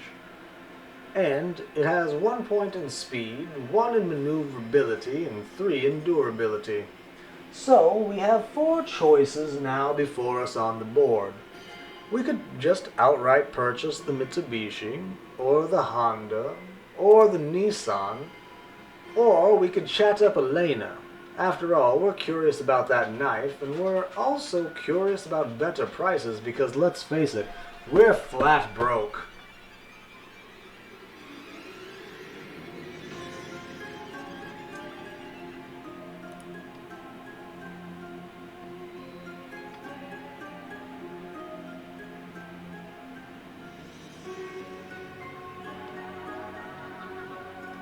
It's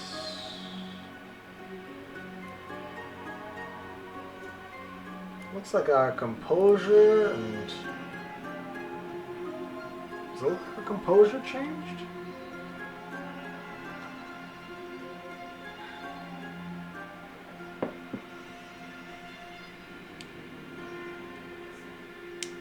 I cannot remember if it was two. I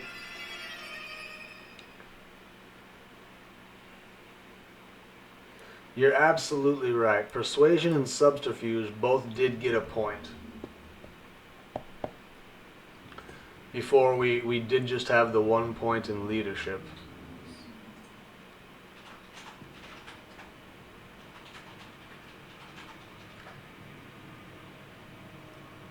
Level up.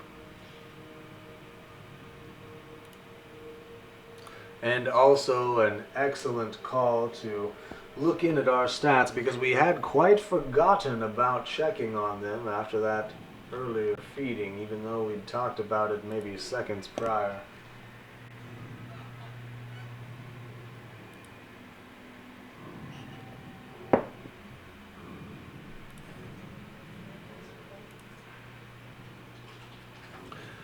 Our Keeper of Elysium is going to throw a poll up, and we'll put a minute 30 on the clock for said poll to be voted in.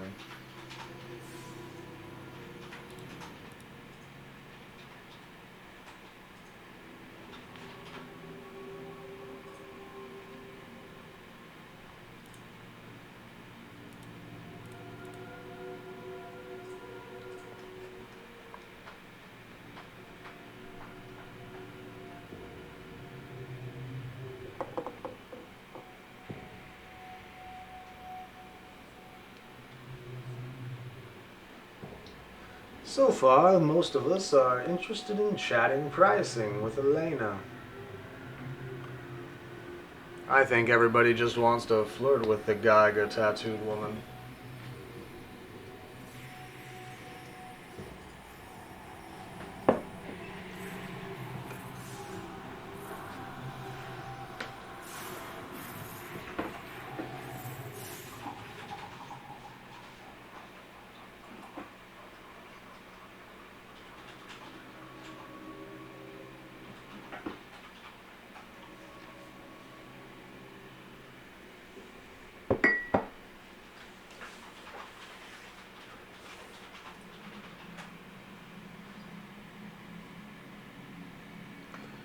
While we make this all-important decision, I need to assist our Keeper of Elysium with something. And my point is only to bring to the fore the nature of our decisions. I think Elena is a fairly worthy gesture of our admiration.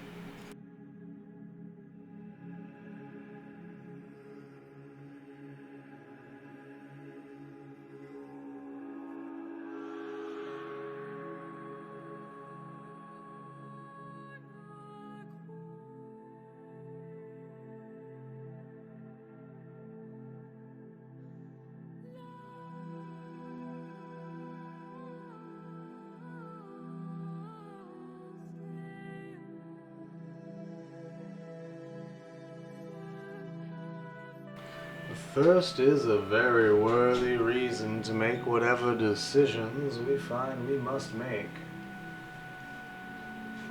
Frankly, thirst is the driving factor of any of the kindred, and if we aren't making our reactionary decisions based upon thirst, it's probably because we had the foresight to plan out that thirst in advance, which ultimately leaves us still making our decisions based upon it. How are we finding the experience of this new kindred so far? I think that many of our decisions have been better placed than those previous.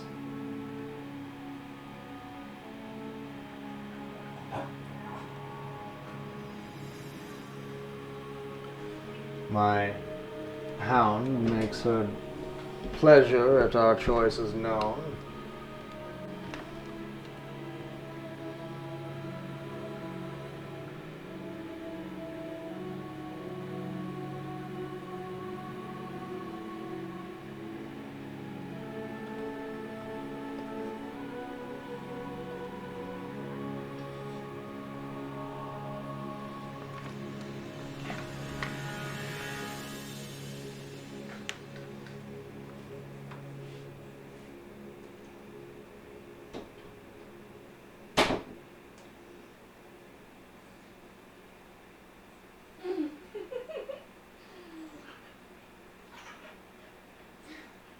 Dude, I see you on camera.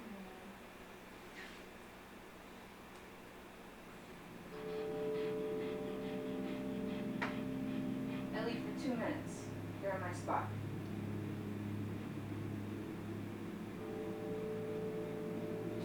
This is how you treat me.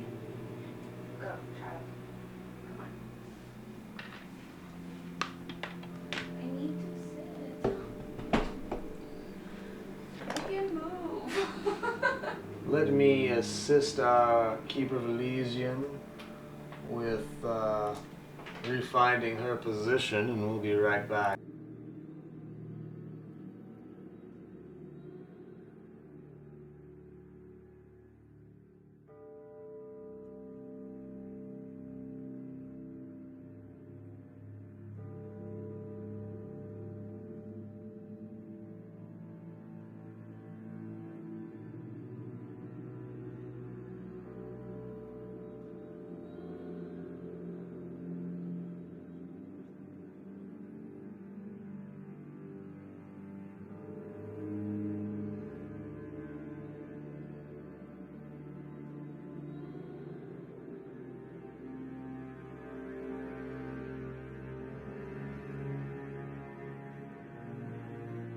I agree. Our choices so far have been well placed, but we're just starting to get into the real decision making of where this path leads us. So let's chat up Elena. We are curious about the knife as well as other things the woman has to offer, and, well, frankly, we're broke. So is that a, what are they called? A Klingon blade? A Dastik? No, Elena says, and her pronunciation is flawless, far unlike my own. And you can't afford it. It's solid silver. For killing werewolves, I guess. Her tone says she doesn't believe in werewolves. Christ, are there werewolves in Tucson? Maybe we should buy it. And I'm not selling it anyway, because I think the guy who sold it might actually come back, she says. She unlocks the case and hands you the crooked silver blade. This has to be the one that Tremere was holding in the video. Elena goes back to messing around on her phone. Oh, another one of these. One moment.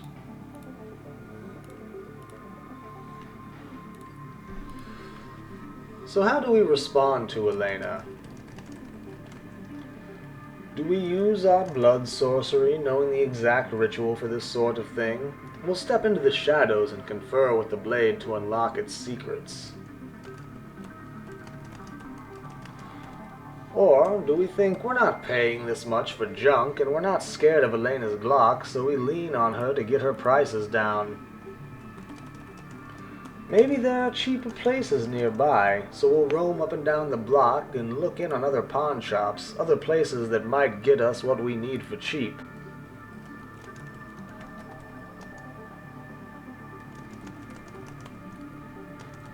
Or do we decide to use our excellent education and our knowledge around finances, even if they're criminal ones, and then use our phone to do some research to learn about Covenants' financing, to help us haggle the prices down?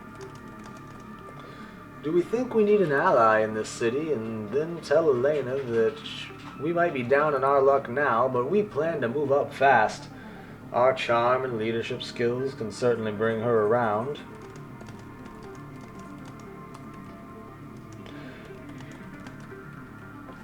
Do we need allies and like pretty girls with cool tattoos, so we'll flirt with Elena to try to feel out some kind of alliance?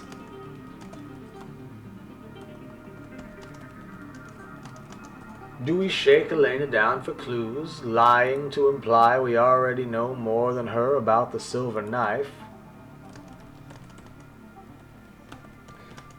Do we invoke our mental power of domination, suggesting she tell us everything about who sold her that silver knife?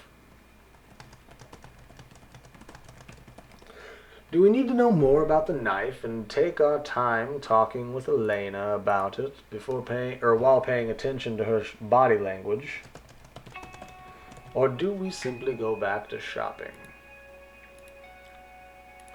The poll is up, and you have 1 minute 30 seconds to decide.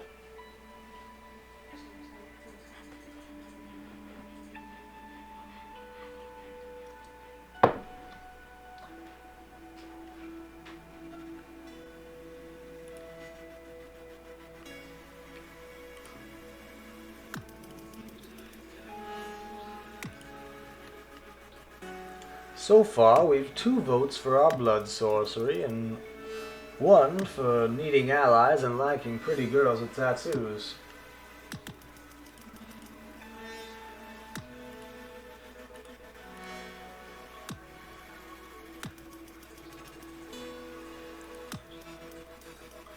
"45 seconds remain in which to cast your votes.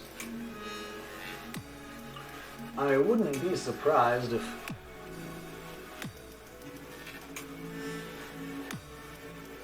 we're still able to wheedle about the prices after we utilize our blood sorcery. After all, it's important to understand the nature of how things came to be, although we are now looking at a tied vote between blood sorcery and liking to chat up pretty girls with tattoos. Strange, that.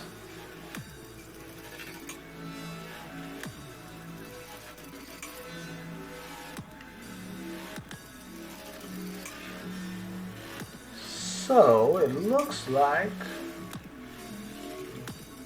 Well, let's leave it actually to chat to decide. Do we think we'll have an opportunity after using our blood sorcery to continue to wheedle about prices and try and manipulate a way into paying less for things than we normally ought? Also, what an appropriate song name Pretzel has chosen for us this evening.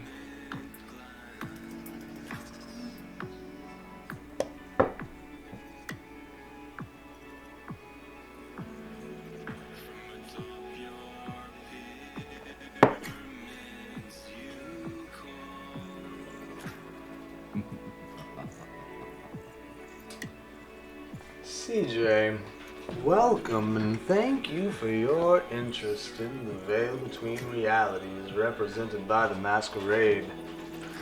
We're very pleased to have you join this coterie here in Elysium tonight.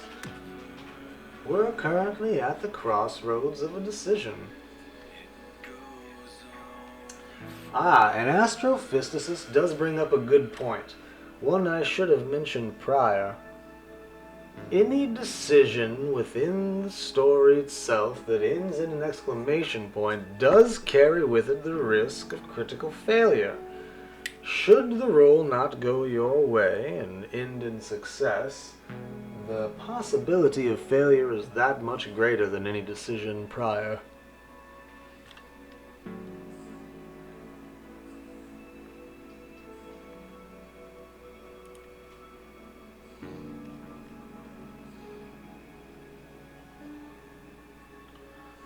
Certainly doable, Havoc, which does bring us to 3 votes for the blood sorcery and 1 currently for chatting up pretty girls with tattoos.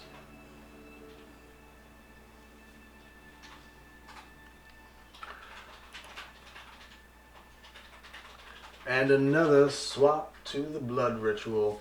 I apologize, Kindred, for not making the risk of critical failure more clear in the beginning. We have a raid. We do have a little bit of a raid here. CJ, thank you. And welcome to all our new viewers this evening. We're in the middle of Night Road, an interactive fiction based on Vampire the Masquerade, created by Choice of Games and written by Kyle Marquis.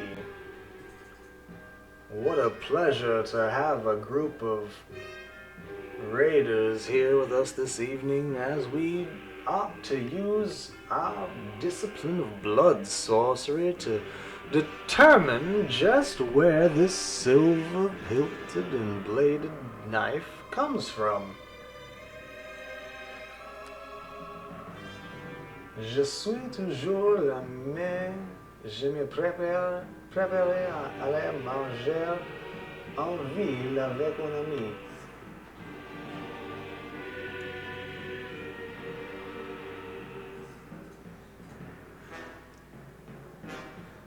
I hope your food with your friend goes well, Tom.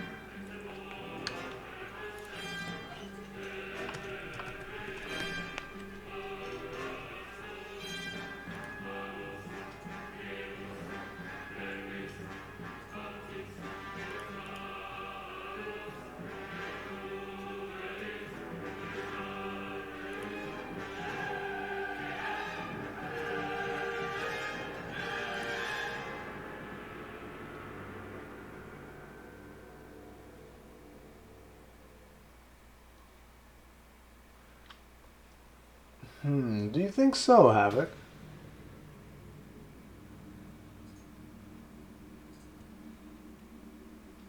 I appreciate the opportunity to practice, Tom.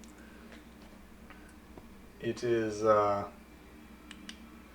difficult to rely on linguistic knowledge from years past, but with every fresh opportunity provided, I feel a little more comes back to me and back to me.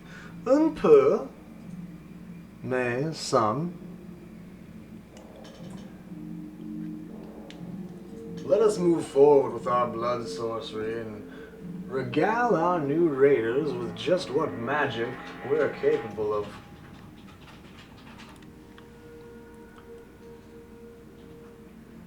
Merci beaucoup, mon ami. Comment dit-on appreciate? Your sire's approach to thaumaturgy was never conventional, and you've picked up all sorts of rituals from outside the narrow confines of the Tremere's broken pyramid. You breathe over the silver blade and watch its edge crawl with red spiderweb patterns. J'apprécie. Merci. Within, you see Jasper Knowles forging the weapon, eyes wild with the beast as he forces himself to hammer on the blade over an open flame. But, to your disappointment, you see that the weapon isn't some artifact of Tremere sorcery. Its creation was just a test of Knowles' courage in the face of fire. It might have been important to him, but it's just a silver knife. and then you see the next person to pick it up. Hello, Julian. The Banu Hachim's pale face creases in disappointment, a copy of your own expression. Just a knife, he says. Man, that sucks. Then a shadowy figure, an image of Elena examining the knife, and then you snap back into the present. Other than the pawnbroker and now you, Julian Sim was the last person to hold this knife.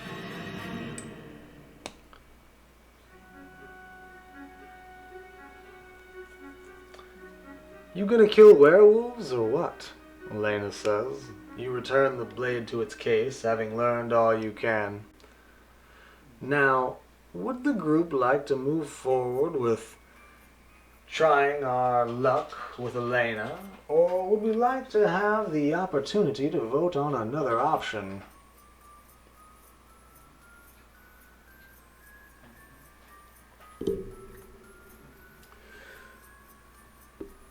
You make a good point, Moose, and I wouldn't be surprised to learn that that's the truth.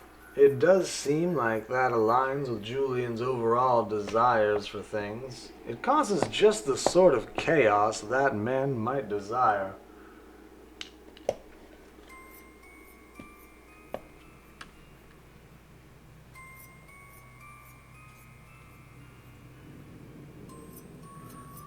I think we can do a chat vote for this one since the last option is to go shopping.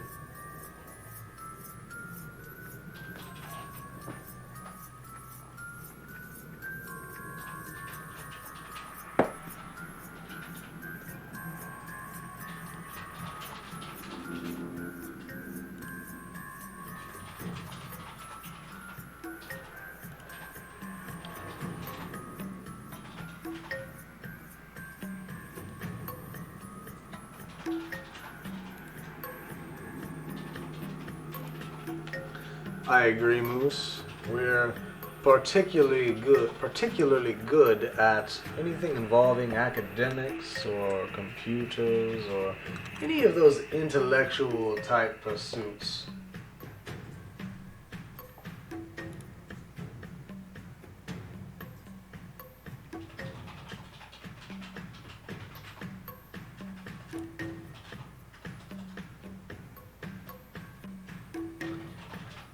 Well, if we weren't, Moose, we wouldn't be here tonight.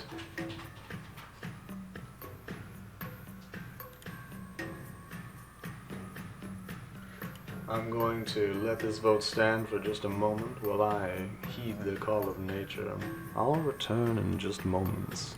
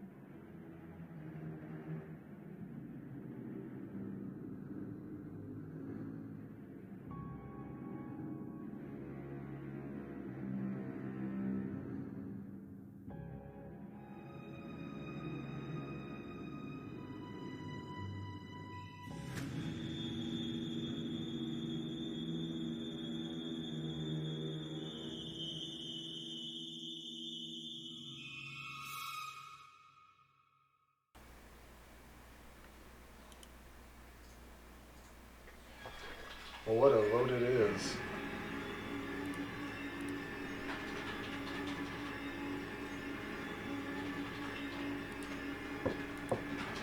CJ, while we're on this vote, if you're still in here, how was your stream tonight?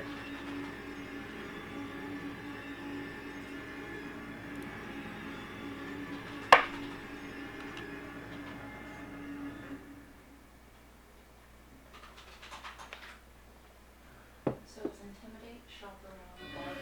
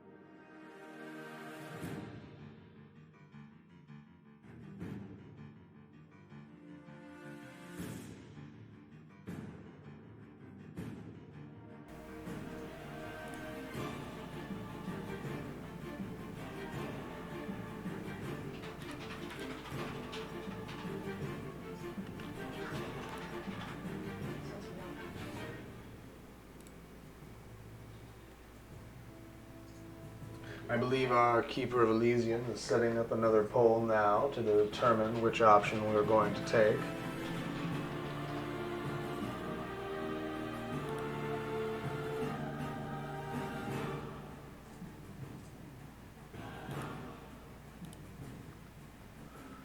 So far, 100% of the votes cast, with 4 of them, 5 now, are thinking we should offer our assistance with finances, even if they are criminal ones, to help us haggle the prices down.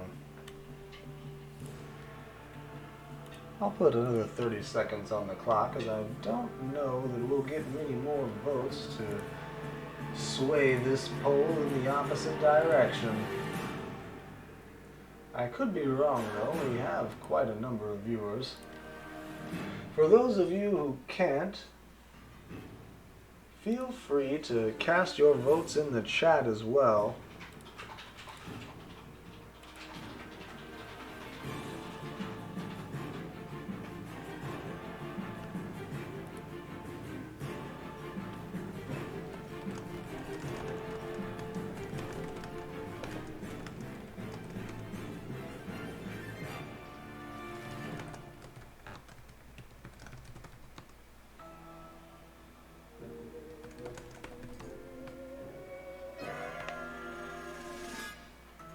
Alright, it looks like we're going to use our education and our knowledge about finances to offer to assist to help pretty Elena with her criminal enterprise as it stands.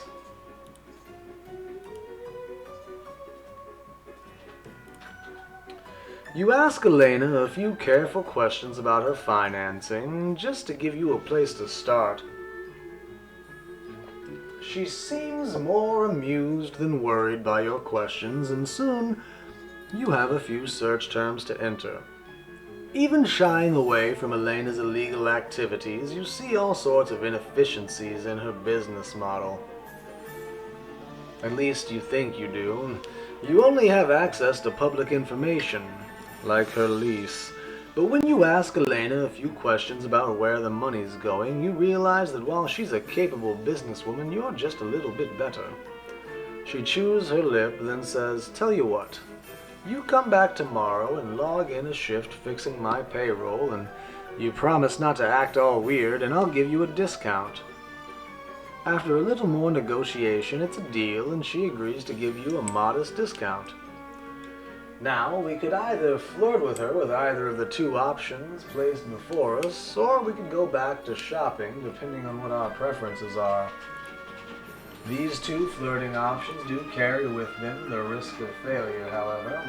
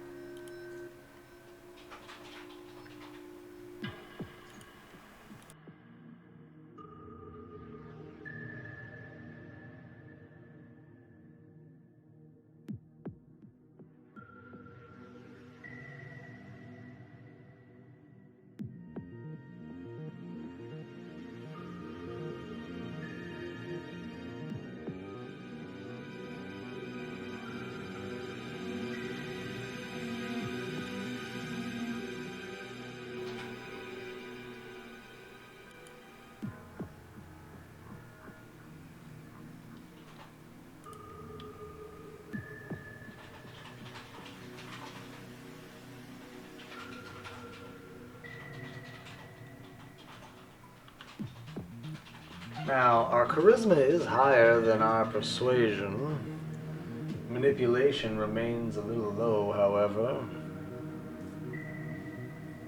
I would imagine charm and leadership puts us at the 2 dots in charisma and the 1 dot in leadership.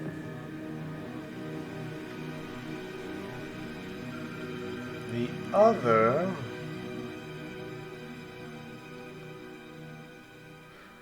may very well be the same for all it says, to be honest. It's not really giving us a lot to go on in terms of knowing what we'll be rolling against, which is probably more than half the purpose.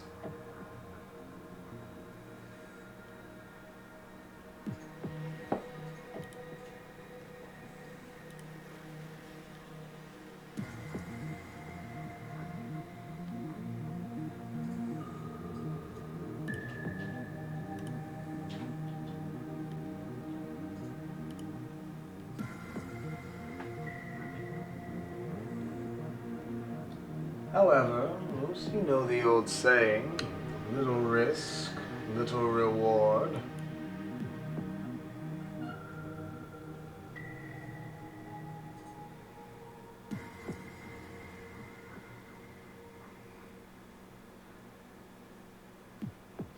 But we may very well be risking our ability to purchase, for all we know, rather than just our newfound discounts.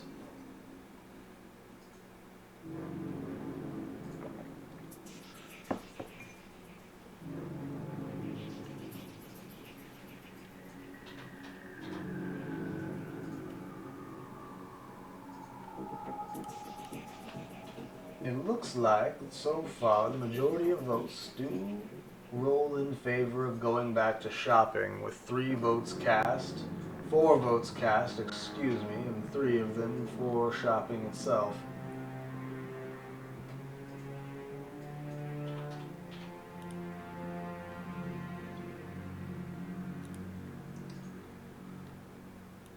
So back to shopping it is that we go.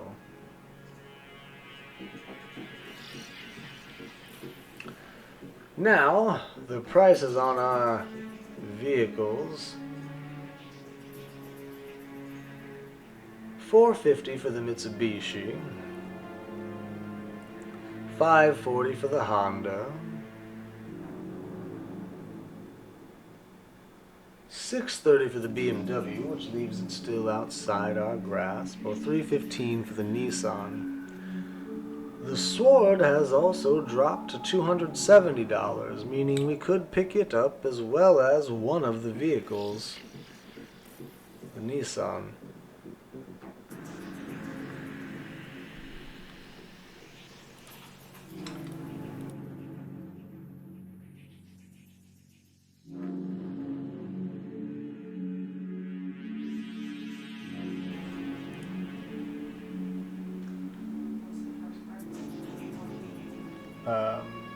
Mitsubishi.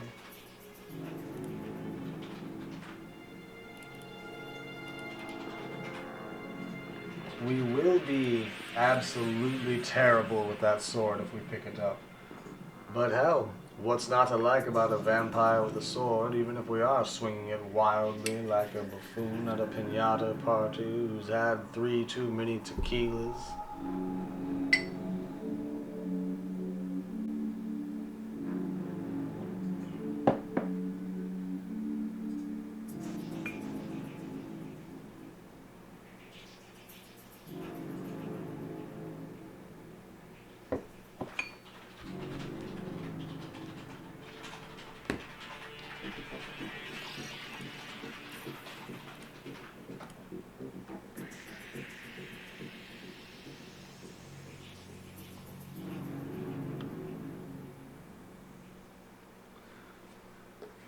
We either all like trucks, or we're all intending to hit something with this truck, it looks like, with 3 votes cast so far for the Nissan, and none for either the Mitsubishi, the Honda, or the opportunity to buy the Sword and more.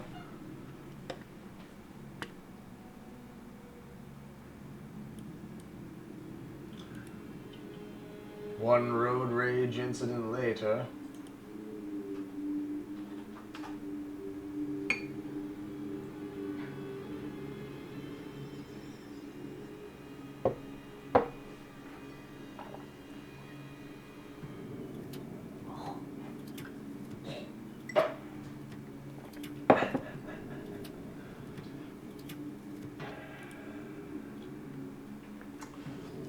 Havoc, are you saying that our Tremere would be the type to lock Blade?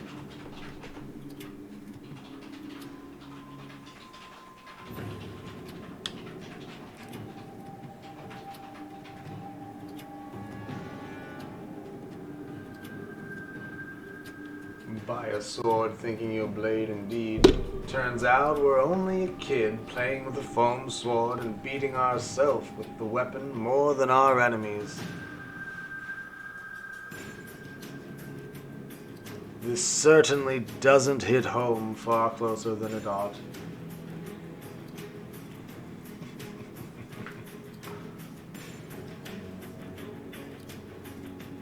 It's sort of like getting your first lightsaber if you don't have the Force available to you. You're a lot more liable to wind up missing a shoulder, an arm, or some other more pertinent part of your body than you are to actually do harm to whatever your enemy is.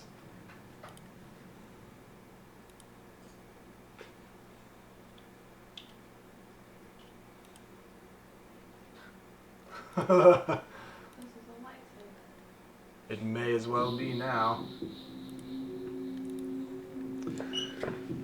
There's not a lot of bureaucracy here, so you give Elena $315 and she gives you the keys and the registration. You are once again a courier. Huzzah and congratulations. Now, as we just voted on this, I'm going to move forward without purchasing the sword because it didn't seem like we thought that was the best idea. It's 2:16 according to your silver pocket watch when you pull out of Covenant Pawn Shop in your new Nissan Frontier, and sunrise is at 6:29 a.m. It's still early, so you drive around for an hour just to find the cheapest gas stations and the fastest ways out of town. Then you accelerate smoothly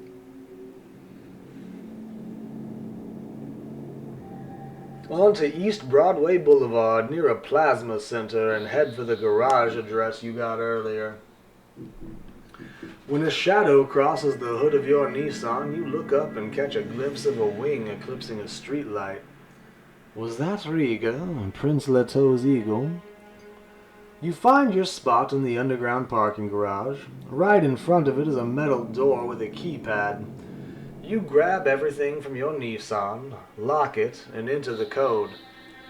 Inside is an office with peeling linoleum floors, an ancient metal desk with a rusty mini-fridge on it, and a sleeping bag. A short tile corridor ends in a jury-rigged shower and a drain. There's a clear plastic bag and some toiletries on the tile, and a bottle of 409 that won't do anything against the smell of mildew. There is no Wi-Fi. Still, it's better than sleeping in an abandoned semi-trailer, and your phone actually gets good reception here. Even better, there are escape routes into the sewers that you can use. You loosen the grates and make sure that you have a clear route into the sewers in case you're exposed. You're just getting settled in when you hear your door lock beep. The metal door opens and there is Julian Sim. A new person hello, Julian says. He's wearing a glitch t-shirt and a smile. He starts to enter, then looks down and says, "You have to invite me in." We have 5 ways we might respond to Julian and his tomfoolery. No, I fucking don't, Julian, because that's not how vampires work. Or we might say, "Come on in, make yourself comfortable. There's no reason to be uncivil after all." Perhaps give me one reason why I shouldn't rip your head off. Or do we play it cool but smell an opportunity here? Julian was always brilliant, so we say, fine, enter freely and of your own free will. Now, what do you want? Or do we say, I'm actually trying to do legitimate work, so if you could leave, I would appreciate it. I have a chance with the Camarilla here, and Julian is nothing but trouble. I certainly agree here, Moose.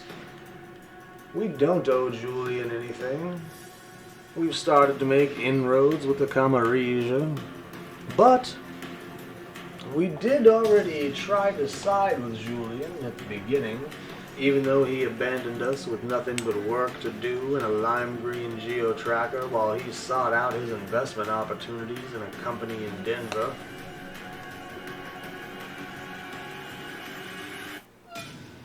A little more than 1 minute stands to cast your vote in the poll of how we deal with Julian.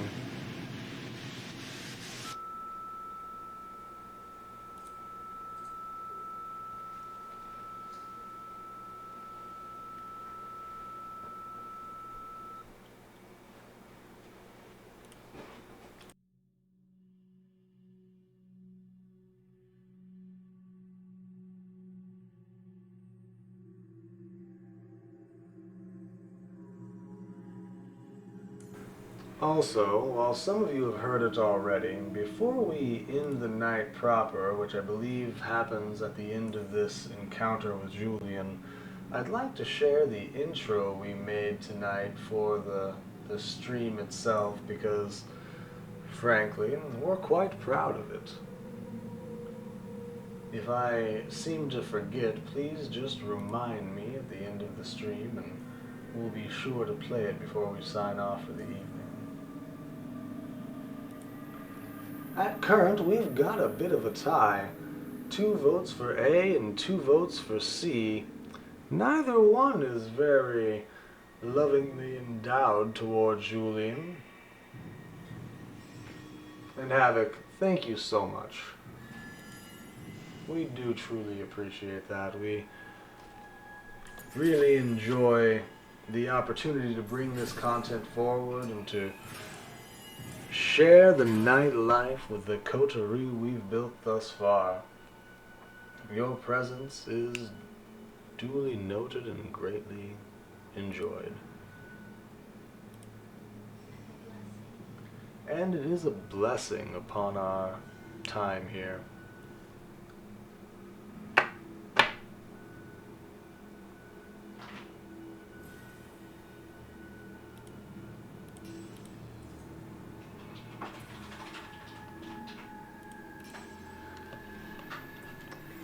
There are...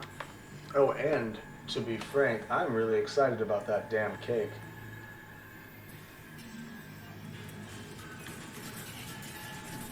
There are many superstitions and things that just aren't true about how we kindred exist among reality.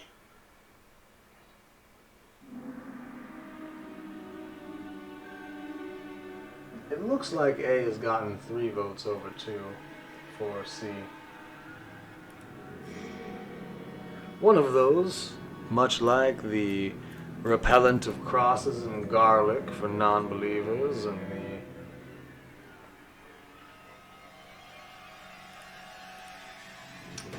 crossing of running water, simply don't hold up. And another of those things is the requirement of an invitation upon the threshold. While the Camarilla of certain cities might require such silly superstitions to be rules amongst those they encounter, this is not one of them. Still, I think it's important to set boundaries, Julian says, but if you're going to be difficult, he tosses you a tiny webcam. This was in your ceiling, by the way. Give me your phone and I'll take care of the tracking there. He looks so young, you think, as he wanders in and out of your shitty crash pad, sweeping for bugs. For some reason, you expected him to age. You look at yourself in your Nissan side view mirror. You haven't aged either. Man, it's been a while, Julian says. leaning against your doorframe. I remember the nights we spent keeping that elder asleep with offerings of blood. The days curled up together in the desert. Wasn't it romantic? 4 options stand before us. Do we tell Julian that never happened? That he made up our relationship and tried to sell it as a novel until the old Prince of Tucson threatened to execute him? Or are we not saying anything about what happened when we were fledglings? How have you been, we inquire.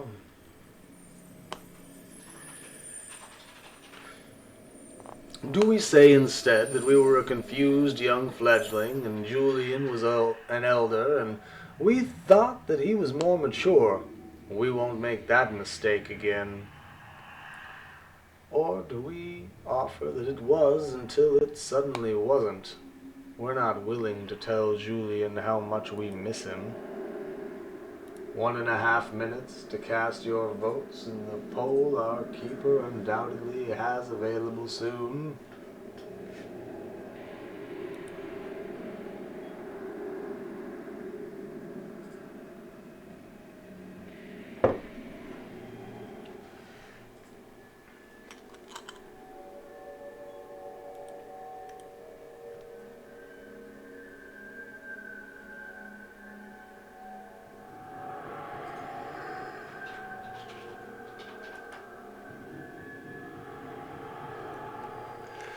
Julian deserves a little bit more than just our ire, honestly.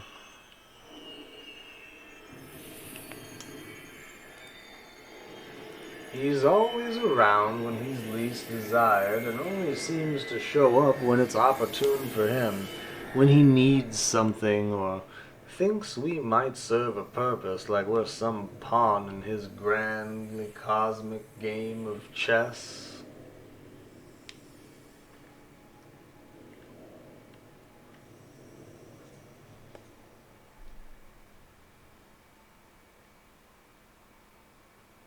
About 20 seconds remain. Currently, option D has the plurality of votes with 4-1, with 1 sitting on option B as their desire.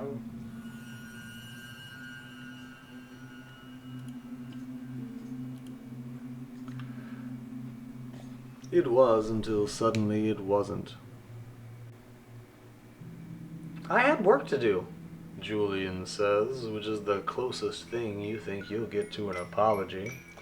I still have work, and tonight it concerns your clan and the things they'll get up to in their research. You half expected Julian to reach for you, but he's excited about some new project now.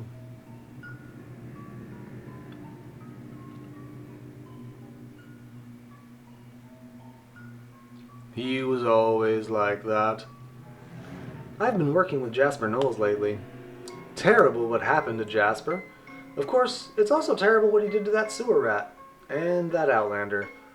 And that... Anyway, what's worse is that lately I've been working with Jasper, not canite to canite, but man to man, as it were. That's a problem for my daytime persona. The truth, Pyre, is that I actually maintain the company we... Oh, shit. You already know, don't you?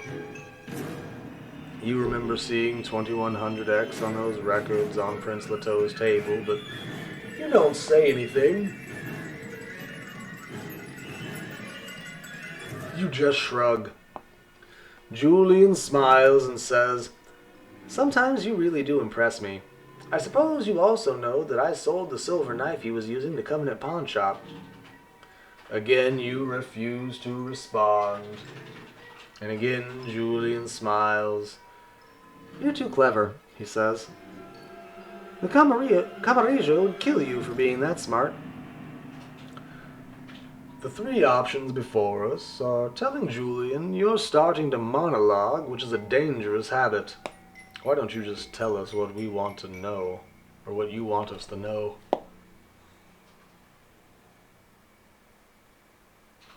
Do we instead offer the consolation, "You've been busy. We want to know more. Julian is dangerous, but we love his grand visions of the future"? Or why do we get the feeling that whatever you're doing is even more dangerous than what the Camarilla wants me to do? Maybe we should stick with Prince Leto after all.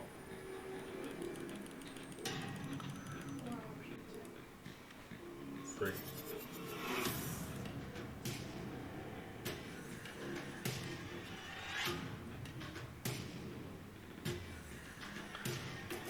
A little more than 1 minute to make the decision between these three choices, Kindred.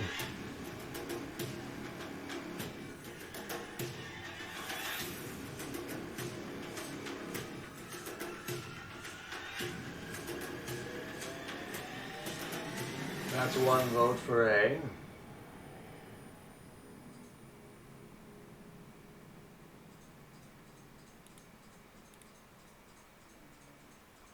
Two votes for A and one for C. 3 for A and 1 for C. About 30 seconds remain to make this decision.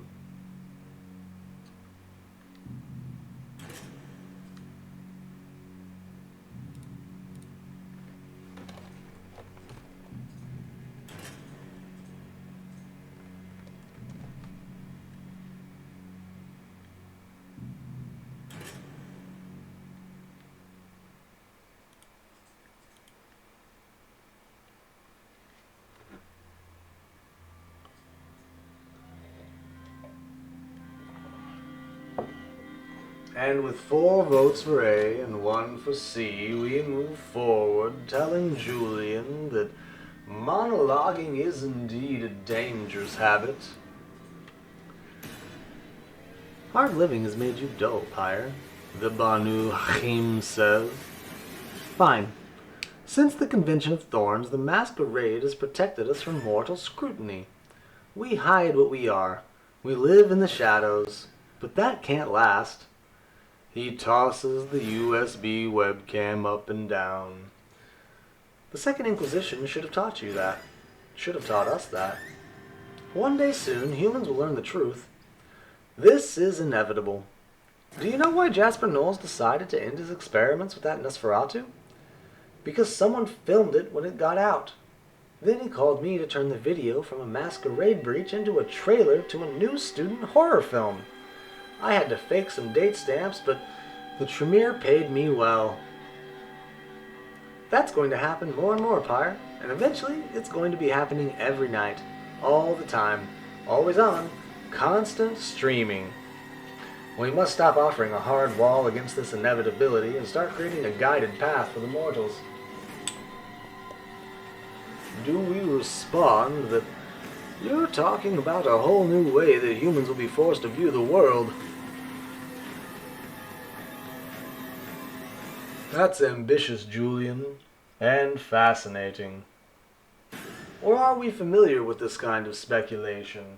There is, after all, another option, a curtailed world of walled gardens and limited information.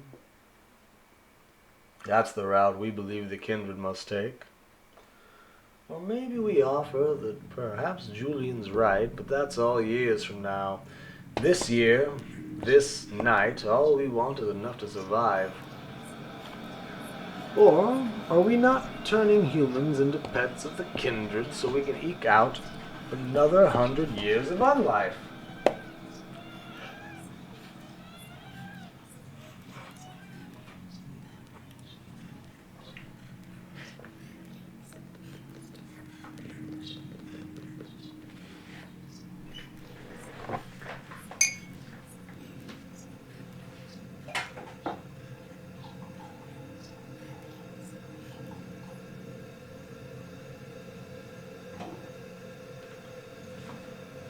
Some more boiling water to shove down my gullet, and astrophysicist brings up quite an interesting point. Although, I think it might hit a little closer to home than some of us might like.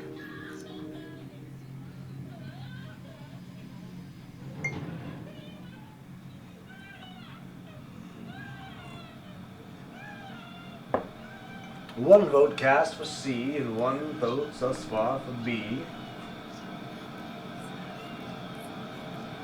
Perhaps we're much like the character Robert Downey Jr. plays in Tropic Thunder.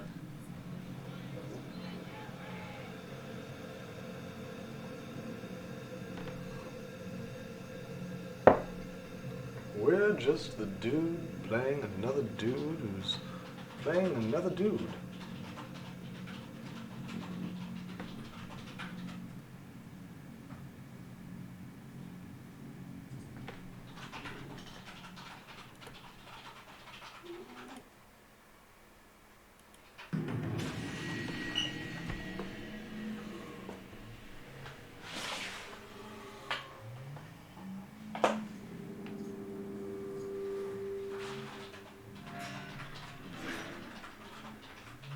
Six votes cast in this poll.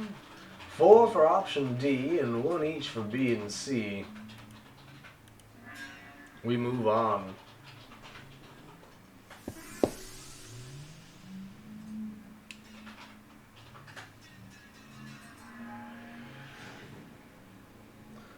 We do seem to hate migrant camps in this playthrough, Astrophysicists, and that's an excellent point to bring up as well. We seem to have some kind of care for the mortals who make up the world.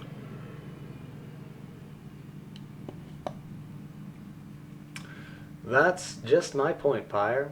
You won't have to eke out an existence, and you won't rule from some hammer horror Dracula castle like most Cainites want when they abandon the Camarilla and its traditions. You'll get to live a life. Cainites and mortals both. We can have something better than this. Tomorrow, now that you have this beautiful machine, Julian says, banging the hood of your Nissan, Prince Littell will give you one of 3 USBs. Would you like to know what's on them? He doesn't let you answer. One warns the Bruja Paternoster about renovations to his hospital that will expose his followers. One informs the Tremere in Vidya Call that her mentor Jasper Knowles is dead, and that her funding is cut off because her facility's contacts with mundane biomedical research firms threatens the Masquerade. The other tells the Ventruel and Olive Crone that the Second Inquisition is coming for her little prison buffet down at the border. Wherever you go, the people there will use you, or destroy you, to escape what's coming. And it's all happening because of Jasper's experiments. He seems quite pleased with himself.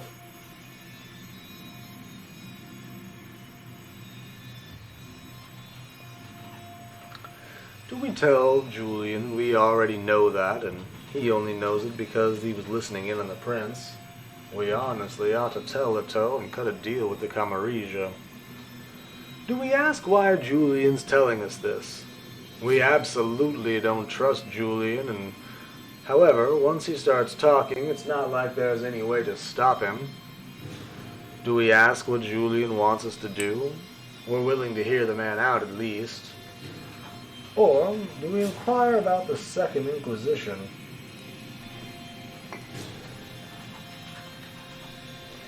You're sure they're active again? 'Cause if they are, we're going to need to watch ourselves lest we be destroyed. No one certainly knows about that.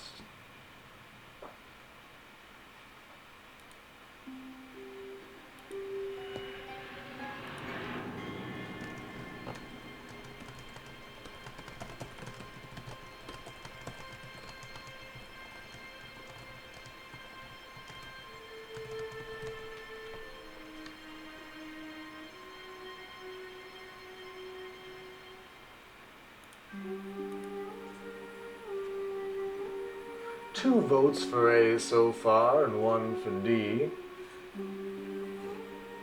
We've also another vote cast for B.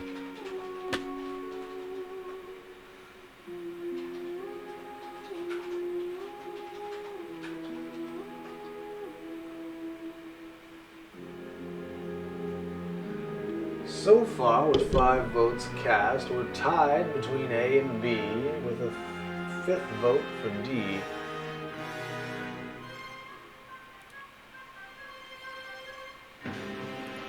I'll put another 15 seconds on the clock in case any others wish to cast their own votes.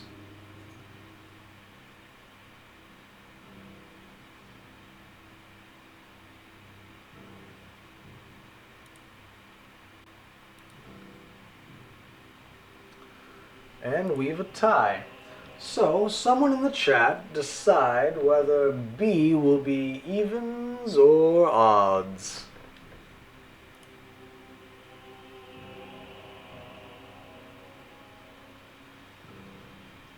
And you know, Havoc, that he has something to gain, else why put in all the effort?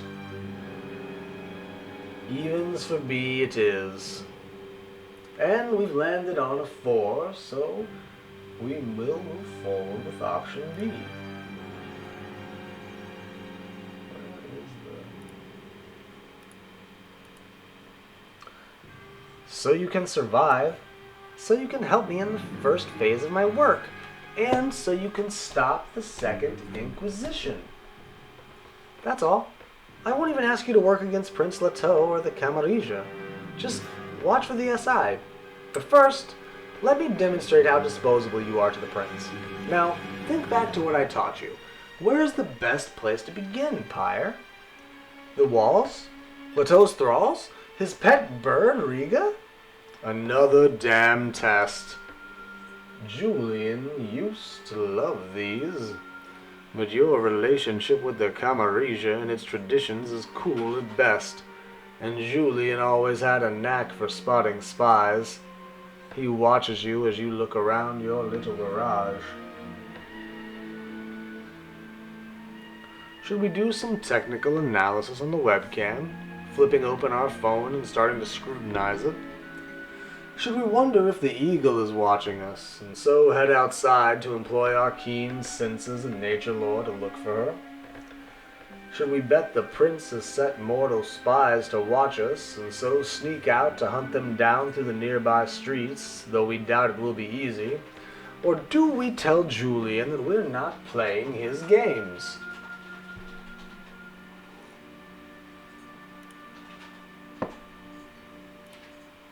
With 1 minute 15 on the clock, the poll should be ready shortly.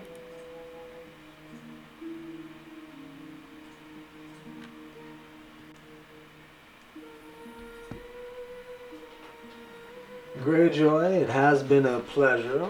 Thank you for joining us this evening, and we look forward to seeing you in future nights. May the sun stray far from your skin.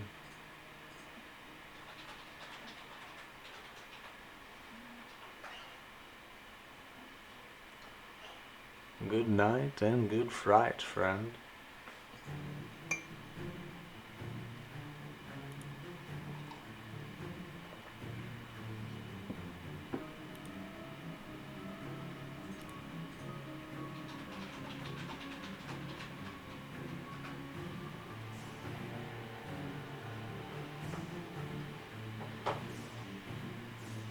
Oof, my FPS is tanking.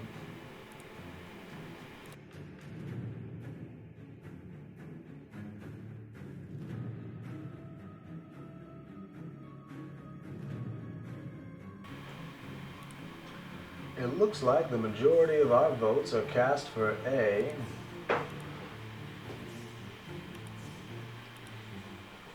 Instead of waiting outside, Julian sweeps your Nissan for bugs. Once he's done, he doesn't say anything even as sunrise approaches and you continue to work. You unscrew the webcam and check the serial numbers of its individual parts. Using your phone, you trace some of those serial numbers to domestic suppliers, then to defense contractors. You recognize some of these names from your time with Julian. These are SI suppliers, you whisper. Exactly, Julian says. So either the SI installed that webcam, or Prince Latel's people installed it, unaware of its provenance. Which is worse? Or Julian is lying from top to bottom in order to manipulate you. He takes out his phone and checks the time, then frowns a little. You're going to need a better security than this if you stay here, he says. What are you going to rig up? Cameras? Poison gas? Like we used in Fort Worth? Old-timey ruins of warding painted in blood? Despite the late hour, it takes a while to get Julian off the subject of security. Finally, he drops his voice and says, You need to be ready for the SI, Pyre. Anyway, I've been thinking about Ayla. Do we tell Julian to shut the fuck up? What if someone is still listening? We'd both be killed for what happened. We will seriously beat the shit out of Julian if he keeps talking. Or do we regret what we did to the Elder every night, and we've never forgiven Julian for leading us down that twisted path and away from the traditions of the kindred?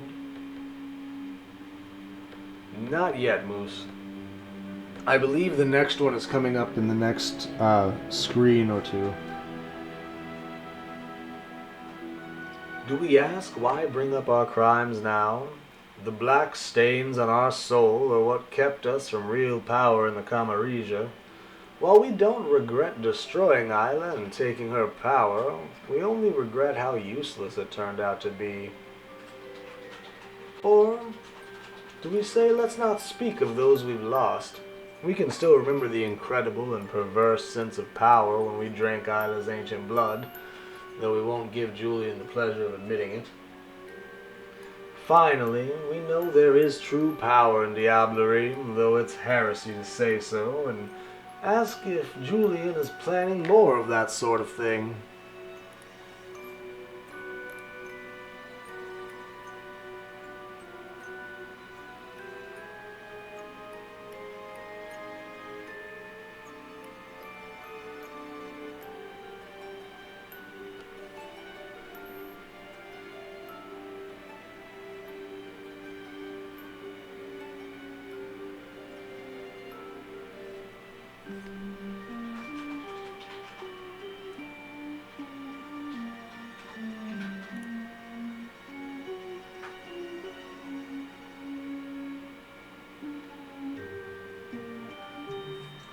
C certainly calls to me as well. What is the point in bringing up something like this now, especially after we've just been told there are likely listeners all around?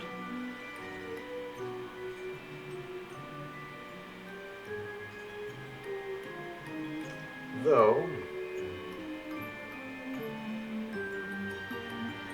bringing up even those crimes might carry with it a risk.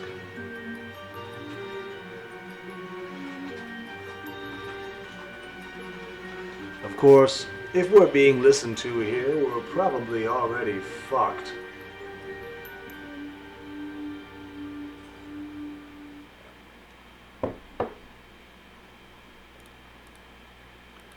C seems to have the plurality of votes at the expiry of time.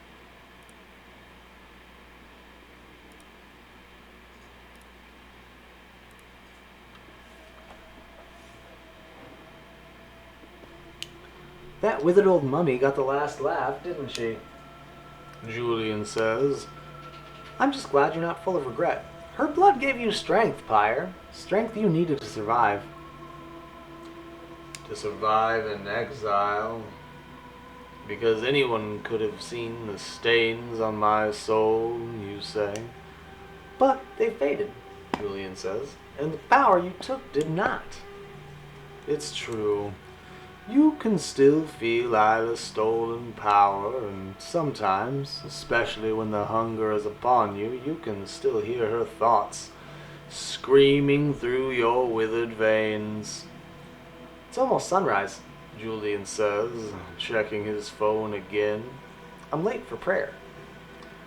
He slips a business card out of his glitch hoodie and says, With my usurper contact dead, my old Denver company, 2100X, is, well, it's on hiatus. But I'm still thinking about the future, the 22nd century. Think about that, Pyre. It's a sort of blank spot in our imagination. I mean, human imagination, too. We talked about the 21st century as kids. We can still, in a way, imagine the far future, but what's coming?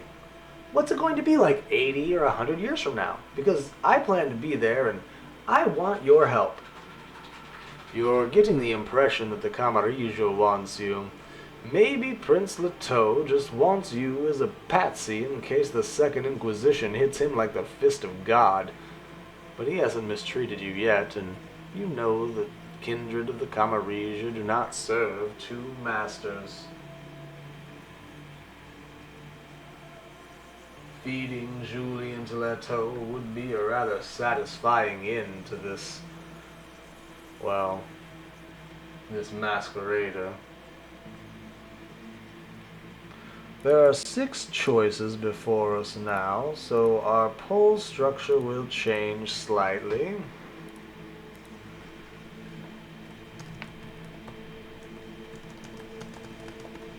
Do we say, you can tell me the details tomorrow, and now you should go before you burn? We're not 100% in, but we are interested and we want to hear more. Do we instead lie, pretending to be interested while making it clear to anyone still listening, like Leto, that we are not? Do we say that we'll call Julien, committing the card to memory, but hedging our bets, neither committing one way nor the other?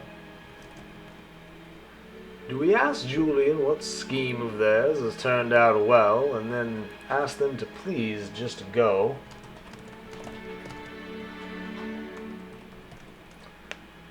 Do we tell Julien to go fuck his hard sell?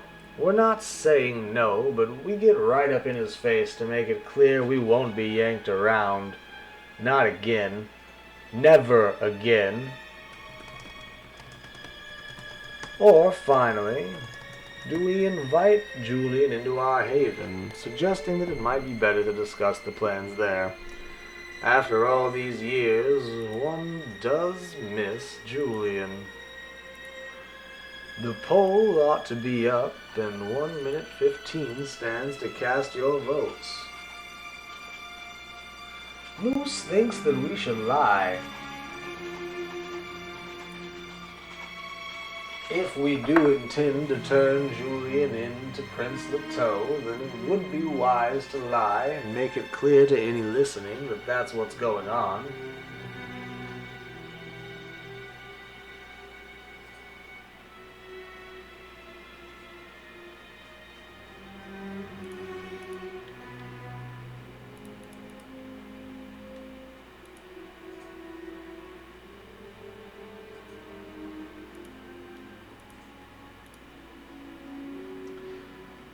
So far, we've 4 votes for lying and no votes anywhere else.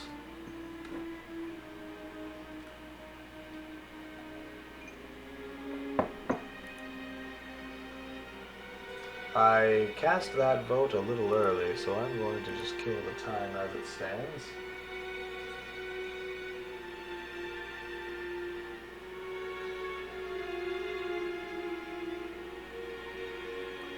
If Prince Leto is actually hearing this conversation, you're probably already dead, but there are other, stranger ways of knowing possessed by the kindred, and some of them allow for some ambiguity. You hint to Julien that you're interested, and he jumps on your hesitant enthusiasm. With your help, he quickly grows convinced that you'd be thrilled to help him in whatever mad scheme he's concocted this time. Maybe you are willing to help him. You haven't decided yet. What matters is that you don't actually make any kind of formal commitment. You just let Julien believe you have.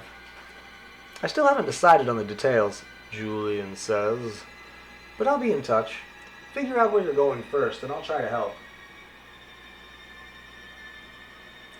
He hands you a card with information about how to reach him, the motel where he's staying, the location of a drop box. There's a little glyph like a knife doodled on the card. A karambit, he says. I'm not exactly a regular member of Clan Banu Hakim, so that's what I'm using instead of the old 2100 logo to mark my holdings. No name yet, just the mark. Look for it, Pyre. Then he opens the door to your little office room, scans the shadows, and disappears down the garage in no evident hurry despite the proximity of sunrise. The metal door swings shut. You let the shock of Julian Sims' return fade, then check your silver pocket watch as you take it off. It's 6:20 a.m. You secure the door, drop the deadbolt, and strip out of your antiquated suit. You don't even have time for a shower, so you just unroll the sleeping bag and make sure your phone is charging.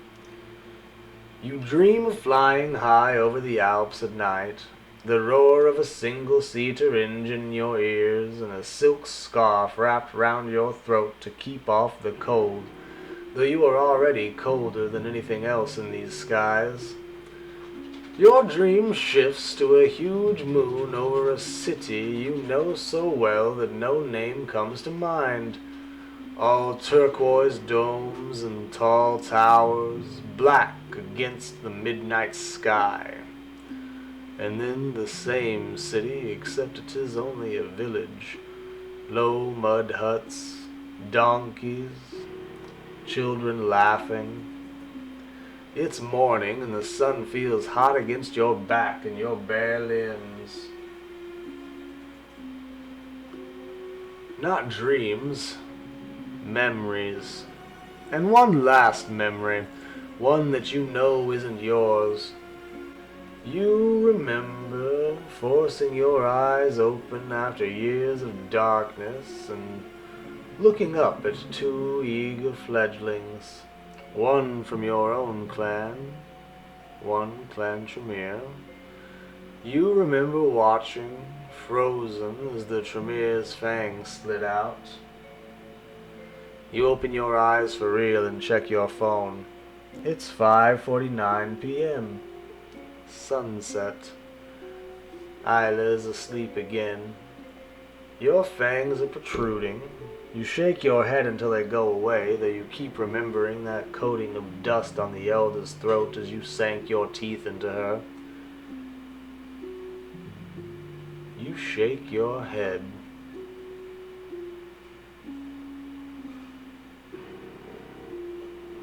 Then you shower, scraping the last of the filth out from under your fingernails. That's when you decide where you're going. You don't want to keep Prince Leteau waiting as you make a decision. So, we've got two decisions for each of these, and we're going to run, I think, 2 votes to make it happen. The first vote will be deciding whether we're going to St. Basil's Hospital, to Ellen Olive Crona's migrant camp at the Sierra Blanca, or to a Nvidia call at Kiowa Xenogenetics.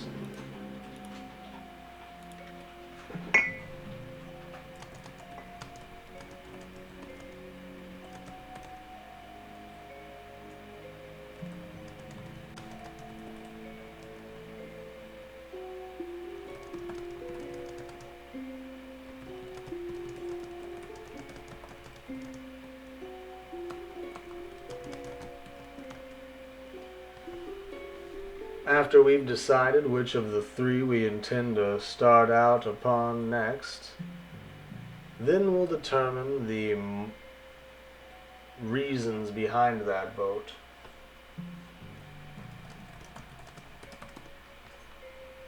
As each of the 3 options has for itself 3 other options. To read through them, do we choose Patamuster at St. Basil's Hospital in Phoenix? We can kick those bottom feeder vamps around and make the place our own. Do we instead go to Patamuster at St. Basil's because they've been lax and the Camarilla needs them better behaved before the SI notices anything? Or perhaps we go there because we've been on autopilot for years, and St. Basil's sounds like a job where we can shake off our lethargy and see what's going on, perhaps even making some new contacts along the way. On the other hand, the migrant camp outside Sierra Blanca, Texas, holds the Ventrue Ellen Olive Crona, and that sounds like an interesting place. Sort of a Casablanca for vampires, and we do like the idea of easy living. Of course, we might also like the migrant camp because it sounds like a horror show. The sort of thing we might be able to stop even if she is technically a Camarilla asset. Or do we think that there's a ton of money to be made at Camp Scheffler if we can get into the blood trade there and under Ellen Olive Krona's wing, so we'll go there first. The final three options all involve Invidja Call at her research facility on a ranch in Kiowa National Grassland, New Mexico. We bet she's conducting some interesting research. Or do we instead visit Invidja Call because she sounds like she's getting herself into trouble with the Camarilla? Maybe we can help her get out. Or do we go there simply to deal with our sire first, for she sounds like the most trouble and we'd like to get in and out before our unlife gets any more complicated. 1 minute 15 for the first vote, deciding between the three options. And once we've made this vote, then we'll decide the moral or reason behind our choice. I also think, Moose, that we should visit with Invidja Call first. We'll pick up a little more blood sorcery, learn as much as we can about what's going on at Kiowa Xenogenetics, and hopefully avoid being turned into paste by hunters and Second Inquisition. We have 4 votes cast so far, with about 40 seconds left to vote. And all 4 votes are to visit Invidja Call.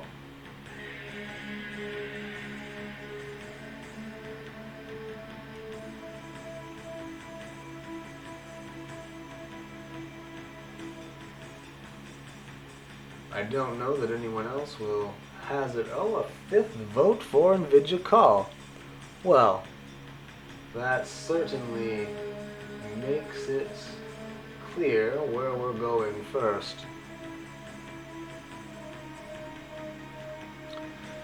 Now, are we going there because we think she's got some interesting research happening, or because we think she's getting herself into trouble with the Camarilla? Merci, Tom. A bientôt. Until next time we're able to speak. Take care of yourself and tell your friend hello for us.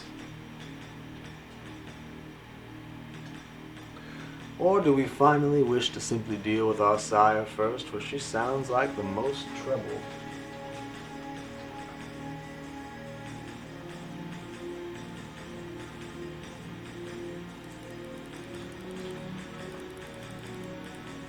One minute stands to decide the reasoning behind our choice.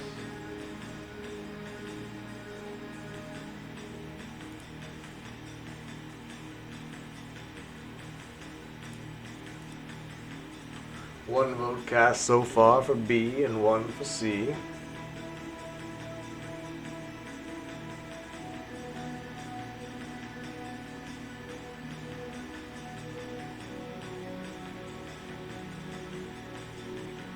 Two votes now for B and 1 for C, with 30 seconds left on the clock.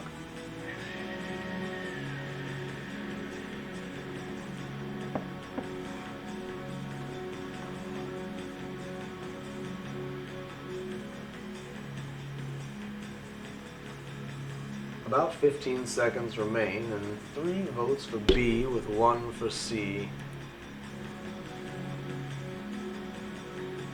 We move into the final seconds of the vote. Perhaps we can help Invidja with her Camarilla issues. The Masquerade obviously does stand to be upheld and not broken. Which, my friends, brings us to the conclusion of tonight's stream.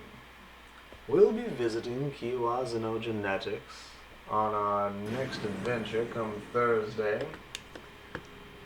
However, before we formally end the stream, let's take a brief moment to talk about how we feel about Pyre, the welcome Tremere, who's made such interesting choices. siding with Prince Leto and the Camarilla over our former mentor, Julian Sen. Choosing to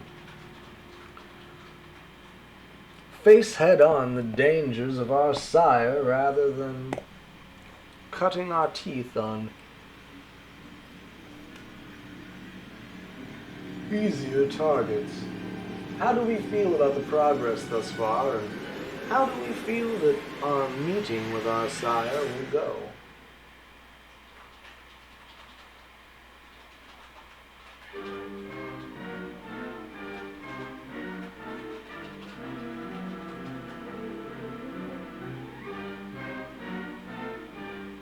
True. You're certainly not wrong there, Moose.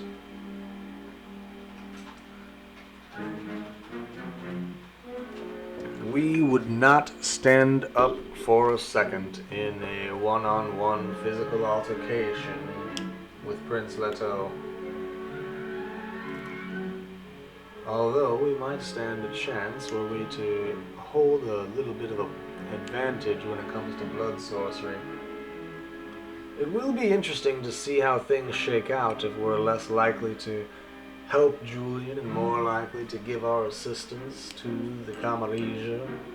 Maybe if we weren't so focused playing all sides against the middle last time, poor no one might have stood a better chance. I am also looking forward to those blood magics, Havoc. Getting more rituals under our belts and perhaps the ability to cast our blood like acid from beneath our fingernails, as Nvidia called it, will prove necessary and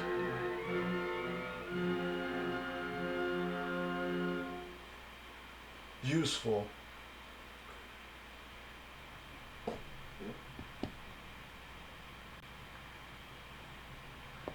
And with the fall of the pyramid and so many of our Tremere brethren taken from us, it does make sense to look for a group to take us under their wing so that we can better learn the magics we desire without compromising our safety.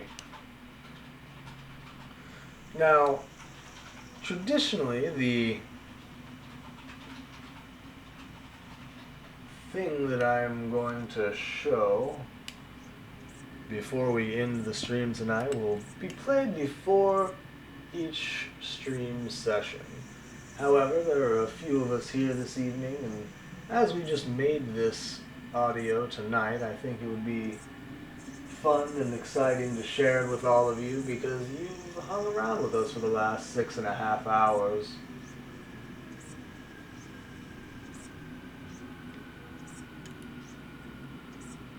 If everybody's of a mind to hear our new audio intro to the stream, that is.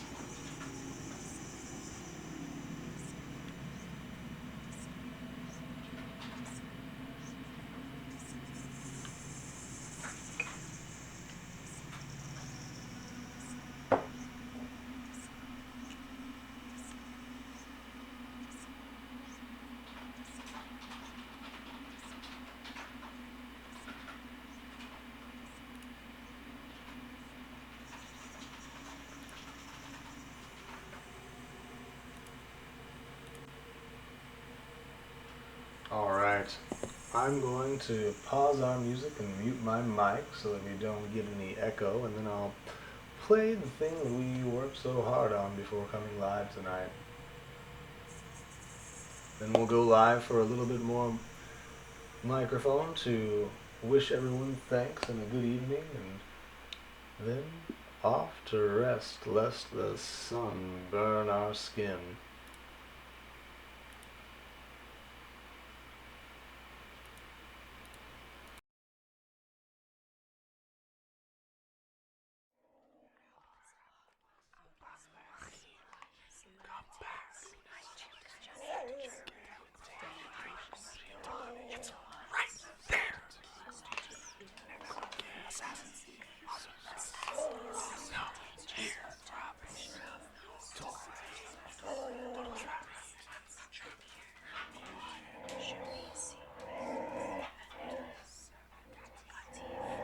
Hush. Welcome to Elysium, kindred. I am your host, Bartholomew Neder. You might be wondering what we're doing here. This is a safe haven for people like us to congregate, share ideas, and propagate. Within you will find concepts at once wondrous, monstrous, and terrific. Denizens both charming and horrible, and beasts lovely and malignant. Our aim is to bring you the story, the true story, the story of my kind. They will not like this. They will try to silence me. But not to worry. I have taken some measure of precaution against their efforts. Find something to drink. Make yourself comfortable, and try to avoid being lulled into complacency as you traipse upon my tail. Listen closely.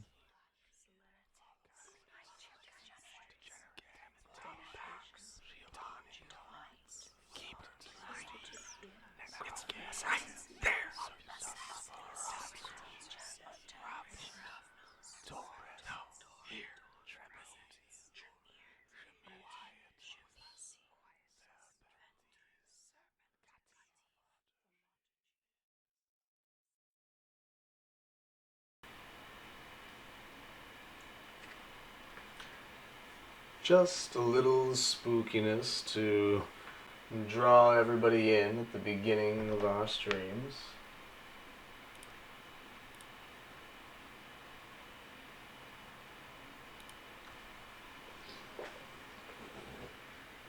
That said, everyone, we are very happy to have had the opportunity to bring you this tonight. Tonight has been very fun, not only in shaping our character, but also in interacting with the community as a whole. The dog noises are indeed our puppies. We hadn't anticipated bringing her into the recording itself, but she started growling at a very, a poignant moment, and I figured why not just lean into it, because she certainly wasn't going to stop.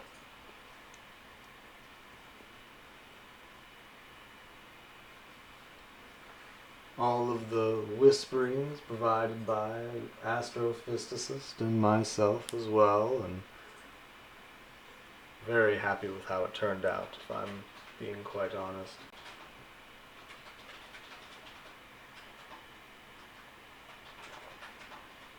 Thank you not only for joining us, but for supporting us and being a part of this community. That you all continue to show up here in this way and communicate and participate in the ways that you do truly means a lot to us. It is not something we expected, not something I expected at all, because after all we are just shouting into the void here without your presence, and the community that we're building together is, it's a lovely group of like-minded individuals. It is, as Astrophysicist has added, inimitable. The program we used was Audacity, which was kind of interesting to figure out the left and right audio as they were tied into the what is this thing called? The Behringer Phantom Power 202 HD. We had to swap our microphone between the inputs on them.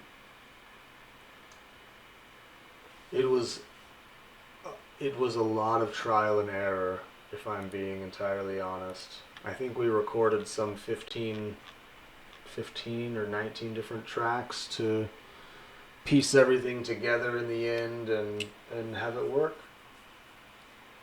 But I think that it was 100% worth it because I definitely haven't listened to it a bunch of times on my own just to hear what it sounds like.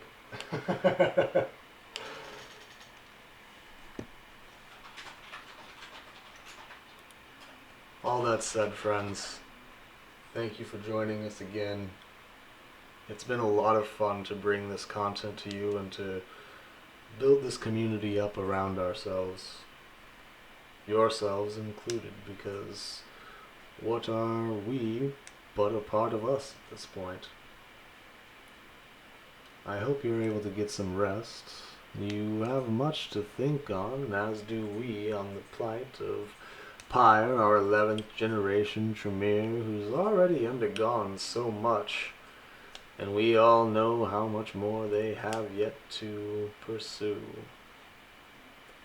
My friends, my family, good night, good fright, and goodbye.